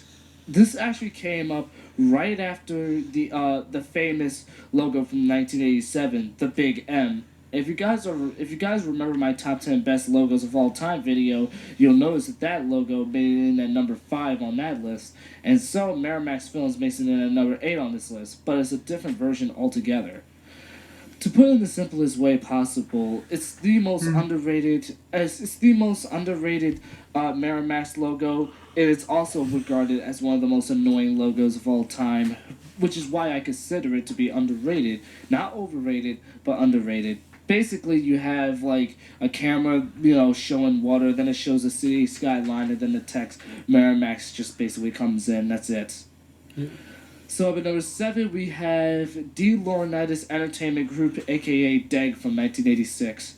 How the heck does anyone not talk about DEG when they talk about, underrated logos or best logos of all time? I mean, yeah, sure, it doesn't have the best animation in the world, but I still think it's a pretty cool logo because the fanfare that you hear in the background is actually really cool when you think about it, because it's basically a nice fanfare, kind of like a maybe jungle theme to it, if that makes any sense. I actually made a talk to logo video on this very logo, but having said that though, not too many people really talk about this logo all the time. I have no idea why, honestly, but oh well, it is what it is. Basically, you have a red lion basically coming up, and then you have the text DEG show up, coming up at the same spot. And it's not having a little bit of a 3D perspective, like coming from left to right, and then centering itself on screen, and that's it. So at number 6, we have Spyglass Entertainment. Why is Spyglass Entertainment so underrated? I have no idea why. Because the logo has beautiful animation, and it has a beautiful fanfare as well. Well, when I saw top 10 best logos of all time, I had never saw this logo on those lists. They usually don't even make it in the top 5. I'm not sure why, but even here it doesn't make it in the top 5. But keep in mind, this is underrated logos, talking about a list of logos that not too many people talk about. So if you're trying to grasp your head around what underrated is, yeah, I just explained it to you. It just has beautiful animation and a beautiful fanfare. Just let it pass. I just hope it does get more recognition than what it actually gets. Yep. So at number 5, we have the old school, the very first Roadshow home video logo. I have no idea what is wrong with people when they talk about, logos, especially from Roadshow, because I thought the first logo, despite it being very dated, was actually pretty cool for its time. For one thing, it had like a 3D looking golden Roadshow text. And not only that, but it also had a cool fanfare as well. So I also need to mention the fact that the Australia continent also looks pretty cool with the CGI special effects that were used for this logo. Yeah, it looks pretty cool to me. So why this logo is so underrated, I have absolutely no clue. But hey, it makes it on this list simply from the fact that not only is it underrated, but it's also a cool logo in its own right. Yeah, still. So up at number 4, we have the most underrated scary logo, Fabrica. Oh my lord. Fabrica is one of the scariest logos I've ever seen, but in my opinion, it's the most underrated scary logo. When I hear people talk about scary logos, what do you think of? The V of Doom, the S from Hell, the Closet Killer, stuff like that. But no, instead, you don't talk about Fabrica. And Fabrica, in my opinion, was just as bad. It's actually right up there, if you ask me. So it's nothing. It's really nothing special. It's just a plain text. Fabrica's sitting there. That's some guy like opens his eyes and then he just stares at you deadly in the eyes, and then he closes his eyes afterwards. That's really frightening. Mm-hmm. So up at number 3 we have Emblem Entertainment. Emblem Entertainment has to be another beautiful logo. Another logo that definitely deserves a lot of recognition. Especially since the logo is basically a recreated version of one of Spielberg's greatest movies he's ever made. And if you're wondering, Steven Spielberg is my favorite director of all time, especially being a movie fan like myself. Basically, Emblem Entertainment takes the same scene from E.T., from his most famous movie, E.T. the Extraterrestrial, in which you had the kid riding on the bike, in which he rides against the moon. It's one of the most famous cinematic examples in movie history. And the fact that Emblem Entertainment actually follows that logo, it's really nice to see it. As a matter of fact, the studio is also technically owned by Steven Spielberg himself. I think he's a co-owner. Please correct me if I'm wrong. I could be wrong. Yep. So up at number 2, we have the Paramount Blue Mountain logo from the 70s. Not the television, but the movie variant. Why is this logo so underrated? I mean, it's mainly because, I mean, it does have a few jarring effects. Like, for example, when the mountain basically makes its transition from the graphic painted mountain into a cartoonish blue mountain. Yeah, I know it is a bit jarring, but I still thought for its time it was a very creative logo, because not too many logos were animated like that, and I know it's a little bit lazy, but I still thought it was pretty cool. It's also the very first Paramount logo to use the Paramount logo that goes da da da da da da da. I thought, okay, that was my best impression of it. Anyways, I know. I thought the classic Blue Mountain logo is actually one of my favorite and underrated logos, but is it worthy compared to the next one, which is number 1, ladies and gentlemen? I give you Dimension Films. Oh my lord, when it comes to underrated logos, Dimension Films is no secret to that. Dimension Films doesn't get talked about, like, at all. In every single logo compilation I have ever seen, literally every single one, I had never seen Dimension Films in it. What is going on? Does everybody hate Dimension Films? Well, in my mind, Dimension Films is actually a pretty cool logo, even if it's a little bit simple. The camera basically zooms out from the D, and the D is very dark, and then the lighting increases, and then we see the text, and then the words Films comes in. That's really all it is. It's simplicity done right. For some reason, I always get reminded of Regency for some reason. I'm not exactly sure why, even though it looks nothing like Regency.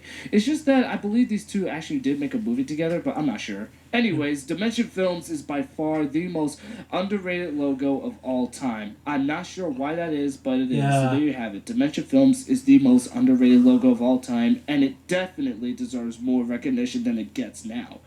So anyways, I hope you guys did enjoy this video. If you guys did, be sure to subscribe for more videos from the Shizzle Network. And until then, peace out and deuces, be on the infinite. And as always, think for yourself. Yeah.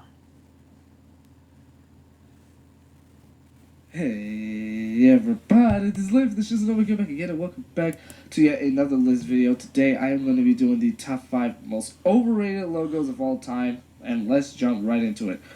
So number 5, we have the Klasky Shupo robot logo. This logo isn't necessarily as overrated as most of the other logos on the list, but it still gets a lot of attention, and for some reason, a lot of people regard this as one of the scariest logos of all time. Now, sure, maybe there have been once upon a time where it was scary, but personally, I don't think this logo is all that scary, honestly. What we basically see is that we're on a purple screen, and then there's a lot of ink that just goes everywhere, and then this hand slides this piece of papers like in the center of the screen, which shows an eye and a mouth, which a lot of people call as the robot, and then it says Klasky Shupo, and then the text comes out, all the text comes out, and then it forms, like, into the Klasky Shupo logo. goes into black, and then you hear these little garble sounds in the background as the logo ends. Needless to say, it's a very random logo. Yep. So up at number 4, we have the Paramount Closet Killer logo. Oh, jeez Louise, where do I even start with this one here? Basically, it's very simple. There's like a little rectangle that we see at the from an out point, and then it for some reason just zooms in on the mountain as if it has to be seen. That I honestly don't understand. Basically, it has the text Paramount Television on the banner, and then that's when it zooms in. And then there's like this fanfare in the background that sounds like a song from one of those old horror movies where you'll have a woman walking into a room or something, and then some dude with a mask and a knife in his hand is just gonna pop out of nowhere and just stab her to death. That's literally what it sounds like. In fact, I think I just now found out exactly why they call this the Closet Killer. But let's just move on. Move on. So at number 3, we have VID TV from Russia, which is from the 90s. This is not only one of the most overrated logos of all time, but the reason why people still think it's a scary logo is because of its creepy backstory. Allow me to explain. First off, let's look at the logo.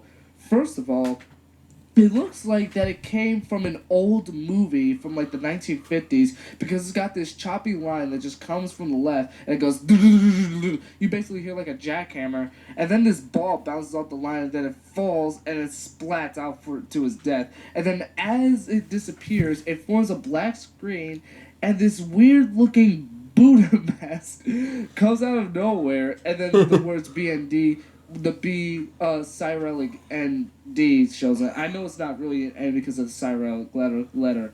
But basically, it features a very creepy backstory, and the quickest story that I could give it to you is that the person who made this logo, believe it or not, was actually murdered during the late 90s, I believe. And what's even worse is that his killers were never found. So basically, it's an unsolved murder case. That's one of the main reasons why this logo's scary, honestly. But let's keep moving. Moving on. So up at number 2, we have the S from Hell, Screen Gems. When you think of overrated logos, you obviously think of this logo because in all honesty, who wouldn't think of the S from Hell? It's basically a logo, the Screen Gems logo on a yellow background as it forms like, it's scanimating like into the center to form the S, and then you see the text, Screen Gems coming from the bottom. And for some reason, there's like this loud synth, fanfare in the background that goes. I think that's probably one of the main reasons why people regard it as one of the scariest logos once upon a time. Probably because of the way it transitions. It's because of the way it transitions onto the screen, and plus the loud synth fanfare in the background too. Nowadays, people look at it as a very, very normal logo. In fact, this logo is so popular that it actually has its own documentary. That's right. They actually made a documentary on this logo. I highly recommend checking it out. And now finally for number 1, you guys probably already know what it is. It's none other than the Viacom V of Doom. The Viacom V of Doom is literally the most overrated logo of all time. Sure, many people look at it as like a cult phenomenon in terms of logos, but it's honestly very overrated. It's basically a logo from the 70s, obviously made by Viacom, in which you have the text of Viacom presentation coming off from like a light blue background, and then you see like this giant V, like it's literally huge, and it zooms in really quickly as it goes, duh, as the fanfare goes, duh, duh, duh, duh, and then it just quickly goes to black. The reason why it's scary is because of not only the music, but because of how the V just zooms in onto your screen as if it's about to pop right through your TV screen. Like, that's what's so scary about it. And it inspired many other scary logos to come. We can all blame Viacom for this crap, honestly. Nothing else more to say. So I hope you guys did enjoy this really quick list. It's just that when it comes to logos, these logos may be overrated, but they are still very well known in the logos community. And I still think these logos actually still hold at least some place in my heart, at least. Just for the, proper respect. Yeah. Other than that, I'm getting out of here. If you guys did enjoy this video, be sure to subscribe for more videos from the Shizzle Network. And until then, peace out, this is Beyond Even. And as always, stay for yourself. Please tell me what you guys think of the list in the comments below. And rank your own top 5 overrated logos of all time. in the comments as well, because I would be interested in reading them. Yeah, still. Oh boy, we are in for a very, very fun video today. Ladies and gentlemen, this is Larry from the Shizzle over here back again, and welcome back to another video. Today I'm going to do one project that I've wanted to do for a long time, but I just never never really got around it until now. But here we go. This is the top 10 best fan-made logos of all time.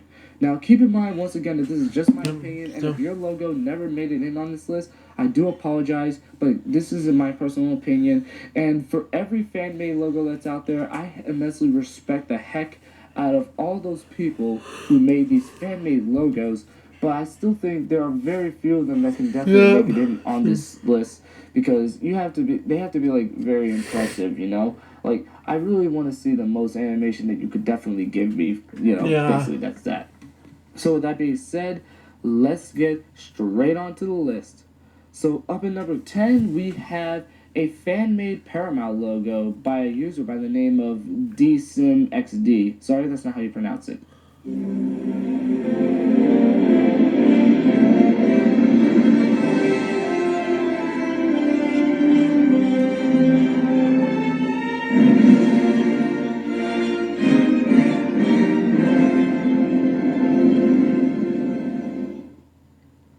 But basically, I really like this logo. Basically, it's basically a remake of the 1975 Paramount Blue Mountain logo, and to put it in the simplest way possible. The only difference is that instead of having the Gulf Western Company byline at the bottom, it has Viacom instead. And not only that, but it basically features a look like a cardboard cutout like mountain, basically a photoshopped mountain in the background with a sunset, basically, or a dawn or whatever it could be, and that's that. Basically, it's basically, like I said, another version of the 75th anniversary logo. I still think it's well animated and definitely deserves a spot on this list. So good job, DSimXD. So up at number 9, we have the Warner Brothers FNAF 1 fan-made opening by Eagle Sky Entertainment. Yep. The biggest difference between most of the fan-made logos on this list is that this is basically the same thing. It's the Warner Brothers logo, but the biggest difference is that whoever edited it basically added in a VHS effect. And I really like how he actually made it look like a VHS taping, and, you know, make it look like it's very creepy as such. And not only that, but the Golden Freddy jump scare at the end was definitely also scary, but still cool. Entertaining, to say the least. So Eagle Sky, you definitely did a great job with this, and I really wouldn't even be surprised if this is exactly how the Five Nights at Freddy's movie would open. That is, if Warner Brothers even holds the rights to even make a movie. I can't remember who holds the rights, so correct me if I'm wrong. I can't remember who owns the rights, but I do know someone has the rights to make a Five Nights at Freddy's movie, but correct me if I'm wrong. So anyways, up at number 8, we have a fan-made Columbia TriStar Ident made by SLN Media Group.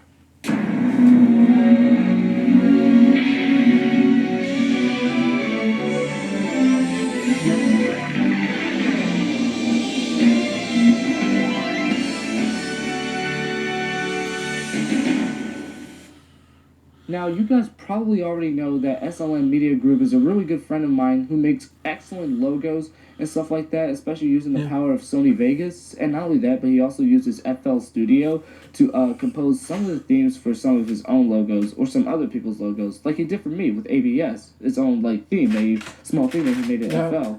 I would also really like for him to actually give me some hints on plugins and stuff to get. But yeah, basically go subscribe to his channel because he makes really awesome logo videos. But nonetheless, this logo, on the other hand, is easily the best fan-made Columbia TriStar logo I have ever seen. In my personal opinion, I think no other Columbia TriStar fan-made logo could ever measure up to this one. It's basically the same as, well, Columbia TriStar. This would be as if it was its own movie logo, basically. And I really like it. The only bad thing that I can say about it is that while the Torch Lady was definitely a high quality, for some reason, the TriStar, the Pegasus had a lower quality, but that doesn't matter. It's something that's very trivial. Other than that, good job, SLN. Oh, and speaking of SLN, number 7, we have the Shizzle Network logo Once again, made by SLN Media Group.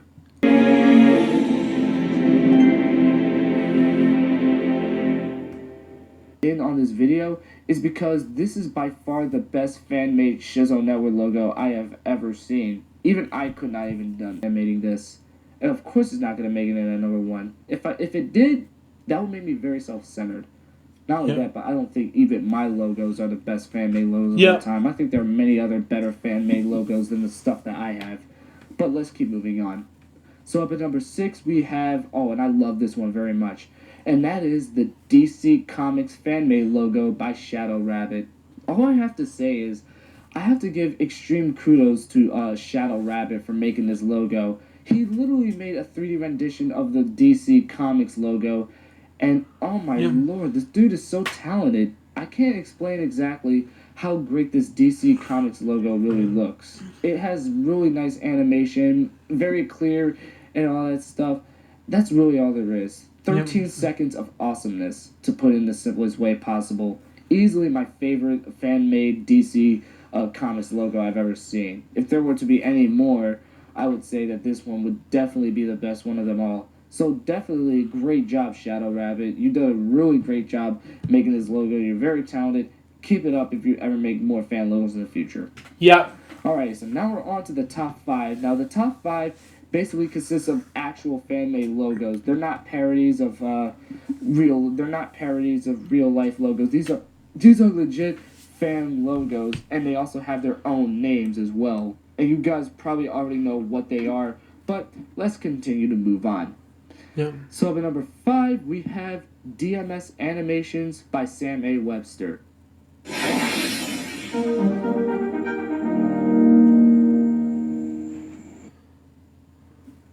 This is a pretty great logo. I had to go with version 2 because I felt like this one actually had better animation, to be honest. Especially because the first one only just had a simple zoom, only had a simple fade. But this one, he actually gives the DMS logo a zoom. And yeah, it's definitely really good. Not only that, but he also has its own theme. So again, good job, Sam A. Webster. If you're watching this video, keep up the good work. Still. So up at number 4, we have Levon Pictures by both Levon Media and Logo World Productions. Now, the biggest difference compared to most fan-made logos is that the two of them actually work together to actually make this very logo. Basically, Levon Pictures is a 3D logo that Logo World made himself. And not only that, but Levon Media actually composed the theme to this logo. And I think that's really, really amazing. So that's the biggest difference, is that Levon did the fanfare while Logo World did the animation. He also confirmed that it was actually longer than he initially expected, because Logo World did say in the comments on this video that it's on Levon Media's channel. And by the way, go subscribe to him because he makes really awesome content, and please show Levon some respect. But anywho, Logo World said that because Levon composed a longer theme, that's why the logo is a bit longer than he initially expected. So that's why it's longer than it was supposed to be. But hey, I still love the logo nonetheless. I still have to give you guys extreme credit for it. All I can say is, good job, guys. Keep up the good work. That's all there is to it. Let's move on. Yeah. So up at number 3 we have, and I love this one very much, and that is Lightning Bolt Pictures by my good old friend Taylor Enterprises.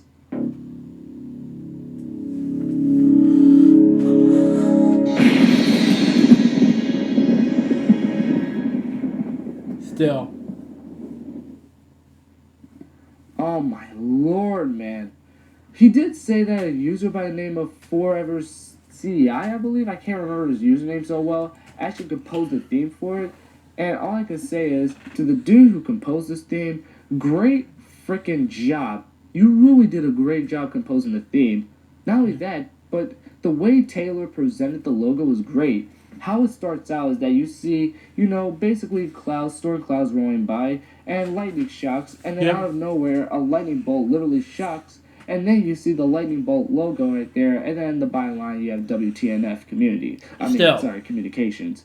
All I have to say is that Taylor Enterprises really did. He made many different versions of lightning bolt pictures, but I think this is his best one that he's ever made. He only gets better every single time he makes more versions of it. In a similar way, how I get better when I make different logos and such, especially when I utilize Sony Vegas. But let's move on. So, anyways, up at number 2 we have, and I really love this one. This is a great fan-made logo, and that is Neutron Films by not me, but John Kyle Enterprises. Now, again, I may seem a bit self-centered for including 2 of my logos in the best fan-made logos, but keep in mind that I'm not putting them on the list because they're my companies. I'm putting them on there because of the people who made them look way better than how I made them. So basically, they're getting more credit than I get my own credit for my own logos. Basically, SLN gets more credit for the Shizzle Never logo, and John Kyle gets more credit for making Neutron Films look way better than how I did. Yeah. How he starts off the logo with the new fanfare, which was again composed by Levon Media, and John Kyle just put out these light rays and stuff like that.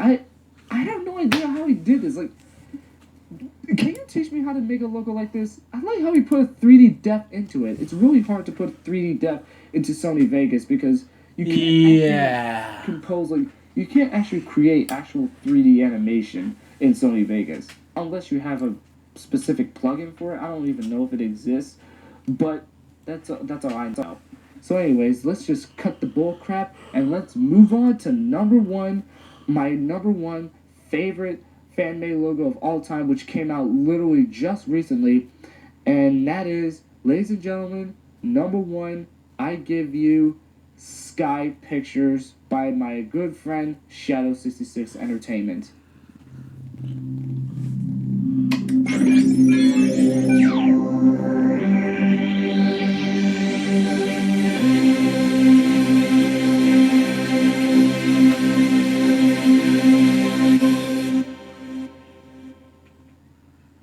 I am so sorry. I know I'm gonna get a lot of heat for this, but I'm sorry. Like, I would say John Kyle probably would have taken the number 1 spot if it wasn't for this logo.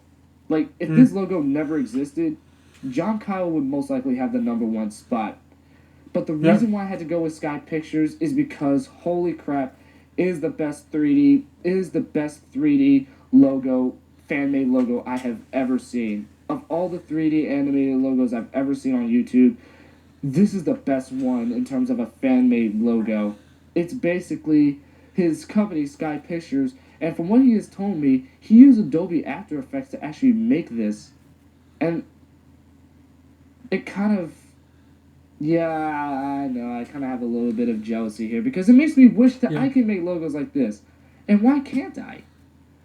Bottom line, I like how at the beginning of the logo, you basically have a guy's finger who taps on the pad, and then you see Sky Pictures grow up into a 3D rendition, and then the camera pans out, and you see Sky Pictures in the center, and then it says a Shadow 66 company, and then it fades out. I absolutely love this logo. The animation is glorious. I had absolutely no idea that Shadow, at his age, would ever animate a logo like this. It actually kind of makes me jealous, to be honest. Why? Because I'm 17 and he's only like 14, about to be 15, and I could never animate a logo like this. Yeah. I never could. It makes me wish that I was younger and I had this type of luxury, to be honest. So, like, be thankful for what you have, dude. Like, it's as if Shadow's a very gifted video editor. He may very well be. I wouldn't even be surprised. Bottom line, Sky Pictures is the best 3D fan-made logo I have ever seen. The animation is absolutely glorious. Not to mention the logo itself is also very creative, very original, and that's it. It's the most original fan-made 3D logo I have ever seen, and that's why it takes the number 1 spot on this list. Thank you guys for watching this Top 10 fan-made logo. I'm sorry, like I said, I had to put Sky Pictures at number 1 because it just makes me wish that I could animate logos like this, but I don't think I ever will. At least not until I'm an adult, and that's part of the problem. I'm gonna be getting great at this very late, and I kind of want to make 3D logos now. Just for the love of God, if anybody knows how to make 3D logos properly, like with Adobe After Effects, can someone please teach me? I swear, I'm practically begging all my entire life. Like, I'm begging. I'm practically begging all my life. Like, that's what it is. There's nothing more I can say. It's just, I freaking love it. I just freaking love it. Just screw me and all the other logos that I've made. All the other logos I've made on my channel are nothing more but complete jokes. I honestly don't even look at them. You know what? It's getting to the point where I don't even think I'm very proud of those logos anymore. Probably the only logo that I'm very proud of is probably Echolade. Probably Echolade and Wigga Wigga. Other than that, all my other logos I'm not very proud of anymore. I know I do apologize for making this video very serious and overdoing than intended to, but that's just how I feel about my logos at this point. It's getting to the point where I'm not even proud of my logos anymore. It's getting to the point that where like I might as well just delete them off my channel. I'm literally thinking about doing that. I just don't know if I should. Should I do that? Let me know in the comments. So yeah, SLM Media Group made a better Shizzle Network logo, as well as John Kyle made a better Neutron Films logo. I feel like I felt like I lost a battle. Anyways, enough of this sentiments. You people most likely don't even care how I feel anyways. So, anyways, I gotta get out of here. Just peace out, just to be out of here. And as always, just think for yourself and all that kind of stuff. Yeah. Still. I have watched this before. Oh dear God. Someone help us all. This is Larry from the Shizzle Network here back again, and welcome back to another video. And today we have the top 10 infamous nightmare logos. Now, this video is very, very similar to the top 10 scary logos of all time. But the biggest difference is that in the scary logos video, not all of those logos had a nightmare rating. Some of them were like medium to high or whatever.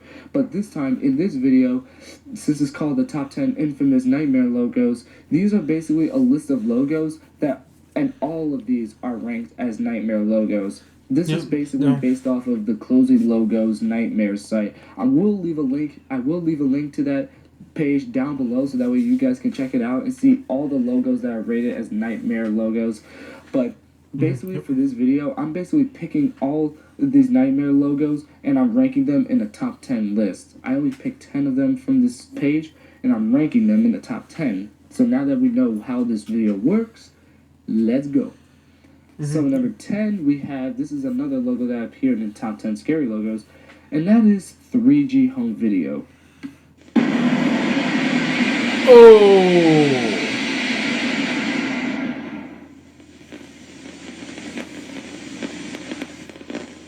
I think I've already said about how this logo just completely sucks.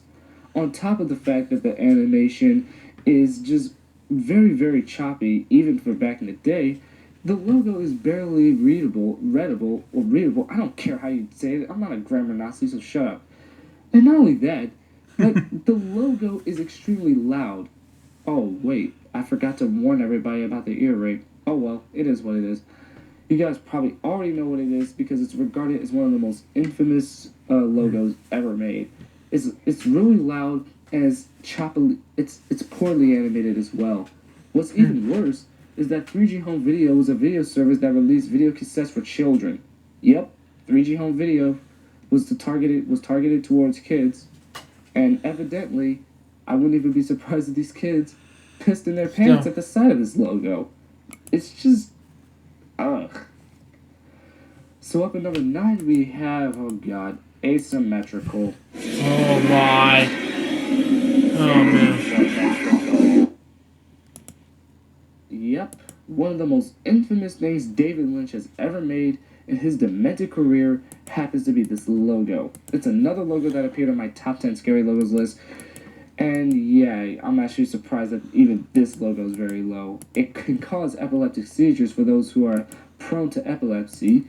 On top of all that, the logo is just plain weird. And I don't even know what type of message it has. It has a very weird subject matter. I don't even know if it Yeah, has. this is It weird. basically has flashing lights with these ugly-looking asymmetrical text as his voice says asymmetrical, and then the logo ends. It's pretty freaking stupid. In fact, it even sometimes, as a matter of fact, they auto-tuned his voice, which is even worse, to the point where it sounds like he doesn't even sound like he says asymmetrical. It sounds like he said eggs are metrical. Yeah, it's very weird, but hey, that's what it is. Oh geez, so up at number 8 we have Big Ape Productions. God.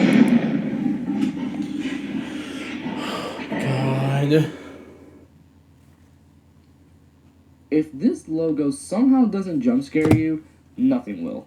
It's confused Big me the Ape most. Productions, the biggest difference is that this is the only video game logo on the list. Basically, this logo can be seen off of video games such as Star Wars Episode 1, The Phantom Menace, both on PC and PlayStation, as well as The Simpsons Wrestling on PS1 as well. Basically, this logo has no animation besides the fading of the Big Ape text, of the Big Ape Productions text in the bottom left. Basically, it's just a creepy-looking gorilla just literally staring at you dead into your soul, and out of nowhere, this loud growl just comes out of nowhere, and it's very loud, where it'll literally jump scare you. It doesn't help the fact that the gorilla is all up in your face, so it's as if it's growling in your face. Even though this logo is less scary to those who are used to it, this logo is definitely an eyesore. And not only that, it's an ear rape, and it'll leave you, and most likely, your hearts are gonna jump right out of your chest, especially if it's your first time seeing it. Because I remember first seeing this logo, it definitely jump scared me. And again, if this logo doesn't jump scare you, nothing will. It's confused me. So up at number 7, we have one of the most infamous Indian logos of all time, and that is Balakrishna movies from 1973.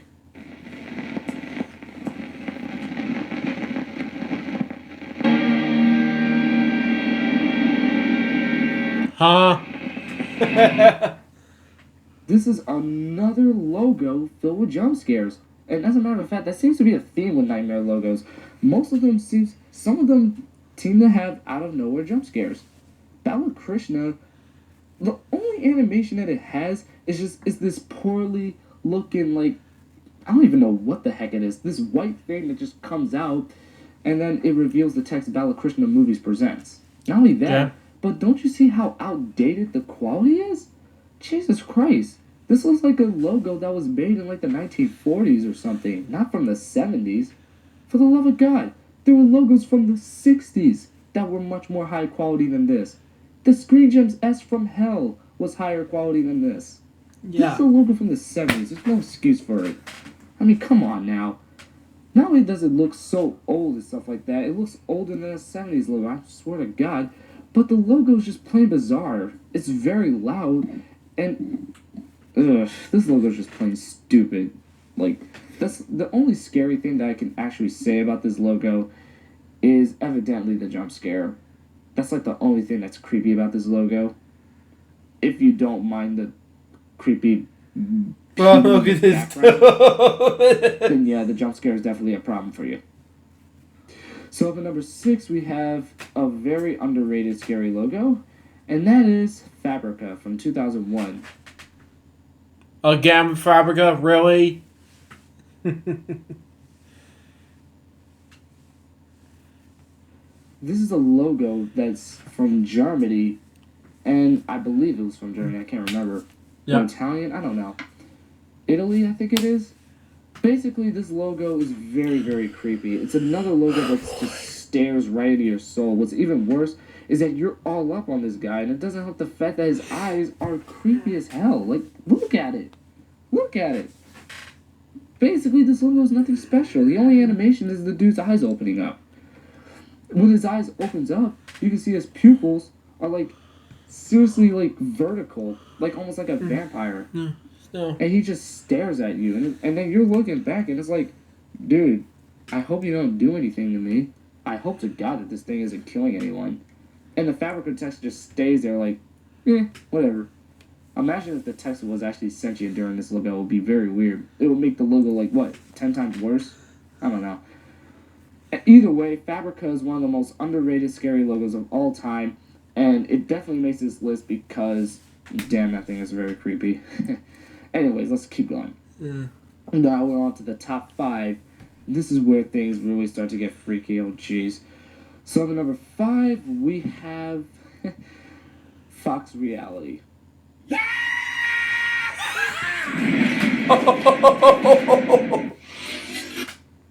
This logo does not necessarily scare me too much personally, at least like it used to, but I still included it on this list because it's regarded as one of the most unsettling logos of all time. The reason why is because right when the logo starts, you get this big giant mouth that just screams out of nowhere and then laughs at the end, and then it comes in the O where it says original, and then you see the Fox Reality original logo, and that's that. The reason why it's so unsettling is because of that mouth in the beginning of the logo. The last half of the logo, walk in the park. The beginning half, Jesus Christ. I mean, this is a logo that even scares my good old friend Christopher Rahman. I mean, this logo is to him what Ozfilm is to me, to put it in the simplest way possible. Like, this logo scares Chris as much as Ozfilm scares me. That's the simplest way I can put it. It's very, very stupid to say the least. Anyway, so up at number 4, we have Earbooker Productions. Warn you, may if proponent is late, please look away. Otherwise, watch your own risk. Okay. Oh! I hate logos sometimes. If you thought asymmetrical was bad, asymmetrical is nothing compared to Earbooker. Earbooker is like, what, 5 times worse? It's literally staticky. Thankfully, I'm not prone to epilepsy, so this flashing logo is not going to hurt my eyes. I mean, it probably would, but it's not going to give me any seizures or anything.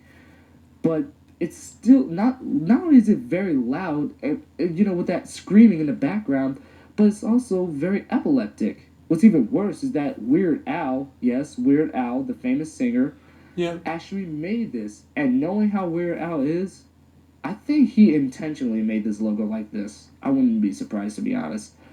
But in my opinion, I think Earbooker is like far worse than Asymmetrical. Because at least Asymmetrical was not this flashy. Jesus Christ. I might as well make a video where Earbooker and Asymmetrical battle to see who's the most seizuristical logo. Should I do it? Anyways, so up at number 3, we have actually one of my favorites, actually, and that is Dark Castle Entertainment. Oh boy.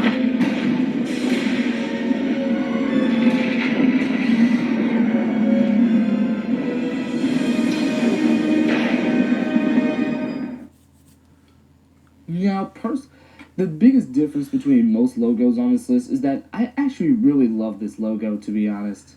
It's actually one of my favorite horror logos. But the reason why it's so scary is that if you hadn't guessed by now, it's evidently because of that freaky looking statue face in the background. I think it's a gargoyle, I believe it's called. Correct me if I'm wrong. But this CGI gargoyle is like all up in your face, and as it zooms out, it roars, and then you see a large dark castle, and then you see the Dark Castle Entertainment logo just like form in the form of a rectangle, and then it quickly fades out. Kind of reminds me of Disney to me. It was actually made in 1999, which was again my birth year, and wow, what a coincidence! I was turning 4 when this happened. Horror logos was actually made in the same year of my birth year. What a coincidence! But it has. But the reason why it's so scary is obviously because of that gargoyle in the background, in the very beginning of the logo. Like, I think that alone is why it's such a nightmarish logo. I wouldn't be surprised. I mean, like, when I first saw this logo, it used to scare the bejesus out of me. But thankfully, times have changed. I've gotten used to it. Yep. Alright, so let's move on to the next one. So at number 2, we have, oh god, Dan Curtis Productions.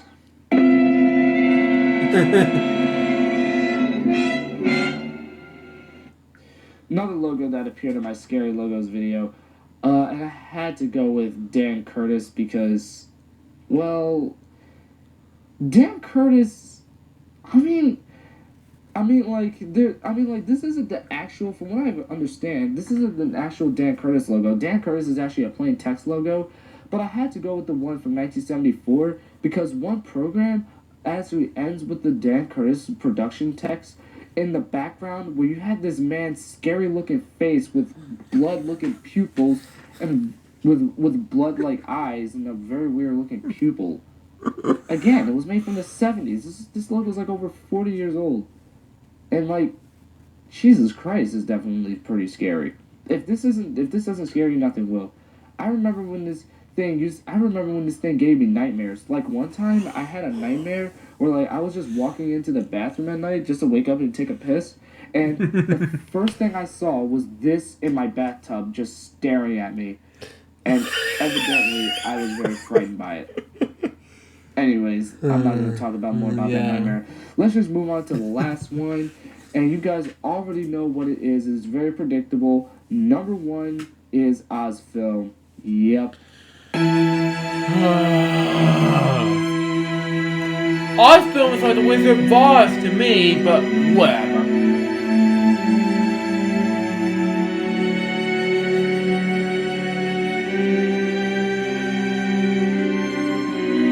Alfred Baum did this. Trivia for you. Even closinglogos.com classified this as a nightmare logo. This is the oldest logo on the list, dating back to 1914. It's a 100-year logo, and it's regarded as the very first scary logo of all time. The logo stars Vivian Reed, who was a very important silent film actress at the time during the early days of movies and stuff like that. So of course she definitely played a huge role. But I feel sorry for her because she deserved better than this. They took her and made her creepy. Like, I never understood that. But, yeah. You know, it is what it is. You really can't change it. You really can't change anything.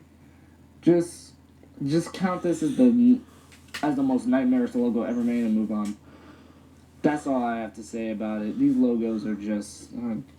oh God. These logos just make no semblance of sense. That's all there is to it. Peace out and just beyond the infinite. And as always, think for yourself. I will be back with more projects in the future. Yeah. Hey everybody, this is Leigh from the Shits I'll Never Hear Back Again, and welcome back to another video. Now today I am going to be doing the top 10 best television logos of all time. I did promise I was going to come back with more lists on logos and such, so without any further ado, let's get right into it. So up at number 10, we have Grundy Television. Yep. Which is great. Grundy Television is very, very simple. It basically features like a 3D, sort of hexagon, sort of like 3D object that just revolves around in space as the text Grundy Television all coming in. It's basically another simple television logo. Yep. The reason why I think it deserves to be on the list is because it has such good animation, especially for an 80s logo. On top of all that, I like how the music is so ambient. It's like an ambient music, and it sounds really nice as well. Yeah, so that's why it takes the number 10 spot on this list. So up at number 9, we have World Vision Television. Really, a blockbuster comedy? Now, I know some of you guys probably have some issues with it, especially since it's very loud and it comes out of nowhere, but I personally think that it's actually a pretty good logo, even if it does kind of frighten you out. It's one of the most well-known television logos. It's basically nothing more than just a fast-paced version of the actual World Vision logo. Oh yeah, you're also going to have to pardon the Big Ticket Television and Regan John Productions logos as they're not the focus, if you actually did see them. But yeah, World Vision Television is actually pretty good. That's why it takes number 9 on here. It's mainly because of its recognition. So up at number 8, we have 20th Television.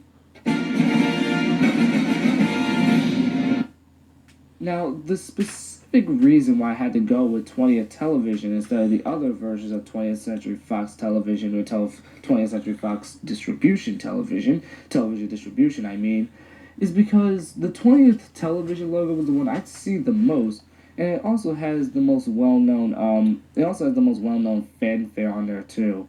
It's only a 3-second fanfare short rendition of the 20th Century Fox logo, but that's why I had to pick it at number 8 here. It's mainly because of, I've seen this a lot, and it's mainly the nostalgia factor I've had for it.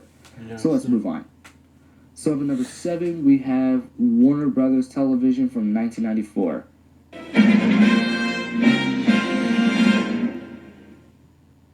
I had to go with this one as opposed to the current one because it's simply because of the artistic style in the logo. Like, it seems like that the clouds were drawn all by the artist, as well as the shield. And not only that, but it also has the most recognizable music. Instead of taking a short version of the movie fanfare, it has its own composed number. Basically, I like the fanfare in this one. It lasted from this logo up until the one from 2001, where it did use the current Warner Brothers Television, the Warner Brothers Pictures logo with the current fanfare, only just a shorter rendition of it. But let's keep moving. Number 6, we have Regency Television.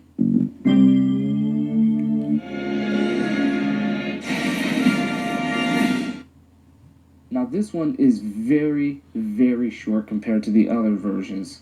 I had to go with this one because, well, I mean, who doesn't love Regency Enterprises for that matter?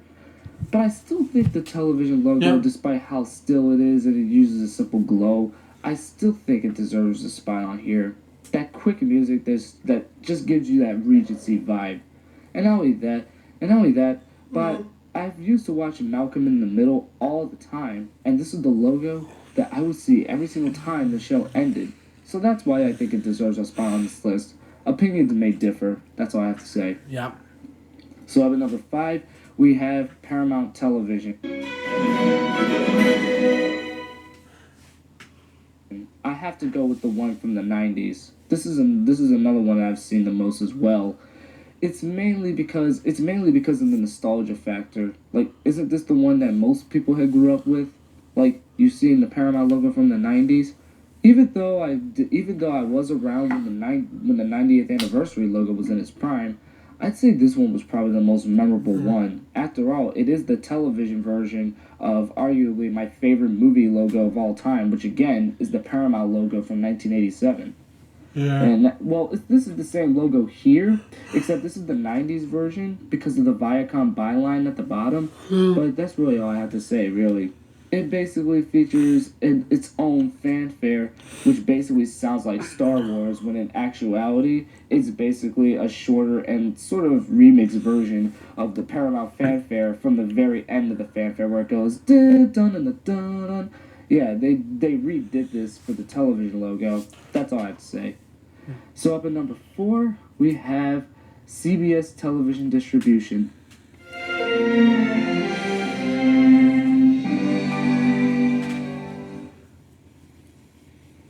Now, some of you are probably going to give me heat for this. Like, why are you adding CBS Television Distribution on the list? That logo is so overrated. Well, I know. It may be considered one of the most annoying logos and most overrated logos, simply from the fact that it plasters many of the old school Paramount logos on older Paramount shows programming, like from the 60s or whatever. I get where you're coming from that. But even for an overrated logo, it has really nice animation as well as a really nice fanfare. You can even debate that it could very well be one of the best television logos of all time. As a matter of fact, why did I say that? It is one of the best television logos of all time. It may be overrated, but you gotta admit it has nice animation and nice music at the very least. You don't necessarily have to love or like this logo, but at least respect it for having good animation at the very least, as well as a good composition. Yep. So at number 3, we have Operation Primetime.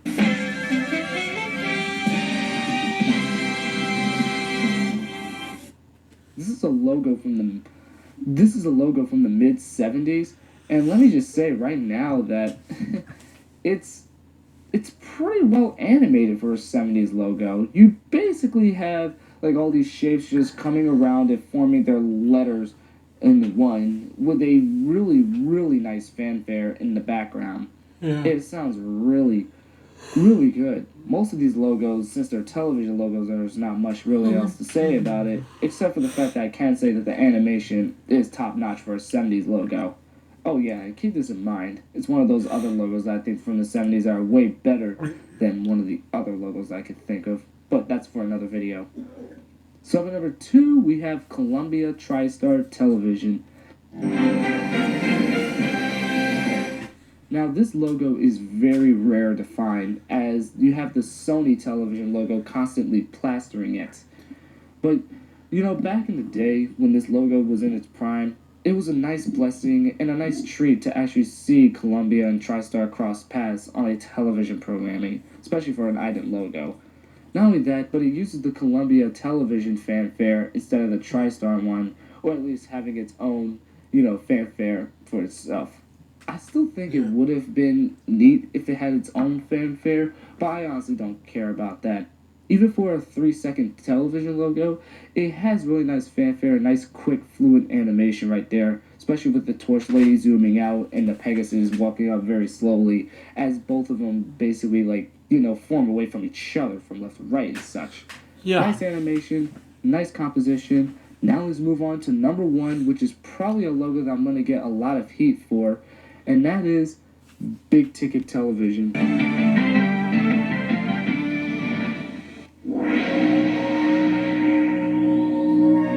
I'm really sorry. Like I said, opinions differ, but in my personal opinion, I think Big Ticket Television from 1995 is the best television logo I've ever seen. It has nice animation for a 90s logo, and it has a nice punchline. Even though the logo does say Big Ticket Television, it forms like some sort of like a TV looking figure with a smiley face on it. I think that alone is basically why I think it's so creative. Not only that, but I have seen this logo ever since I was an infant as well. So many experiences from seeing this logo that I'll just never forget. It also came from one of my favorite court shows, Judge Judy, as well. So you can imagine exactly how I feel about this logo. Bottom line, Big Ticket Television is my personal favorite TV logo of all time, mainly because of its nice animation, its hip music, and its punchline. That's really all there is to it. Well, I hope you guys did enjoy this video. Like I said, I know I'm going to get a lot of heat for this, so call me a TV logo hater all you want, even though I don't hate television logos. I never said that. Yeah. But you guys can give me all the hate all you want, but just keep in mind, this is no official list. These are just my opinions, and my opinions stand. Well, I have other list logos projects to finish. Like, I already have 3 of them all planned out. I actually have 3 more planned out, and I'm going to be getting to work to them. But I hope you did enjoy my list on television logos. Tell me what you guys think in the comments below, and give me your own list of television logos in the comments. I will be interested in reading those. Peace out, Mr. Beyond the Infinite, and as always, think for yourself, and yada yada yada, you get the point. Yep, still.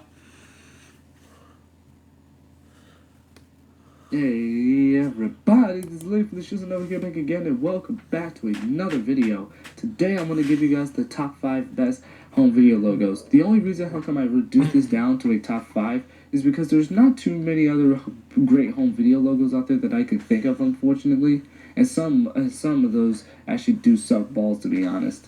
Though I will give up some honorable mentions. Well, and by some I only mean one. And that is MGM/CBS. Now, I do like that home video logo, but the only reason how come it didn't qualify for this list is because even though the fanfare was nice, it was just simply plain text logos. So, but I still like it for what it is, but I still didn't think it qualified for when I think of best home video logos. So with that being said, let's just get right on to the list. So at number 5, we have Paramount Home Video from 1982. Yep.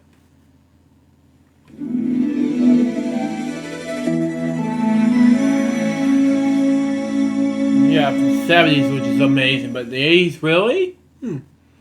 This logo is really done well for an 80s logo. I really can't explain exactly how beautiful the fanfare is, let alone the logo animation itself, for an early 80s logo at least.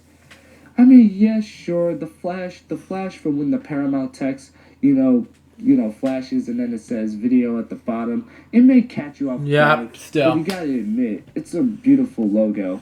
The fanfare actually really helps it out the most.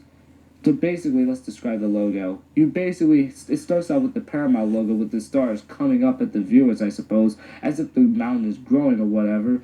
And then the Paramount logo glows, and then video appears at the bottom, and then it fades out, plain and simple. It's a really well done logo for a home video 80s logo at the very least. That's all I have to say. That's why it makes number 5. Nice animation and nice music. That's all there is to it. Yep. So up at number 4, we have World Vision Home Video.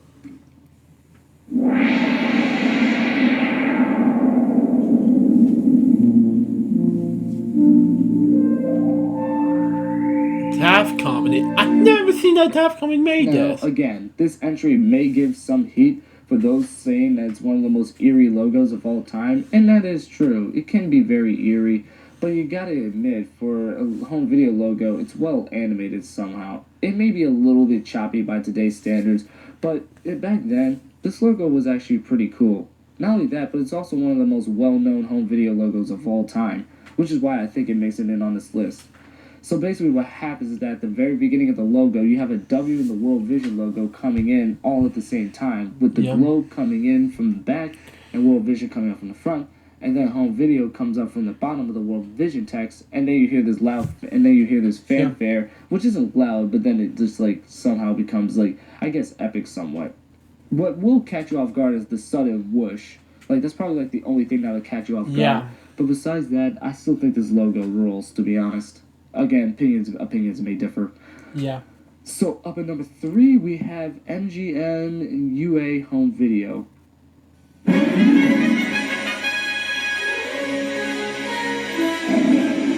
Yeah.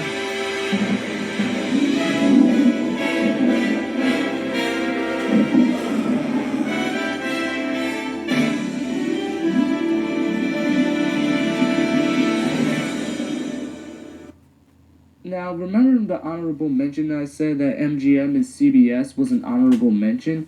Well, I think the MGM/UA roller coaster home video logo is actually the best one that MGM made as far as a collaboration home video logo for this one. Oh, and just a quick trivia. This was taken from All Dogs Go to Heaven, one of the most famous Disney movies of all time. Especially for Basically, Wizard of what Oz. happens is that at the very 96 beginning of the till logo, 98. you're basically like, it's like CGI. You're basically rolling up this clips where basically you have all these movie slides, you know, basically like animating the logo, and then you see Leo the lion roaring, and then he pauses after some glows, and then you see the MGM/UA text, you know, basically formate in, and home video fading at the bottom, and that's how it ends. The reason why it makes it in on this list is because of its nice and fluent animation, as well as its pretty great, or basically it's, I don't know, it's composition, that's the word I'm looking for. Yeah, its composition is really done well, as well as its animation. Nice home video logo, Metro Goldwyn Mayer. You guys did a good job. Yeah. So up at number 2, we have CBS Fox Video. Yeah.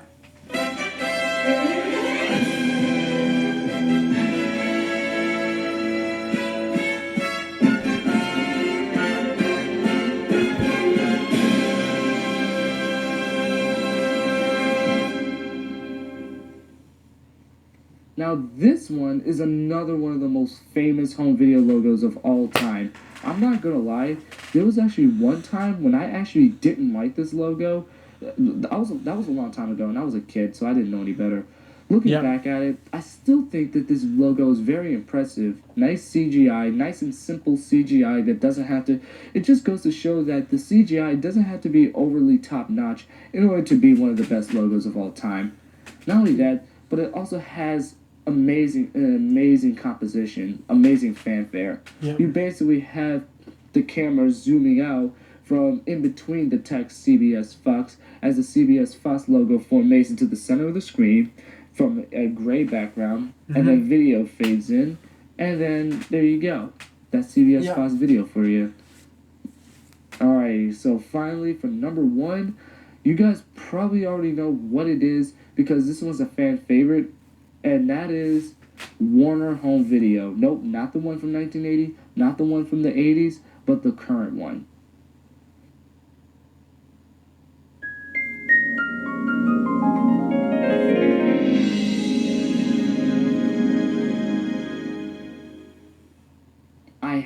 go with this one. There's no other home video logo that I have ever fell in love with besides Warner Home Video. I can go on all day talking about how amazing Warner Home Video is. It's another home video logo with simple animation that doesn't have to be overly top-notch to be impressive. What really carries this logo is the amazing, beautiful fanfare in the background. You also see the clouds animated in the background. This is just such a very, very peaceful logo, and it's very simple. The Warner Brothers shield just basically zooms in slowly to the center of the screen, and that's it. Nothing else. It's just a simple logo with beautiful fanfare, simple and fluent animation, with amazing cloud footage in the background. If you're almost as if it's symbolizing peace in nature and that you found your happy place and such. I feel like that this logo has like a message of some sort. So yeah, I think Warner Home Video is my favorite home video logo of all time. It's just so, in the words of Bobby Roode, glorious. I'm not going to sing the song just for the record. Anyways, I hope you guys did enjoy this top 5 best home video logos. Opinions may differ, like I said. There's plenty of great home video logos out there, but these are the 5 logos I think of when I think of best home video logos ever made. It's just, none of the other logos can just measure up to Warner Home Video. Along with the fact that I grew up seeing that logo all the time, it just rules, point blank. Anyways, I hope you guys did enjoy this. If you guys did, be sure to subscribe for more videos from the Shizzle Network. And until then, peace out, this is Beyond the Infinite. And as always, think for yourself. Agree. Big time. I have been waiting for this day. I literally have been waiting for this day. Larry from the Shizzle Network here, back again. And you guys might think that Marvel Studios is my favorite movie studio of all time. Oh yeah, it's definitely number 2, but it's not number 1. So, what could be my number 1 favorite movie studio of all time? That answer is Pixar Animation Studios. Yeah. Pixar is definitely my favorite movie studio of all time.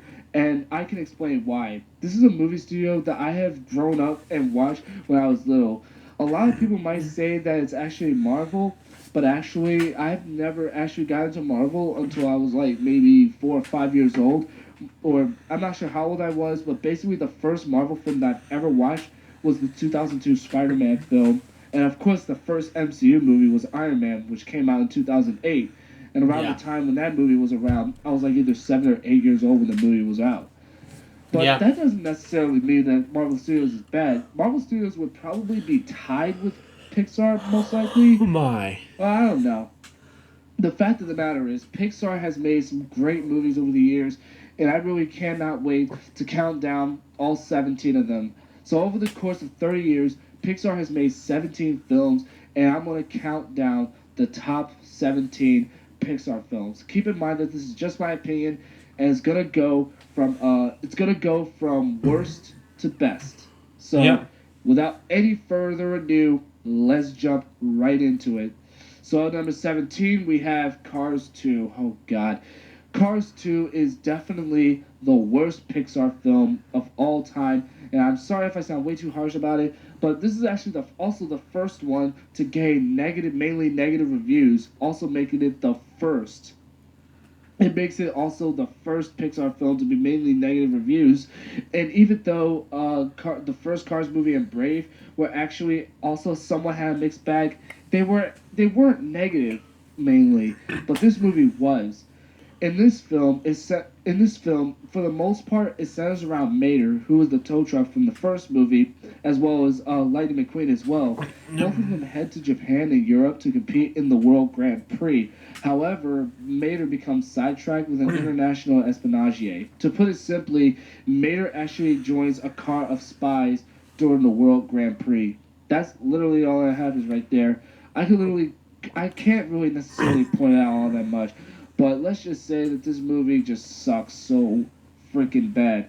Especially since this movie, the Cars really didn't need a sequel. Especially since I really wanted the Incredibles to have a sequel, especially during this time. And even though The Incredibles 2 has been confirmed, it should have been confirmed a long time ago. So I really can't believe that it actually happened this way. But whatever the case, whatever. Worst Pixar film ever. Let's just keep moving on. So up at number 16, we have Brave. Here's where the Pixar movies actually really start to get good. Amazing. Now, from this point on, I consider these movies at least good.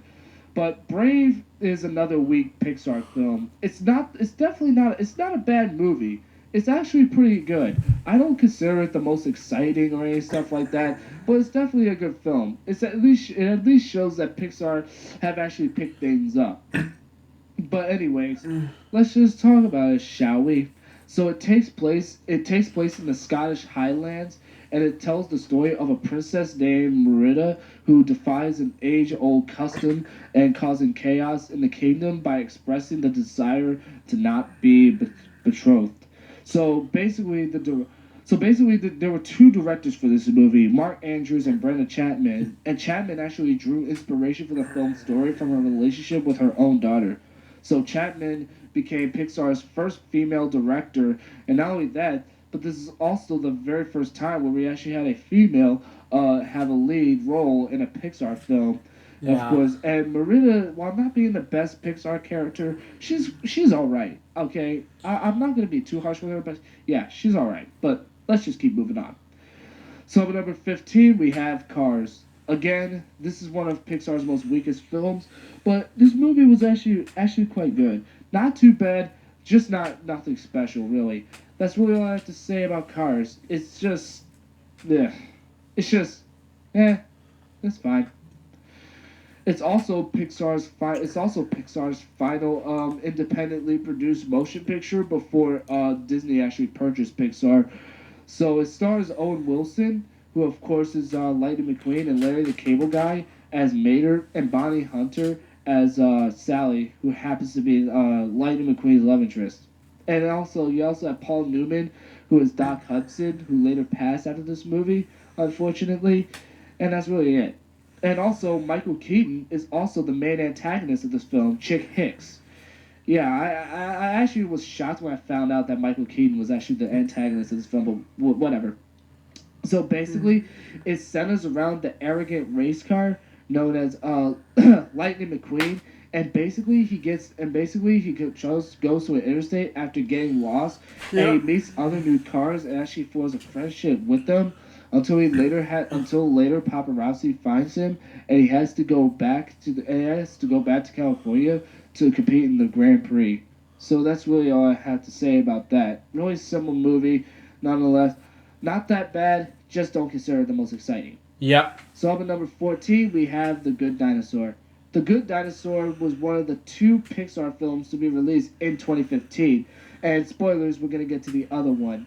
So The Good Dinosaur was actually quite good. I was actually quite surprised that even though it was definitely not as good as the other film that came out that year, but it was actually really good. It told a really good story here, especially when it takes place in prehistoric times here. So it takes place in a fictional Earth in which dinosaurs actually never became extinct. And so the film follows a young Apatosaurus named Arlo who meets an unlikely human friend while traveling through a harsh and mysterious landscape.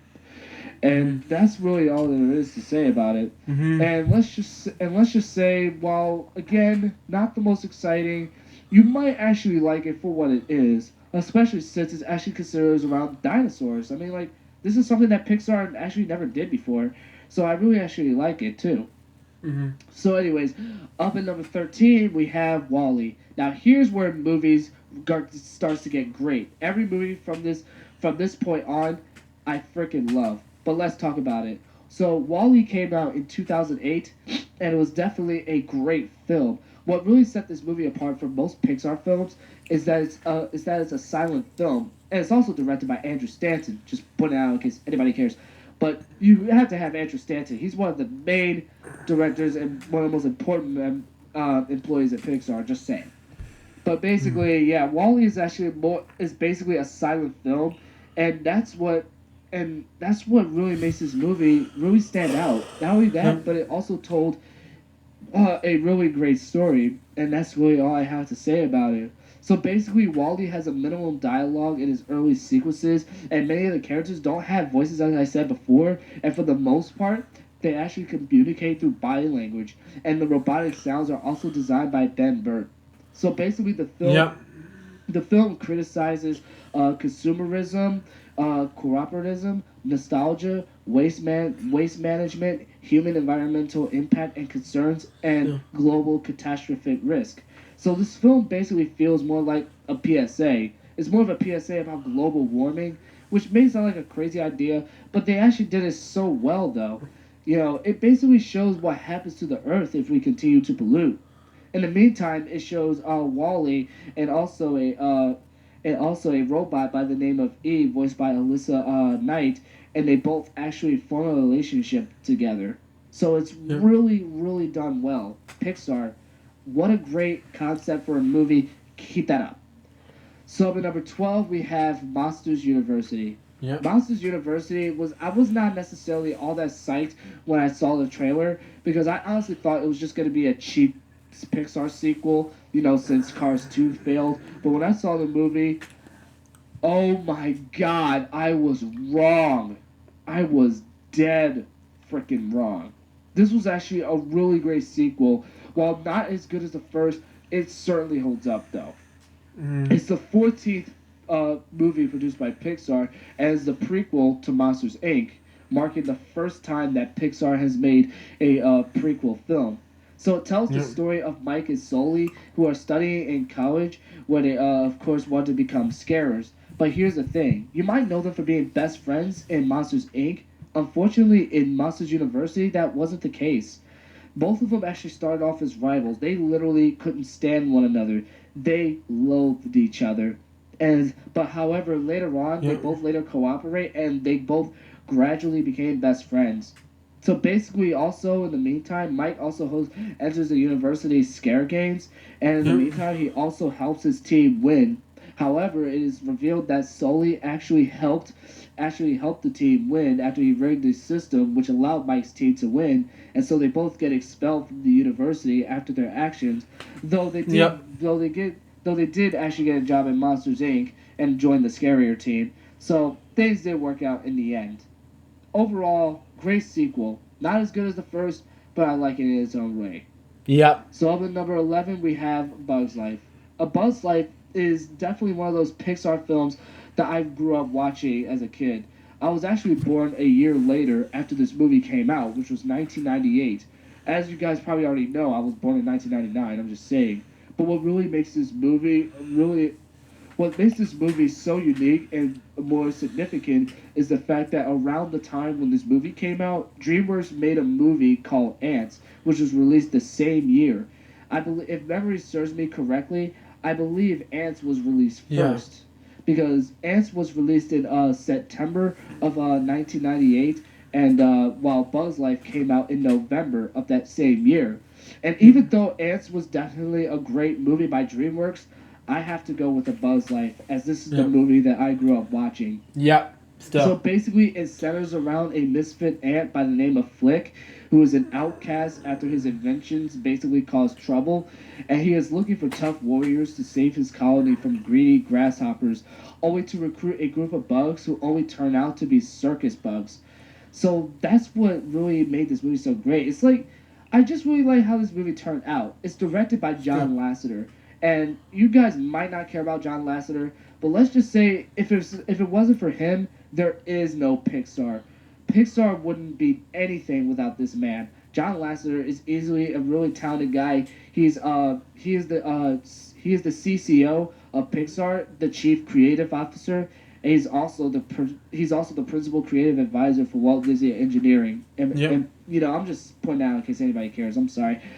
But the fact of the matter is, A Bug's Life is definitely a great movie. It was a movie that I grew up watching, and it's actually based off of the ant and the grasshopper from Aesop. Though it's actually really inspired, not heavily based on the fable, but it's inspired by it at the very least. Yep. So at number 10, we have Ratatouille. Ratatouille was directed by Brad Bird. It was one of the 2 Pixar films to be directed by this man. And yes, he's really good with directing Pixar films. But let's just say that Ratatouille, I'm going to say it right now, is Pixar's edgiest Pixar film. That's really all I have to say about it. Why is it the edgiest? Well, I would actually explain it, but I'm not going to go too much into detail here. But let's just say that one of the characters, who's Chef Skinner, he actually says, and I quote, "Welcome to hell." And I had never expected to hear a curse word in a Pixar film. That little, like, when I heard him say that, I was like, it was like watching The Undertaker streak end. I was so surprised. And not only that, but there were some sexual things in this one, but I'm not going to show any of those parts because, you know, we're mainly talking about these movies here. So it's the 8th one produced by Pixar, and let's just talk about it. It has an Italian, or should I say a French setting, and it's obviously referred to the French dish ratatouille. So it centers around an anthropomorphic rat by the name of Remy, voiced by Patton Oswalt, who is interested in cooking, with Lou Romano as Linguini, who is a young garbage boy who befriends with Remy. And then you also have Ian Holm, who is the voice of Chef Skinner, who is the head chef of Auguste Gusteau's restaurant. So basically what happens here is that Remy discovers that Gusteau died when his restaurant was declining, and so Remy dreams of becoming a chef and trying to achieve his goal by forming an alliance with a Parisian restaurant's garbage boy, which of course would be Linguini. He also later forms a relationship with a woman by the name of Colette. I'm not gonna lie, I never liked her too much, but she's okay. That's really all I have to say about Ratatouille. It's just a great movie, and it's by far the most edgiest Pixar film. Just watch this movie for yourself, and you'll understand why. So at number 9, we have Up. Up is a great movie. Oh my god, it's one of the most emotional Pixar films. Oh my god, this is like the last time I ever cried to a movie. It's directed by Pete Docter, who also directed Inside Out, and like I said, we're going to be getting to that later on. But Up is just a great movie, and it came out in 2009. It centers around an elderly widower named by the name of Carl Fredricksen and an earnest young wilderness explorer who happens to actually be a fictional youth group similar to the Boy Scouts named Russell, voiced by Jordan Najee. I hope I pronounced that correctly. Basically, the emotional part is that in the beginning of the movie, where it reveals that Carl was actually married to a girl by the name of Ellie. So both of them fall in love with each other until it is discovered that Ellie can't have any children. She actually suffers a miscarriage, and not only that, but she also dies. Yeah, she became ill and she died, and that right there just says a lot. You feel just as sympathetic with the death of Ellie as Carl did. Basically, Ellie's death hit us hard as much as it hit Carl. And basically what happens with the rest of the movie is that Carl ties 1,000 balloons to his home and is able to set out to fulfill his dream to see the wilds of South America and complete a promise that he made to his late wife. So this is definitely a great movie. It's really emotional. Okay, I know I said this for the majority of Pixar films, but that's how I could describe Pixar movies in a nutshell. Emotional, humorous, action, so much great action, so much drama. That's just it. I can't describe Pixar movies a lot more than I already do. It's just, Jesus Christ, it's just such a great movie. Oh my god. Anyways, let's just keep going. So at number 8, we have Finding Dory. Finding Dory is the most recent Pixar film, and it's so far, I really love this movie here. I just have to say right now that when I saw the trailer to Finding Dory, I was hyped. Especially considering the fact that it's the sequel to a movie that we're also going to get to later on this list, is that Finding Dory is just such a great movie from beginning to end. I can't put it into proper context. It's just a movie that you have to see for yourself. Easily one of the best movies of 2016. I'm surprised I haven't made a top 10 best films of 2016 yet, but you know what? I'm actually going to make that very soon. But let's just talk about it, shall we? So Ellen DeGeneres returns as Dory, with Albert Brooks also returning as Marlin, and also Hayden Rollins, who replaced Alexander Gold from Finding Nemo, is now the voice of Nemo. Hayden Rollins, you know. But basically, this movie centers around Dory, who journeys to be reunited with her parents. You know, she actually made a reference to that in the first movie, and now they finally make a movie revolving around that one thing. So basically, she tries to find her parents, and along the way, she gets captured and taken to the California Public Aquarium, from which Marlin and Nemo attempt to rescue her.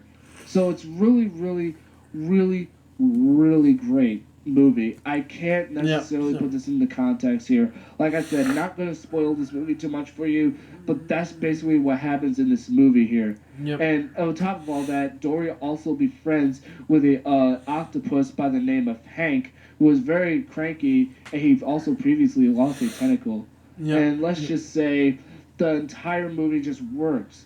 Andrew Stanton, who was the director of Finding Nemo, directed this movie, and it's no wonder why this movie was so successful. In fact, this movie was so successful that of the budget of $200 million, it grossed $1 billion in the box office, which is the first Pixar film to cross this mark since Toy Story 3, and it's also the highest grossing animated film opening of all time in North America. That's how much this movie was just oh my god. Let's just keep going. So number 7, we have The Incredibles. The Incredibles is, being a fan of superheroes, you would understand exactly how I would feel about this movie. The Incredibles, oh my god. It came out in 2004, and it's a movie that's just so great. Oh my god.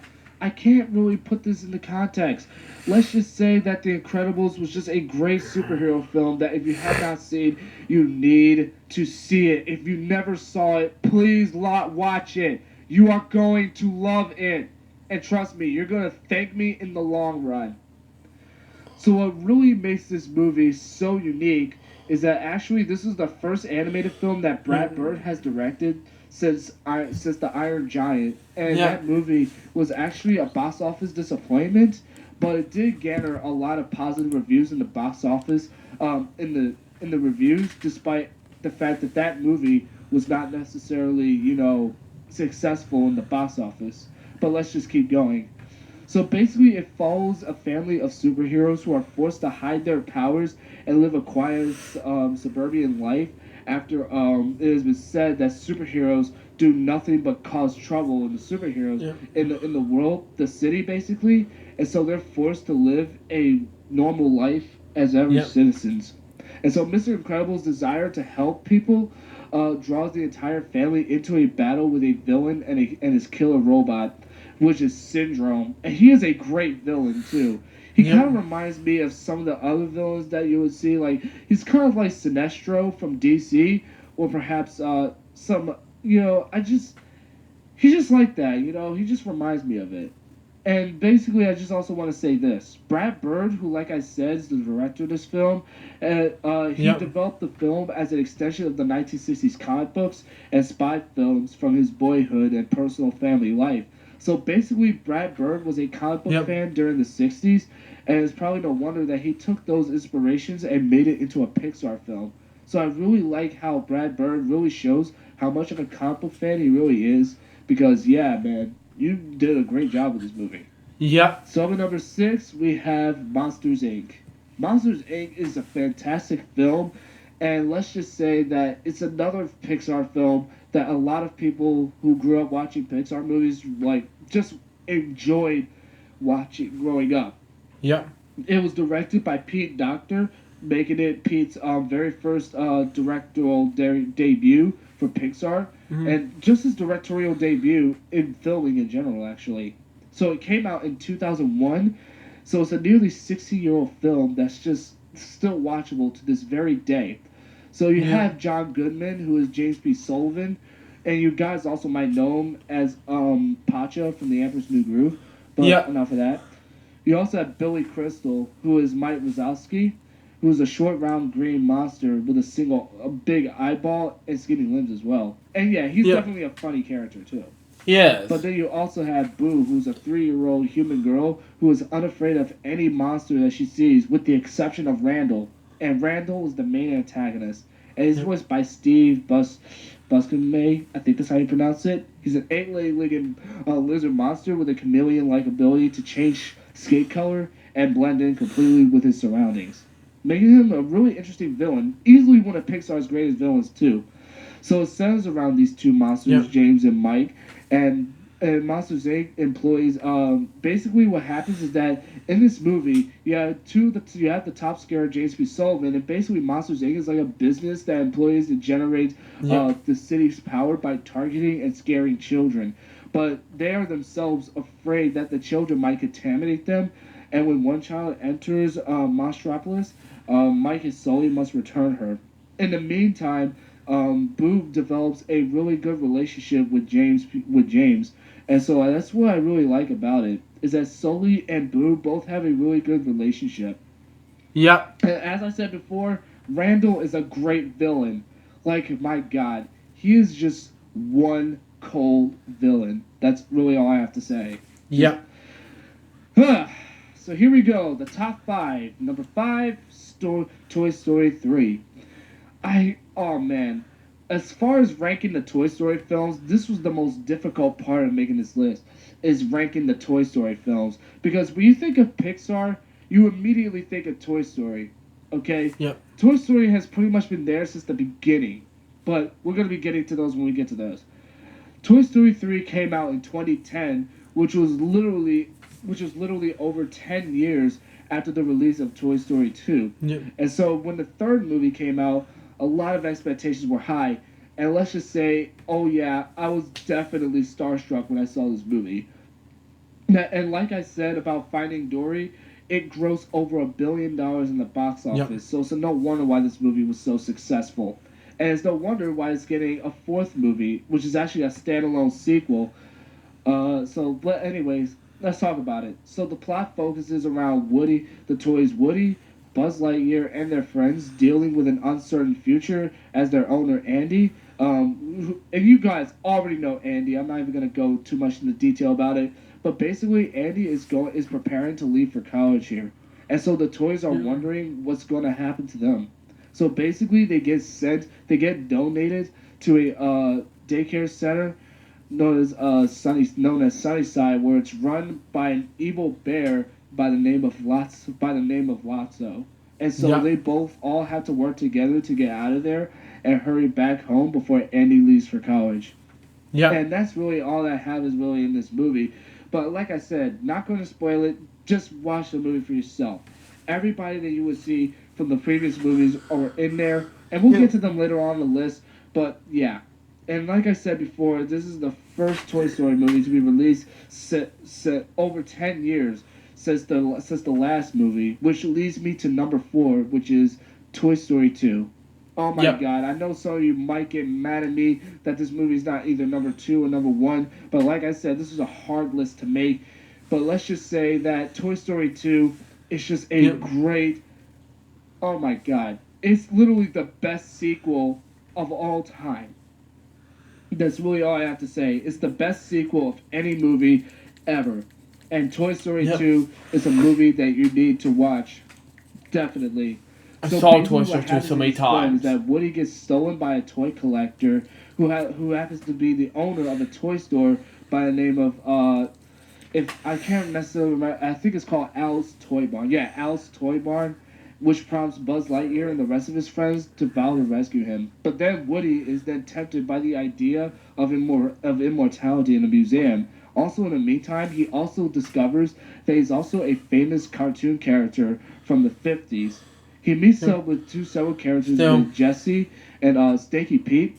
And Stinky Pete is the main antagonist of the film and is voiced by Kelsey Grammer. And let's just say he tries to convince Woody to stay. And at first he actually does, but when his friends come to get him, things really start going really bad. That's really all I have to say about this movie. It's just a fun movie, and unlike most Disney movies, it was released theatrically. And another thing is that this movie came out months after I was born. If you guys still don't remember, I was born on July 8th of 1999, and this movie came out in 1999 as well, but it came out in November of that same year. Which means that, yes, I was around before this movie was even out. And, yeah, the movie was definitely hyped up. So, at number 3, we have Inside Out. Inside Out, oh my god. I don't even know what to say about this movie. Like, why didn't I see this movie theatrically when it came out? I mean, Jesus Christ, this movie was so good. It was more than good. It was great. It was a near perfect movie for me. Let's just say that this movie is easily one of the most original Pixar films to date. And I cannot wait to talk about it. So it takes place in the mind of a young girl by the name of Riley Anderson. And there's 5 personified emotions. You have joy, voiced by Amy Poehler, sadness, voiced by Phyllis Smith, anger, voiced by Lewis Black, fear, voiced by Bill Hader, and disgust, voiced by Mindy Kaling. And the 5 of them try to lead her through life as her parents, voiced by Diane Lane and Kyle McLachlan, I think that's how you pronounce it. They move from Minnesota to San Francisco, and she has to adjust to her new surroundings. What you guys will most likely be interested by is the backstory of this movie. So basically, what happened was that during the development of the Inside Out movie, Pete Docter, who actually has a daughter, he noticed that his daughter's personality was changing as she grew older. And so the producers actually consulted numerous psychologists, and they also helped revise the story. So basically, what I like about Pixar is that they do a lot of research on topics that they're making movies about before they actually make them. That's probably the biggest reason why. Before this movie came out, a lot of people were concerned that Pixar was declining in quality, but when this movie came out, it was a completely different story altogether. This movie rejuvenated Pixar, and let's just say that this is the movie that got them right back on track. And now Pixar is having more movies to come, which will most likely be some of the most critically acclaimed animated films of all time. I could literally go on all day talking about this movie, but we're going to save that for another time. So up at number 2, we have Finding Nemo. Finding Nemo, almost everybody knows about this movie. Almost everybody knows about this movie. It came out in 2003, again, written and directed by Andrew Stanton, and oh my god, it was a beautiful movie when it came out in 2003. Especially for 2003, it was so beautiful. The animation was absolutely stunning, the voice acting was phenomenal, and the story was just great. Basically, it tells the story of an overprotective clownfish by the name of Marlin, who, along with a wrangled blue tang by the name of Dory, searches for his abductive son, Nemo, all the way to Sydney Harbor.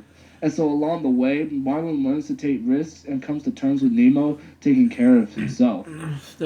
Basically, what I'm trying to say is that Marlin, throughout the whole movie, has so much trust issues and is portrayed as a very overprotective father. And later on, he has to learn that he's gonna have to put his life on the line to help find his son. And not only that, but he's also gonna have to sometimes also have to rely on other fish to help him get him where he needs to get them. They literally both Marlin and Dory go through a lot in this movie. And let's just say that the film's humor is mostly caused by Dory. And like I said earlier on this list, she's voiced by Ellen DeGeneres. And let's just say that Dory stole the show in this movie. Honestly, she made this movie, to be honest. I mean, yeah, sure, you may not... I mean, I had to say, if it wasn't for Dory, this movie would definitely not be all that good. Let's just say that Dory carried this movie, and she stole the show, big time. It's also the highest grossing G-rated film of all time before Toy Story 3 overtook it when it first came out. And it was also re-released in 3D in 2012. So, if you have not seen this movie before, I am most likely going to murder you. But enough of that harmful stuff. Let's move on to number 1. You guys probably already know what it is, because when you think of Pixar, you most likely think of this movie. It is literally Pixar's very first animated feature-length film of all time. And yes, this film came out the same year I was born in. Speaking of that, before we get to Larry, I was born when in June 28th, 95, and months later, this movie first came out in theaters. I'm like, okay. Same with the movie Babe, okay, 1995, like August something is 95. That was cool enough, but moving on. It's literally one of my favorite, if not my favorite animated film of all time. Ladies and gentlemen, number one, I give you Toy Story, the original. My God, I cannot put this in the proper context. Yep. Toy Story was a great movie when it came out in 1995. Even though I was not born when this movie was around, I certainly was an infant when I was watching this movie.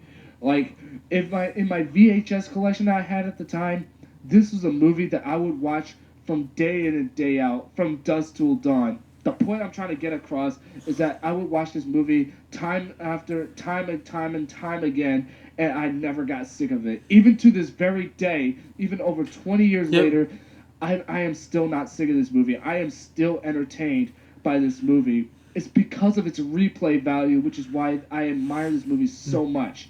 Not only is it the directorial debut of John Lasseter, but it's also Pixar's very first animated film, and you can literally see why it's such a great movie.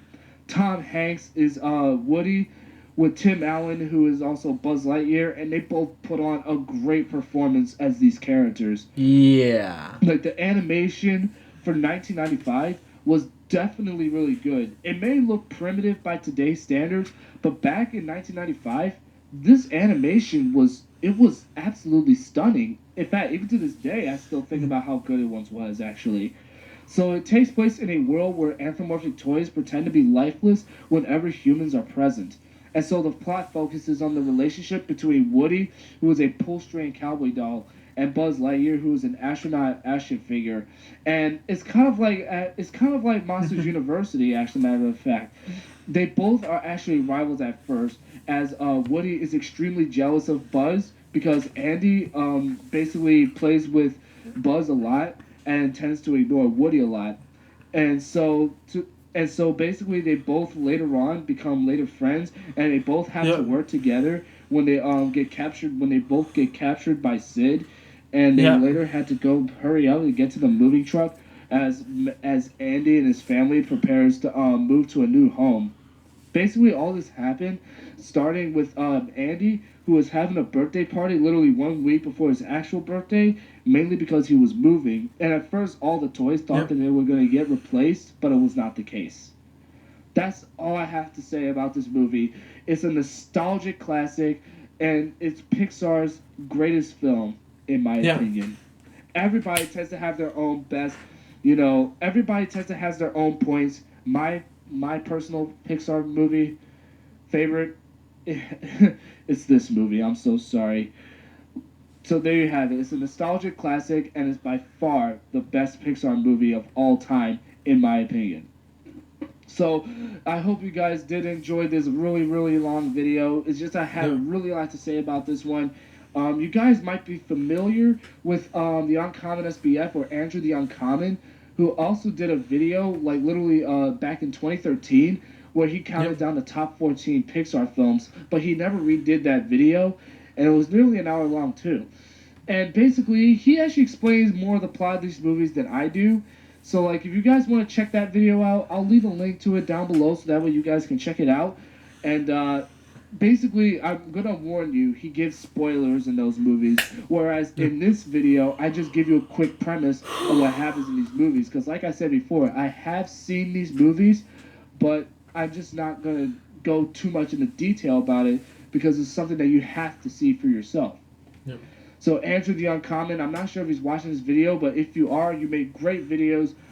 Keep up the good work. I see your Galactic Reviews channel. It's actually really good. Your reviews are actually quite good. Yeah. Keep up the good work, and just let me know what you guys. Just let me know what you think if you ever get the time to check out this video. You guys might want to subscribe to him because he also makes some really good content on movies. He even did a worst SpongeBob episodes. He even did top 10 Pixar teaser trailers. This guy just makes some really good content. He's at nearly 4,000 subscribers. So be sure to check him out because he actually makes some really good content. So if you guys did enjoy this video, be sure to subscribe for more videos from the Shizzle Network. And until then, peace out and deuces beyond infinite. And as always, think for yourself. And also, be sure to tell me your favorite. Leave your top 17 Pixar films in the comments below if you've seen them all. Just let me know what you guys think. If you agree with my list or not, that's really all I gotta say. I'm out. Currently 20 the most as of this year currently. Hey everybody, this is Lee from the Shizzle Network here back again.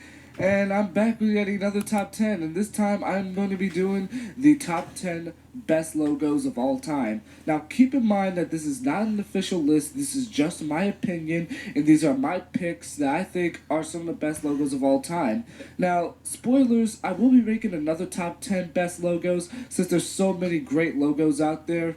And I most likely will be doing more top 10 logos and stuff. Like for example, you know, overrated logos, you know, inspired by Taylor Video Entertainment, except I'll say which ones are the most overrated. Of course, they're all in my opinion, and all that other kind of stuff. Now, the rules are simple.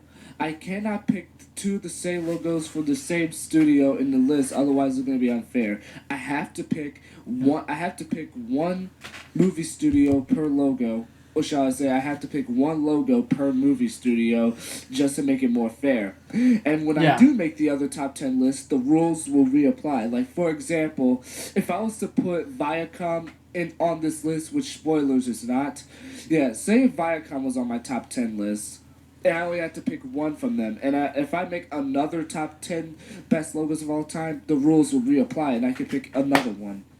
They just can't be on the same list. That's what I'm saying. But enough mumbo jumbo. Let's get on straight to the list. Yep. Up at number 10, we have RKO Pictures from the 1930s. Never heard of it. Oh yeah, that I heard of it. Yeah, never mind. RKO. Let's see, yeah. Okay, moving on. Now, personally, I think this logo is great. And if you ask me, this is the legal definition of a nostalgic logo and probably a classic logo. The only spoiler that I will give you is that this is the oldest logo on the list. And so, in an essence, like I said, it was made in the 30s. What we see is a radio antenna on top of Earth, it looks like, with the text, a radio picture, just popping up, each letter popping up one at a time from left to right. And with that sound going, that sound would later be used in later RKO Pictures logos. So yeah, RKO Pictures is the definition of a nostalgia classic, and it's the oldest logo on this list, and definitely one of the best logos, especially for the 1930s. This is a creative logo, if you ask me. Yep. Alright, so up at number 9, we have Universal from 1997. It's a great logo, definitely one of the best logos of the 1990s. Personally, I think making the top 10 logos on each decade would actually be a good idea. I'm open for that, just letting you know in case anybody cares. Anyways, so up at number 8, we have New Line Cinema. New Line Cinema. How you want it?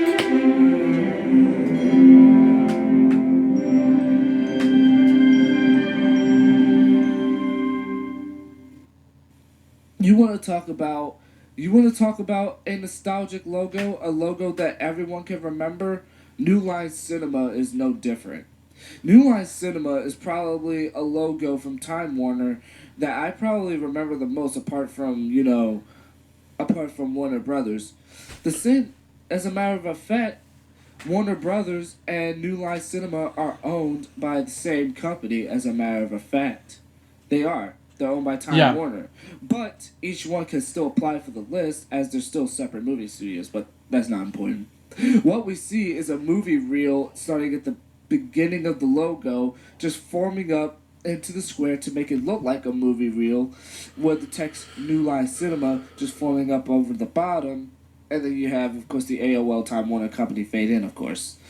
So yeah, New Line Cinema is definitely a great logo. The CGI is nice, the music is nice, the animation is nice, and overall, I just don't know not one person that doesn't know about this logo, and chances are that if you don't, then you're a pansy. Sorry if that offended anybody.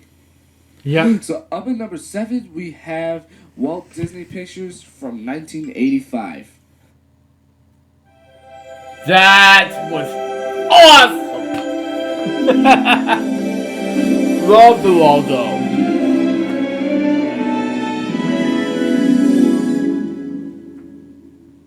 Now, I could personally make an entire list of some of the best Walt Disney logos, but first off, that would be extremely easy, number 1.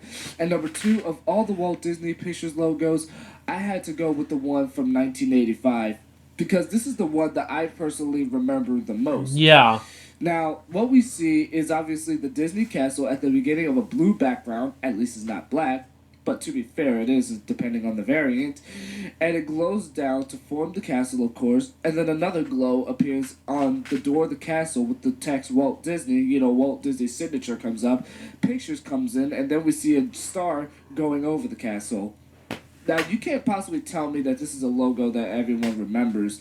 Like I said, it was made in 1985, so, like, the animation for this logo is really nice, especially for 1985. I mean, personally, I don't know anybody else that doesn't know about this logo, especially if you're a fan of animation like I am. A hardcore fan, rather. Yeah. So, chances are that if you do not know about Walt Disney 1985, you're missing out on all the fun, and I personally feel sorry for you. So, up at number 6, we have DreamWorks SKG. What?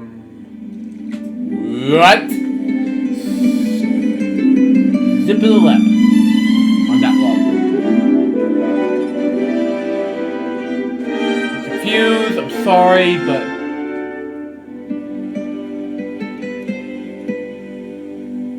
whatever that means, I'm sorry, but Once again, it was made the same year, 1997, as Universal. Now, animation probably would have made it on this list, but for now, I had to go with the regular DreamWorks logo, SKG. The main reason why is because, well, let's talk about it, shall we? So, at the very first beginning of the logo, we see a boy on a crescent moon fishing. Yes, he's fishing from the moon. This will be the iconic DreamWorks shtick. And then we see the words DreamWorks form, and the D forms with the crescent moon. And every single time I look at crescent moons at night, I get the impression that the D is there. But anyways, it goes for the text DreamWorks from left to right until clouds cover the camera, and then it reveals the DreamWorks logo as it heads to the center of the screen in the middle of a night sky and between some clouds. This is probably one of the most beautiful logos that I have ever seen. Once again, it was made in 1997, the same year Universal was made. The animation is nice, and the music, I just freaking love the music. As a matter of fact, the music is a bonus as to why it was on the list. As a matter of fact, this logo is not even used for DreamWorks animated movies. As a matter of fact, the only animated movie by DreamWorks that this logo was seen on was Shrek. Shrek was the only movie that used this logo. Otherwise, it used the separate DreamWorks animation logo. But anyways, let's just keep moving on. Now we're finally on to the top 5. My top 5 favorite logos of all time. Just keep in mind and remember, this is just my opinion, but I don't need to remind you of that. Anyways, so coming up at number 5, we have Miramax Films from 1987. Never Miramax logo.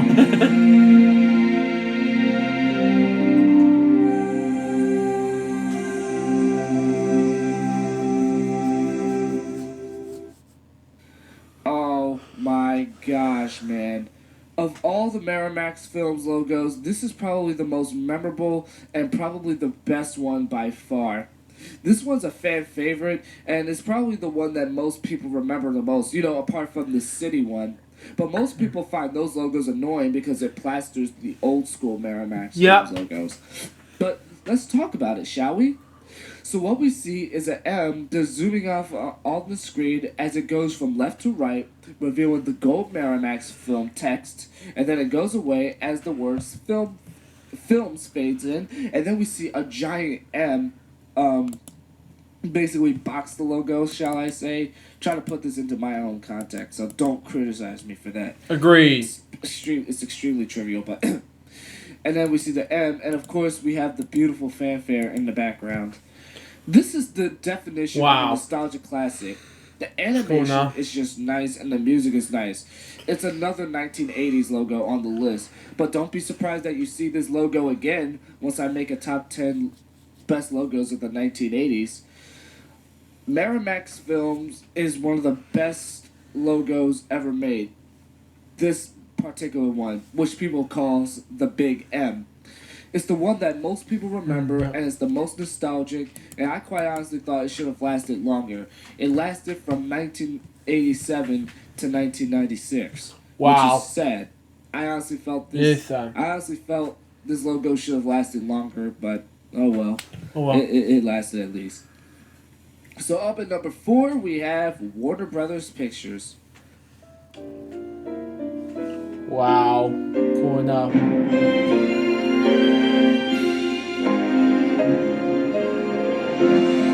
Why does it keep lagging? You guys probably already knew this logo would be coming. It's just that the only question is, what position would it be in?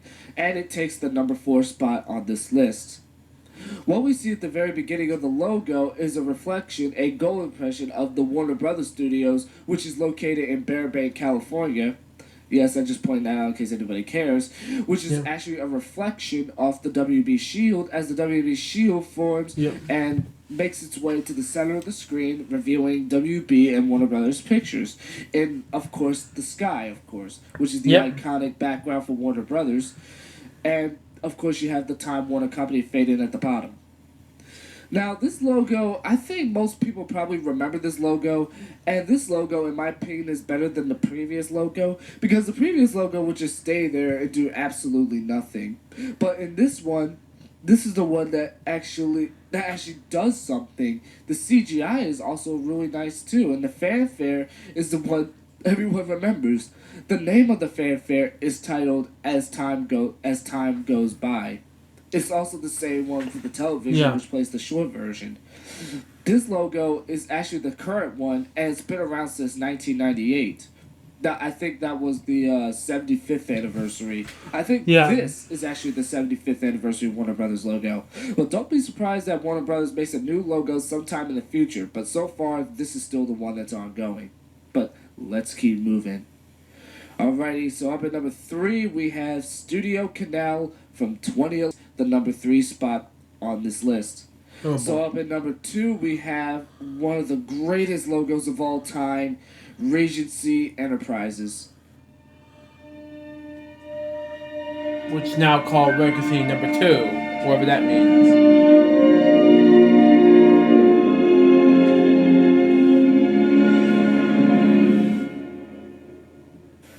You know what?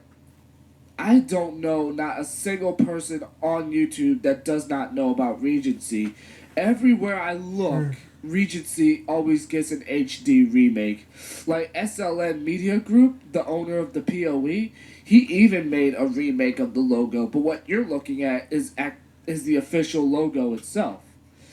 I believe this logo was used from it was first made in 1994, and it lasted until December 25th of 2015. That's right, Christmas Day of 2015 was the last day that this very logo ever appeared on the big screen or in any movie.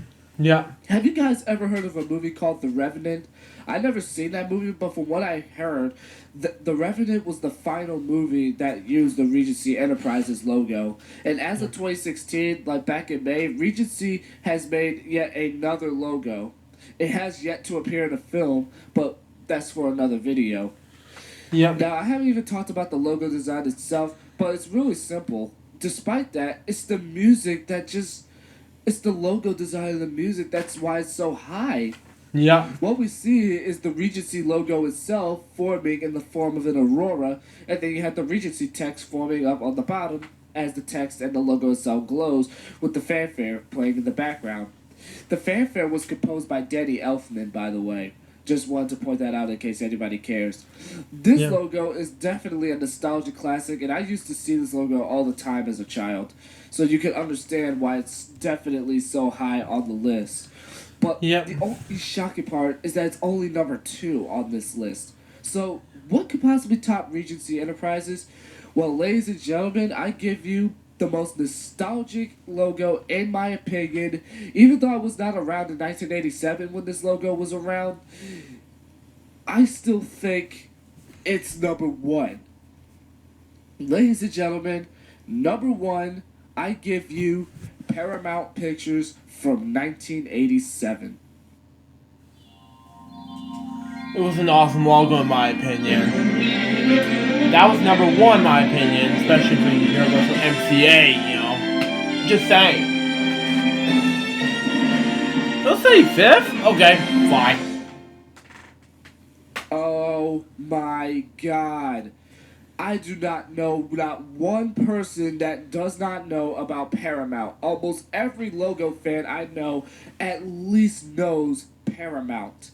Paramount is currently the biggest movie studio in Hollywood. Not only that, but it's been around for over 100 years, and it has the most iconic logo of all time. Everybody knows how Paramount goes. Hell, even some of the casual fans know that.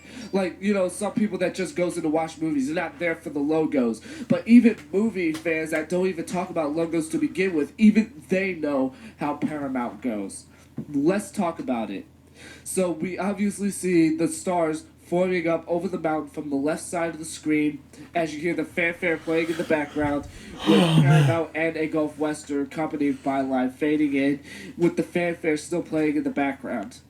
This is actually the 75th anniversary logo, which is why they changed it. Previously, it was the Blue Mountain logo, but when the 75th anniversary of the studio was around, it changed to this. This logo was made in 1987, and it was purely made of all CG. That's right. This logo was all CG. No traditional animation was used not once in this. Look, I just can't put this in the proper context. Besides, my brain's a bit fuzzy at the moment. Let's just say that Paramount is an all CG logo, especially for a 1987 logo. That's great. And I love the fanfare. It's Paramount on Parade, by the way. This is the definition of a nostalgia classic, and it's my favorite logo of all time. And if you do not know about this logo, and if you dare even say that you hate this logo, I will hunt you down and kill you. By the way, I'm joking when I say that, by the way. Anyways, guys, so thank you guys for watching this top 10 list. Sorry if it went too long. It's just I had a lot to say, and I did make a previous recording, but I had to make a better one because I really didn't like it too much. But I hope you guys did enjoy this video. If you guys did, be sure to subscribe for more videos from the Shizzle Network. And until then, peace out, deuces, beyond the infinite. And as always, think for yourself. We have to do this cred sequence, first of all.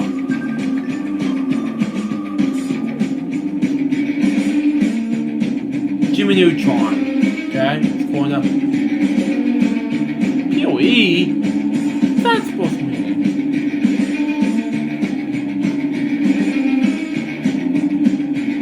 Move it on.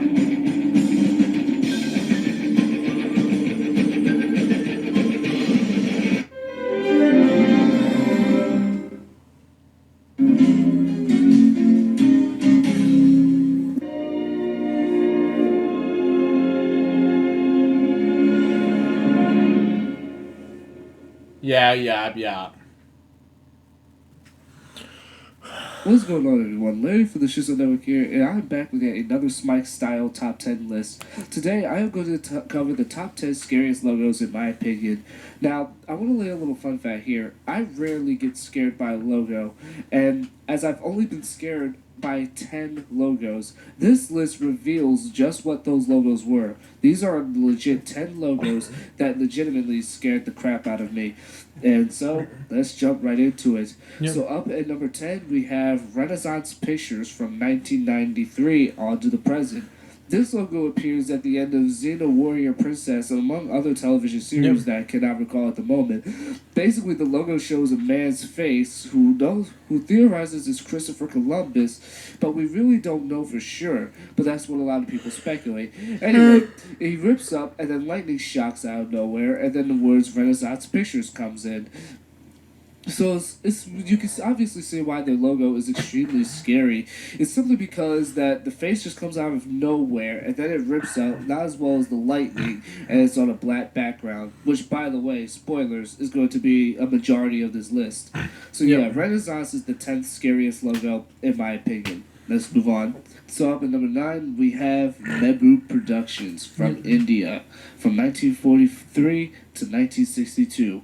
This logo right here was made from India, as I just said before, and this logo is known for being disturbing. Why? Because supposedly the studio was in its connection with communism, as the logo itself, the M, is inside of the communist logo, which is a bit weird concerning the fact that India was and still is not a communist country, so it's weird. Basically, the logo shows many thunders and fogs at the beginning of a red background, and then it slowly reveals a yellow tombstone contains an M inside the communist and Soviet emblem, which reads Mehboob and the smaller productions. And then the tombstone slowly zooms in here. The studio was owned by Mehboob Khan, which he established the studio in 1942, and many of his movies were actually suckish. And shall I say rubbish? North Pain. Anyways, the only film that he made that was critically What acclaimed did he say? Hold on. Dwarves Pain. D word. Yeah, he had. I don't know. Anyways, the only film that he made that was critically acclaimed by general consensus was Mother India from 1957. And when Khan died in 1964, the company seized almost all of his business, and he left behind financial debts on his family. And today, as of today, the studio is dormant. And as you can see, yeah, this logo is a bit creepy. It is creepy. If you actually scare me. There's also a religious phrase that the man says in the background in Hindi, which reads, "The plaintiff might wish you a million ills, but what of it? That alone happens, that God allows." Alrighty, so up at number 8, we have the S from Hell number 2, aka Scimitar Entertainment. This logo is known for overstaying its welcome, and while the S from Hell Screen Gems is one mainly known, this is the second one, but it's not as popular, at least until today. Basically, what it shows is that we see these bars that goes and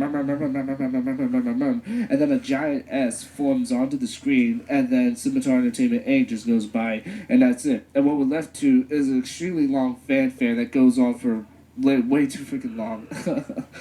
Yeah, I have no idea what they were thinking, and obviously this logo was a bit creepy here. It doesn't help the fact that the logo is not only on a black background, but the music is so freaking loud. So yeah, that's Scimitar Entertainment for you. Alrighty, so up at number 7 we have wow, David Lynch. You just love scaring people and giving them some kind of health problems, don't you? Alright, so it's no secret that David Lynch is obsessed with electricity and all that stuff. But this logo right here is just bizarre. And sorry if I didn't warn you so early, but this logo is... Anybody who is prone to epilepsy will most likely suffer a seizure when they see this logo because of its flashing lights. And then we see a weird mouth figure that says asymmetrical, and then the logo ends in 5 seconds. So yeah, this logo is really, really creepy and disturbing, to say the least. And it doesn't help the fact that it also gives people epilepsy, kind of like that Pokemon episode in which we call the Pokemon seizure, or disease as what they would call it. Alrighty, so up at number 6, we have the Neon Mickey logo. I love the Neon Mickey logo. This logo is, in my opinion, the worst Walt Disney logo of them all. Basically what it features is a neon Mickey figure, which, by the way, is actually a real-life Mickey figure at Disney World. It's actually just the neon shadow of it, I guess we could call it, as the Walt Disney logo is being written inside the logo. And by the way, it's on a black background, go figure, I guess. And then home video slowly zooms in, but luckily not too fast. And what we're listening to is a weird fanfare in the background. So yeah, this logo is obviously creepy because of the neon Mickey in the background. It's not as friendly looking as it looks, and not to mention the fact that the logo takes place on a black background. And in my opinion, it's the worst Walt Disney logo ever made. Alright, so up at number 5. Oh man. This is the logo that actually scared me a long time. And this is the Dan Curtis logo. I made a Talk to Logo video on the Dan Curtis logo, and I couldn't find any other footage of it on YouTube. I relied on my Talk to Logo video to use the footage. I've seen this before. It was just a piece of trivia I felt like lying down. Anyways, this logo is really nothing special or any much to talk about. All it features is a man's scary-looking face in the background with just the text of Dan Curtis Productions in association with Metro Media Producers Corporation. So yeah, this logo is obviously scary, really, really scary. As a matter of fact, this logo was so scary that it used to be called my scariest logo of all time, but it got knocked back by stiff competition because I now look back at this logo just thinking about how weird it looks. Let's just be thankful that this guy isn't killing anybody. God, I hope not. But he could be, I don't know. Yeah. Let's just move on. Alright, so up at number 4 is one of the most bizarre logos that I have ever seen in my nearly 17 years of life. BoJ Buck. Now, BoJ Buck is... I don't even know how to describe it. Just look at it. Alright, let's just talk about it. What it features is a rabbit. A really disturbing rabbit just staring at you, almost as if it's staring into your soul, with a dead snake in its mouth. And then the text comes out of nowhere. By the way, the variant you're seeing is actually the scariest one of them all because it's on a black background. And it starts out with the rabbit in your face, almost like a in your face style, I guess. There are other variants of this logo, but at least the rabbit is on a foreground or background or whatever. It's still quite scary how it stares into your soul, but this particular variant is the scariest one of them all, and I absolutely hate it. And this rabbit, for what, I'm just going to imply that this rabbit is a snake murderer. I'm just going to imply it and move on. Yep. Number 3, we have one of the probably the loudest logo I just heard about ever this made. before. 3G Home Video. 3G Home Video features is basically a logo where it starts out on a black background. This seems to be a theme we're running into here, I guess. Anyways, it comes out of nowhere with these blue lines. I don't even know what it is. In fact, it's so bright that I can barely read the logo, let alone even see what's in front of my face. Or it's even 10%, listen to I don't it, know. because the logo is so loud that even if it was in lower volume, it would still blow your ears out. So in my opinion, this is the loudest logo in the logo community. And it doesn't help the fact that the logo is also targeted towards kids. That's right, 3G Home Video was a video service releasing video cassettes and stuff for kids. Yes, their target audience was kids. I want to know if there was somebody who worked at the studio at the time who possibly thought, yeah, I hate children, they deserve to get a scare. Honestly, whoever made this logo should get hanged. So up at number 2 is API Television Production from Australia. This logo, I don't even know how to describe it. This is the second logo to give me legitimate nightmares along with Dan Curtis, and we'll actually get to my scariest logo, number 1. And I'm afraid I'm going to have to face it. But luckily, I've been trying to conquer my fears through it. But let's not talk about that yet. API just features a spiral that comes from the left side of the screen, just spinning out of nowhere. It can make you dizzy, especially if, once again, if you're prone to epilepsy. And then these letters, API, just come out of nowhere, jumping where it goes, ding, ding, ding.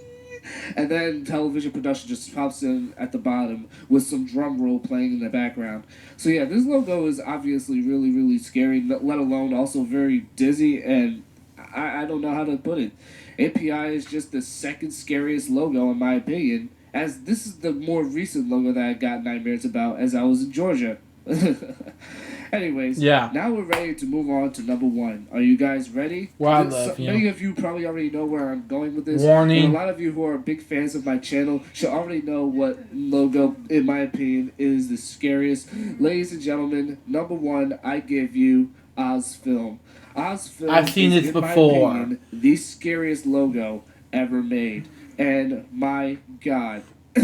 Whoever made this logo should get slapped in the frickin' face. I hate this logo.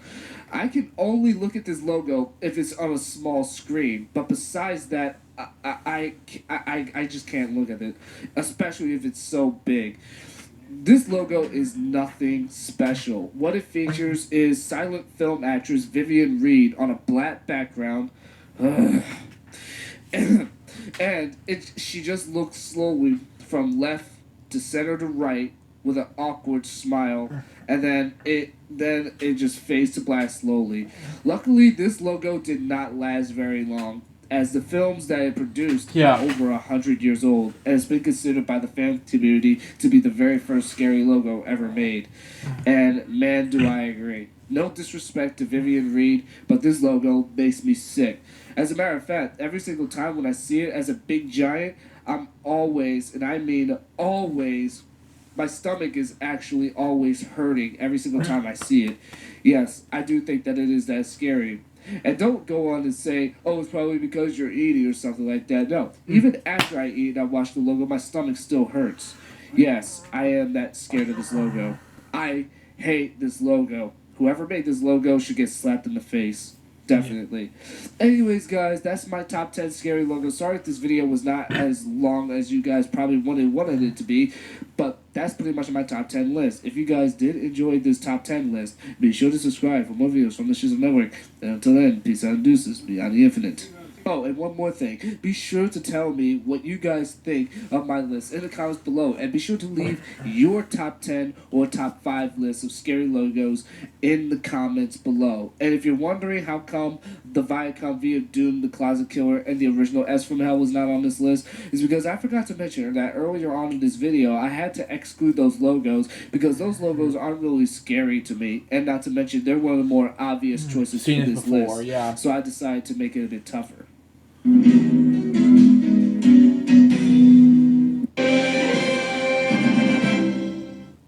Yeah.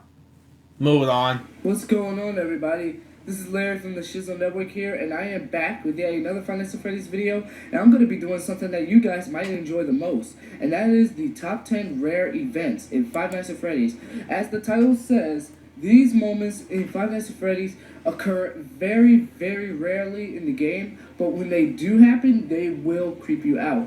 However, this list will only include rare screens from the first and second game. I will be doing a separate video where I cover the 5 rare moments in Five Nights at Freddy's 3, but for this video only, it's going to only cover the first and second game, so let's go right to it. So up at number 10, we have the eerie poster of Freddy ripping off his own head in the first game.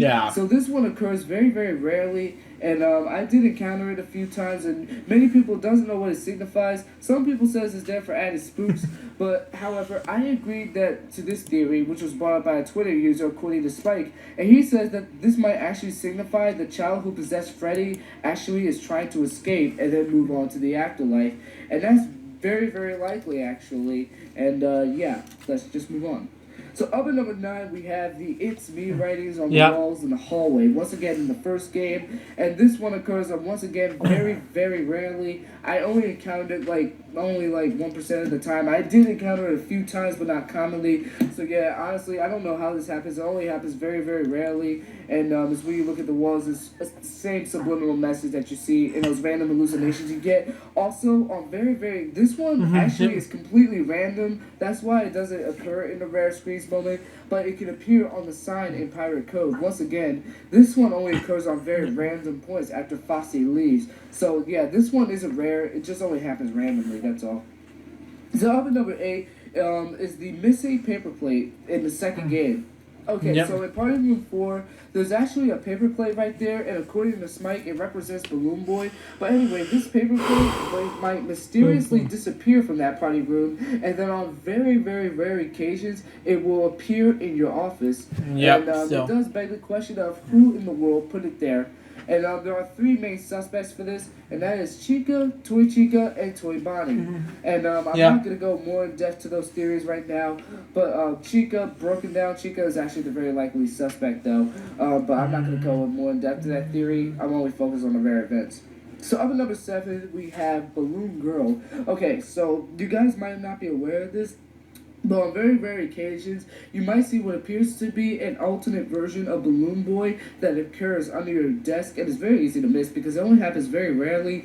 And you might actually notice that this one is a different version of Balloon Boy, and many people call it Balloon Girl due to more rosy cheeks, as well as pink eyes, and the color patterns of his hat is blue and purple rather than blue and red as well. So, like, yeah, nobody knows what this Balloon Girl thing is. But if you do ever happen to see it under your desk, do not freak out because it's not aggressive, but it is creepy to just look at it under your table just staring at you. So up at number 6, we're going to go back to the first game, and this is the Crying Children poster on the walls. And this one is actually even more rare than the It's Me writers on the walls. I only encountered this like a few times, and on my Instagram page, the Reptile124, I did actually screenshot the mobile version where I encountered it on Custom Night, and I saw it, and like I screenshot it and posted it on there. And a lot of people theorize that this crying child that appears on the posters actually represents the marionette. And actually, this is one of the biggest pieces of evidence to support that the marionette is present in the first game. But anyways, let's just move on. So up at number 5, we have the screen where all of the animatronics look at the camera, once again in the first game. So this one is possibly the rarest screen in Five Nights at Freddy's 1, and the window of opportunity to actually see the screen is extremely low. And it's when you look at the stage, and it's when all of the animatronics look at the stage, and this one is very, very freaking creepy because it only takes you by surprise because, once again, it happens very rarely. And I do really love that Scott put a lot of hidden things in the game that only happen 1% of the time and just take you by surprise. And no matter how many times you play the game, it's still scary. So up at number 4 is actually 3 rare screens, in fact. And that is that in Five Nights at Freddy's 2, there is a very, very slight chance that you might see an animatronic without any eye sockets. It could be either Toy Bonnie, Freddy, or Foxy.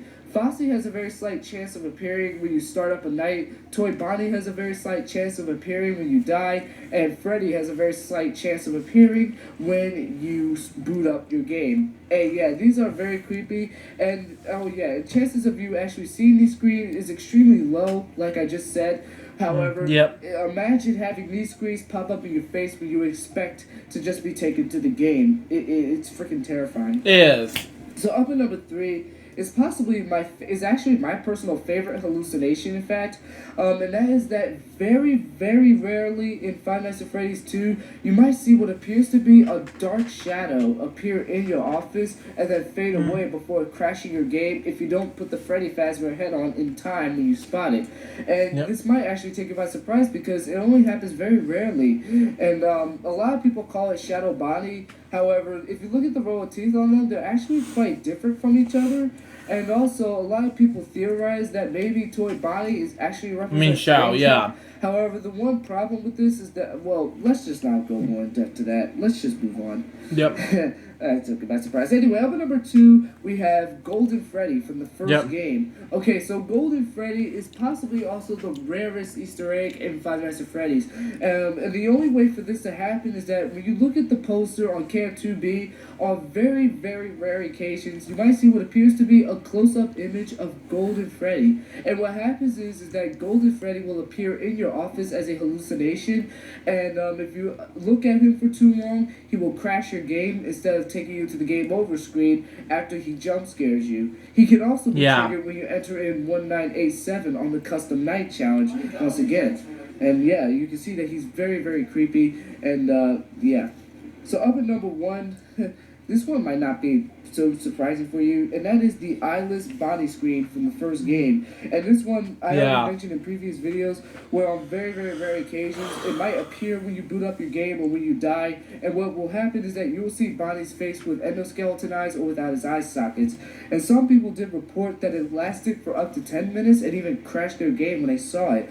And the way it appears is actually different for everybody, and also the sound played in the background is very creepy. And a lot of people actually theorize that the main reason why this Easter egg exists is possibly because it came from Scott Cawthon's nightmares at what he had about Bonnie, and I wouldn't even be surprised if it Bonnie did. Dinosaur is my childhood favorite. Well, that was actually pretty good there. pretty good, decent try for rare events, right? Anyways, guys, I hope you guys did enjoy this video. And if you guys did, be sure to subscribe for more videos from the Shizzle Network. And just stay tuned for the next video, as I will be doing the top 5 rare events in Five Nights at Freddy's 3. So until then, Yeah, haven't done that in a while. Beyond the Infinite. Yeah. Hello, everybody. This is Larry from the Shizzle Network here, and today I'm going to be actually doing my Five Nights at Freddy's videos like this, see how it turns out on YouTube. But anyway, today I am going to be doing a top 10 facts video about the Mangle. For those of you who don't know, the Mangle is one of the broken down toy animatronics that appears in the second game. So let's go right into it. Okay, so up at fact number 10 is that originally the Mangle was supposed to be a toy version of Foxy, according to the phone guy. But the main reason how come the Mangle was never built like that, because kids took it apart piece by piece every single day, and so they just left it there, according to the phone guy, as some kind of take apart and put back together attraction. And that's why the Mangle is in the biggest state of disrepair, even worse than Foxy. So up at number 9 is that the Mangle appears to have a second endoskeleton right next to its head. It's unclear as to why that endoskeleton is there, but a lot of people theorize that originally the Mangle was supposed to have some kind of a parrot on its shoulder or something, which would make sense because Foxy is a pirate, and pirates often have parrots on their shoulders. Coincidence? I don't think so. So up at number 8 is that if you happen to glare upon the Kids Cove camera, you can see on one of the paintings it depicts children ripping apart the Mangle. This is just a little slight detail. 7 more facts and then we'll wrap up this video. Anyway, because people are just busy trying not to get jump scared and all that other kind of stuff. So yeah, I just wanted to point that out to you. One of the kids are ripping apart the Mangle, and that's an artwork. So up at number 7 is that if the Mangle does happen to get into your office, it is entirely possible to survive the night if you're really lucky, because the time when the Mangle attacks you is completely random, which is very similar to Freddy, how where he gets into your office, he jump scares you at a random point. Yeah. So, but don't rely on this too much, because if the Mangle does happen to get into your office, you're pretty much screwed. So yeah, flop. So up at number 6 is that the Mangle is one of the active animatronics on the Ladies Night Custom Challenge. A lot of fans still actually debate as to whether the Mangle is a male or a female. The biggest arguments to support the male is the fact that the phone guy referred to it as a he, and the fact that it was originally supposed to be a redesign of Foxy. And the biggest arguments to support that it's a female is because it does have a feminine look to it. You know, it has lipstick and feminine eyelashes and, you know, lots of pink everywhere. And the fact that it's one of the active animatronics on a Ladies' Night. However, some people who still stick to their game, they say that the reason how come the Mangle is one of the active animatronics on the Ladies' Night is to act as a balancer, to make the challenge more harder, instead of making it too easy, instead of, you know, just having broken down Chica and Toy Cheetah. So up at number 5 is that the Mangle is the very likely candidate for the bite of 87. Now, the evidence for this is that, first of all, the way the Mangle attacks you, it strikes from above, and it strikes right where your frontal lobe would be, which is where the forehead would be. And there's also the fact that the Mangle seems to be suffering some kind of a deep depression or something, because of the fact that kids keep ripping him apart like every single day. The Mangle possibly couldn't take it anymore. And during the birthday party after night 6, where supposedly Jeremy got his frontal lobe bitten off, was very probably bitten by the Mangle. But it's still speculation, and we still don't know who actually caused the bite, but it is possible that the Mangle might have been very responsible for it. So up at number 4 is that Scott Cawthon, the game's developer, did actually originally intended the Mangle to be a toy version of Foxy. And the reason why we know this is because if you look at one of the teaser images to promote Five Nights at Freddy's 2, you can see the Mangle having a hook, and standing the same way Foxy is on the left. So this pretty much told us that Scott originally intended the Mangle to be a normal walking animatronic, but then changed ideas during development. And this kind of ties in with my number 10 fact, how it was originally supposed to be a redesign of Foxy. So yeah, I just wanted to point that out to you. So up at number 3 is that it is entirely possible that the Mangle was inspired by Rolf the Wolf, and Earl Schmurl. And Rolf the Wolf was a dog animatronic along with his sidekick, his puppet, Earl Schmurl, from the Rockafire band at Showbiz Pizza, which was a former competitor to Chuck E. Cheese, but when Chuck E. Cheese bought it, that's why it closed down. Yeah, slight detail right there. I'm just saying, I wouldn't even be surprised if the Mango was inspired by Rolf the Wolf and Earl Schmurl, because, you know, they both have a similar kind of thing, and the fact that Rolf was holding Earl on his right hand, it pretty much spells out a lot as to why the Mango does have a second endoskeleton right next to its head.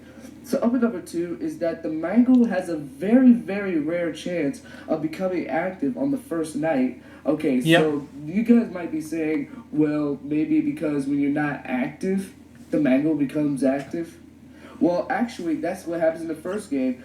Fossey can do the exact same thing, except that in Fossey's case, Fossey can become active if you're not being active for over a minute. He can attack you on the first night. Where in the Mango's case, it doesn't really matter. It's just really up to the game. It's more of like a Easter egg possibly left by Scott, you know. But like I said, yeah, the Mango does have a very rare chance of becoming active on the first night, so beware. And now, finally, for fact number 1, is that if you analyze the Mango's erratic static, you can actually hear that it is very possible that the Mango is trying to call the police. How do we know this? Well, if you listen to my TV style, yeah, I know. If you listen very, very closely, if you got the ears of a hawk, you can actually hear at one point the Mango says, the radio says 10-1. And if you Google what 10-1 means in police codes, it means, it's a code meaning bad reception or weak signal, which possibly means that the Mango is trying to call the police, but of course it can't due to bad reception. And this does make a lot of sense because the phone guy did mention that the toy animatronics are tied into a criminal database, and so they have like police scanners in their inside their systems, and when they do detect a predator in the records, they immediately call the police, while at the same time they try to stop you by attacking you, which a lot of fans theorize is the main reason why the toy animatronics are attacking you, because supposedly they match you to a criminal in the records and they have to attack you, which is very probably what the Mango did.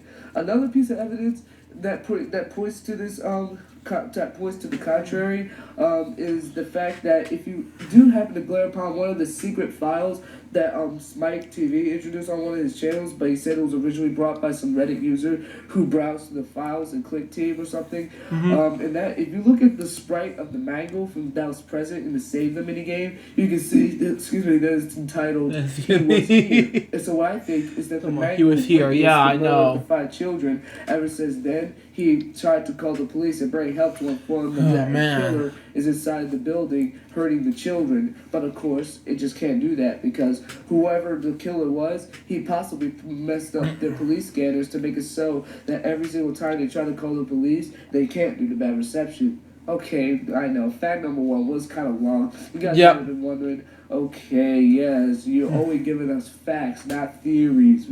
I just wanted to point out to the contrary. That's all I wanted to do. But anyways, guys, if you did pretty much enjoy this video, be sure to subscribe for more videos from the Shizzle Network.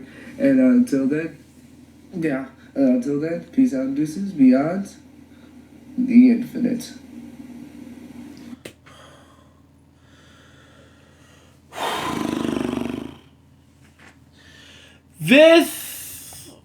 Let me see how long this is.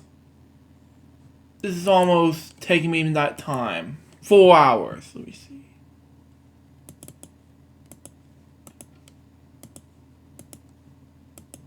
Plus,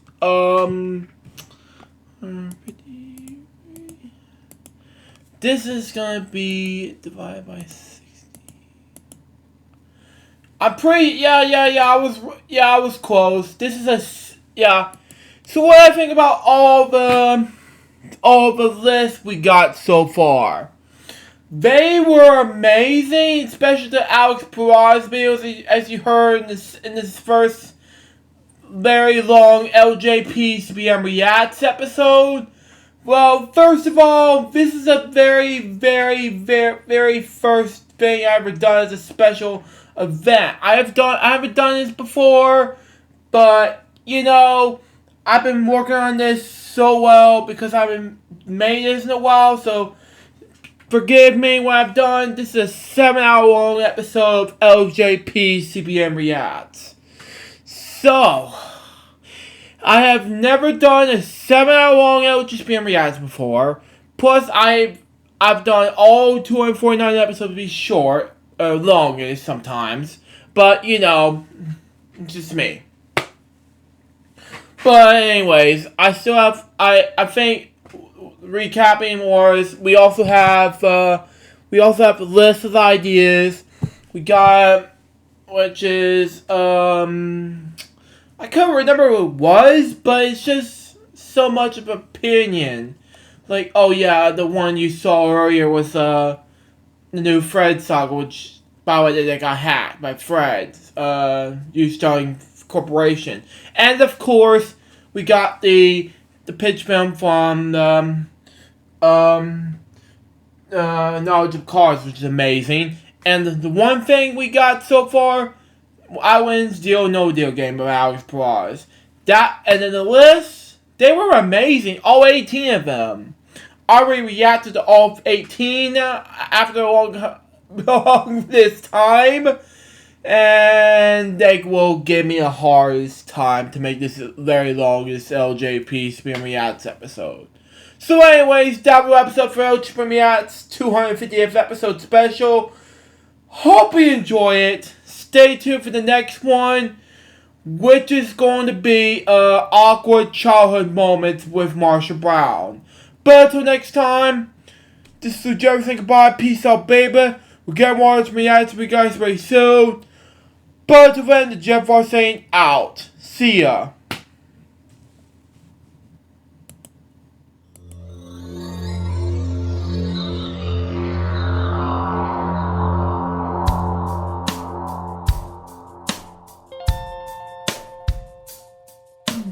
Given unto me this life I'll never take for granted, and given all the time I failed to really understand it, I never sought to meet the maker of reality, the one who gave the life that which is always happening.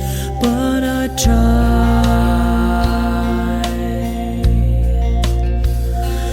all the time.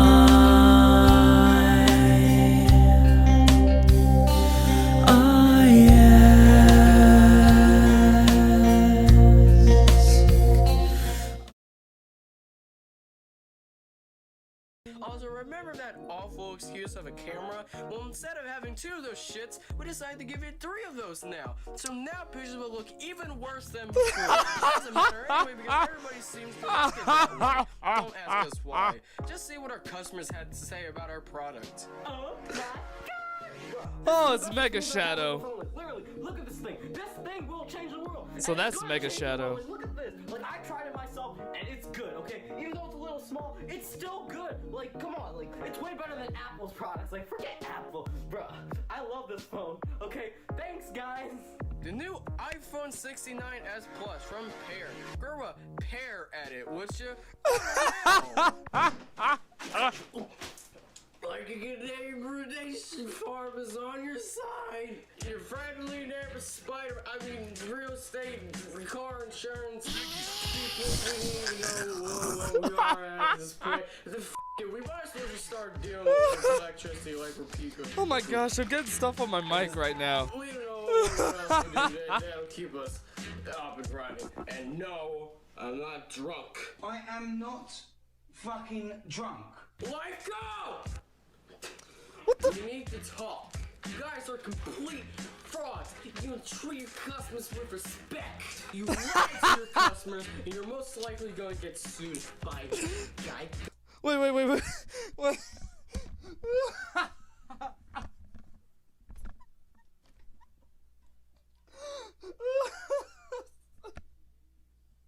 I'm sorry, I had to stop the thing. I'm sorry, I had to pause it real quick. Oh my god. The respect part actually just killed me. Oh my god, the respect part just killed me. Oh my god. They should farm and start ghetto and drunk. Oh my god. This is just so good. Oh my god, my brain hurts. Holy fuck. Dude, I laughed so hard my brain hurts. Oh dear. Oh. I gotta eat a piece of burger, but I'll eat that later.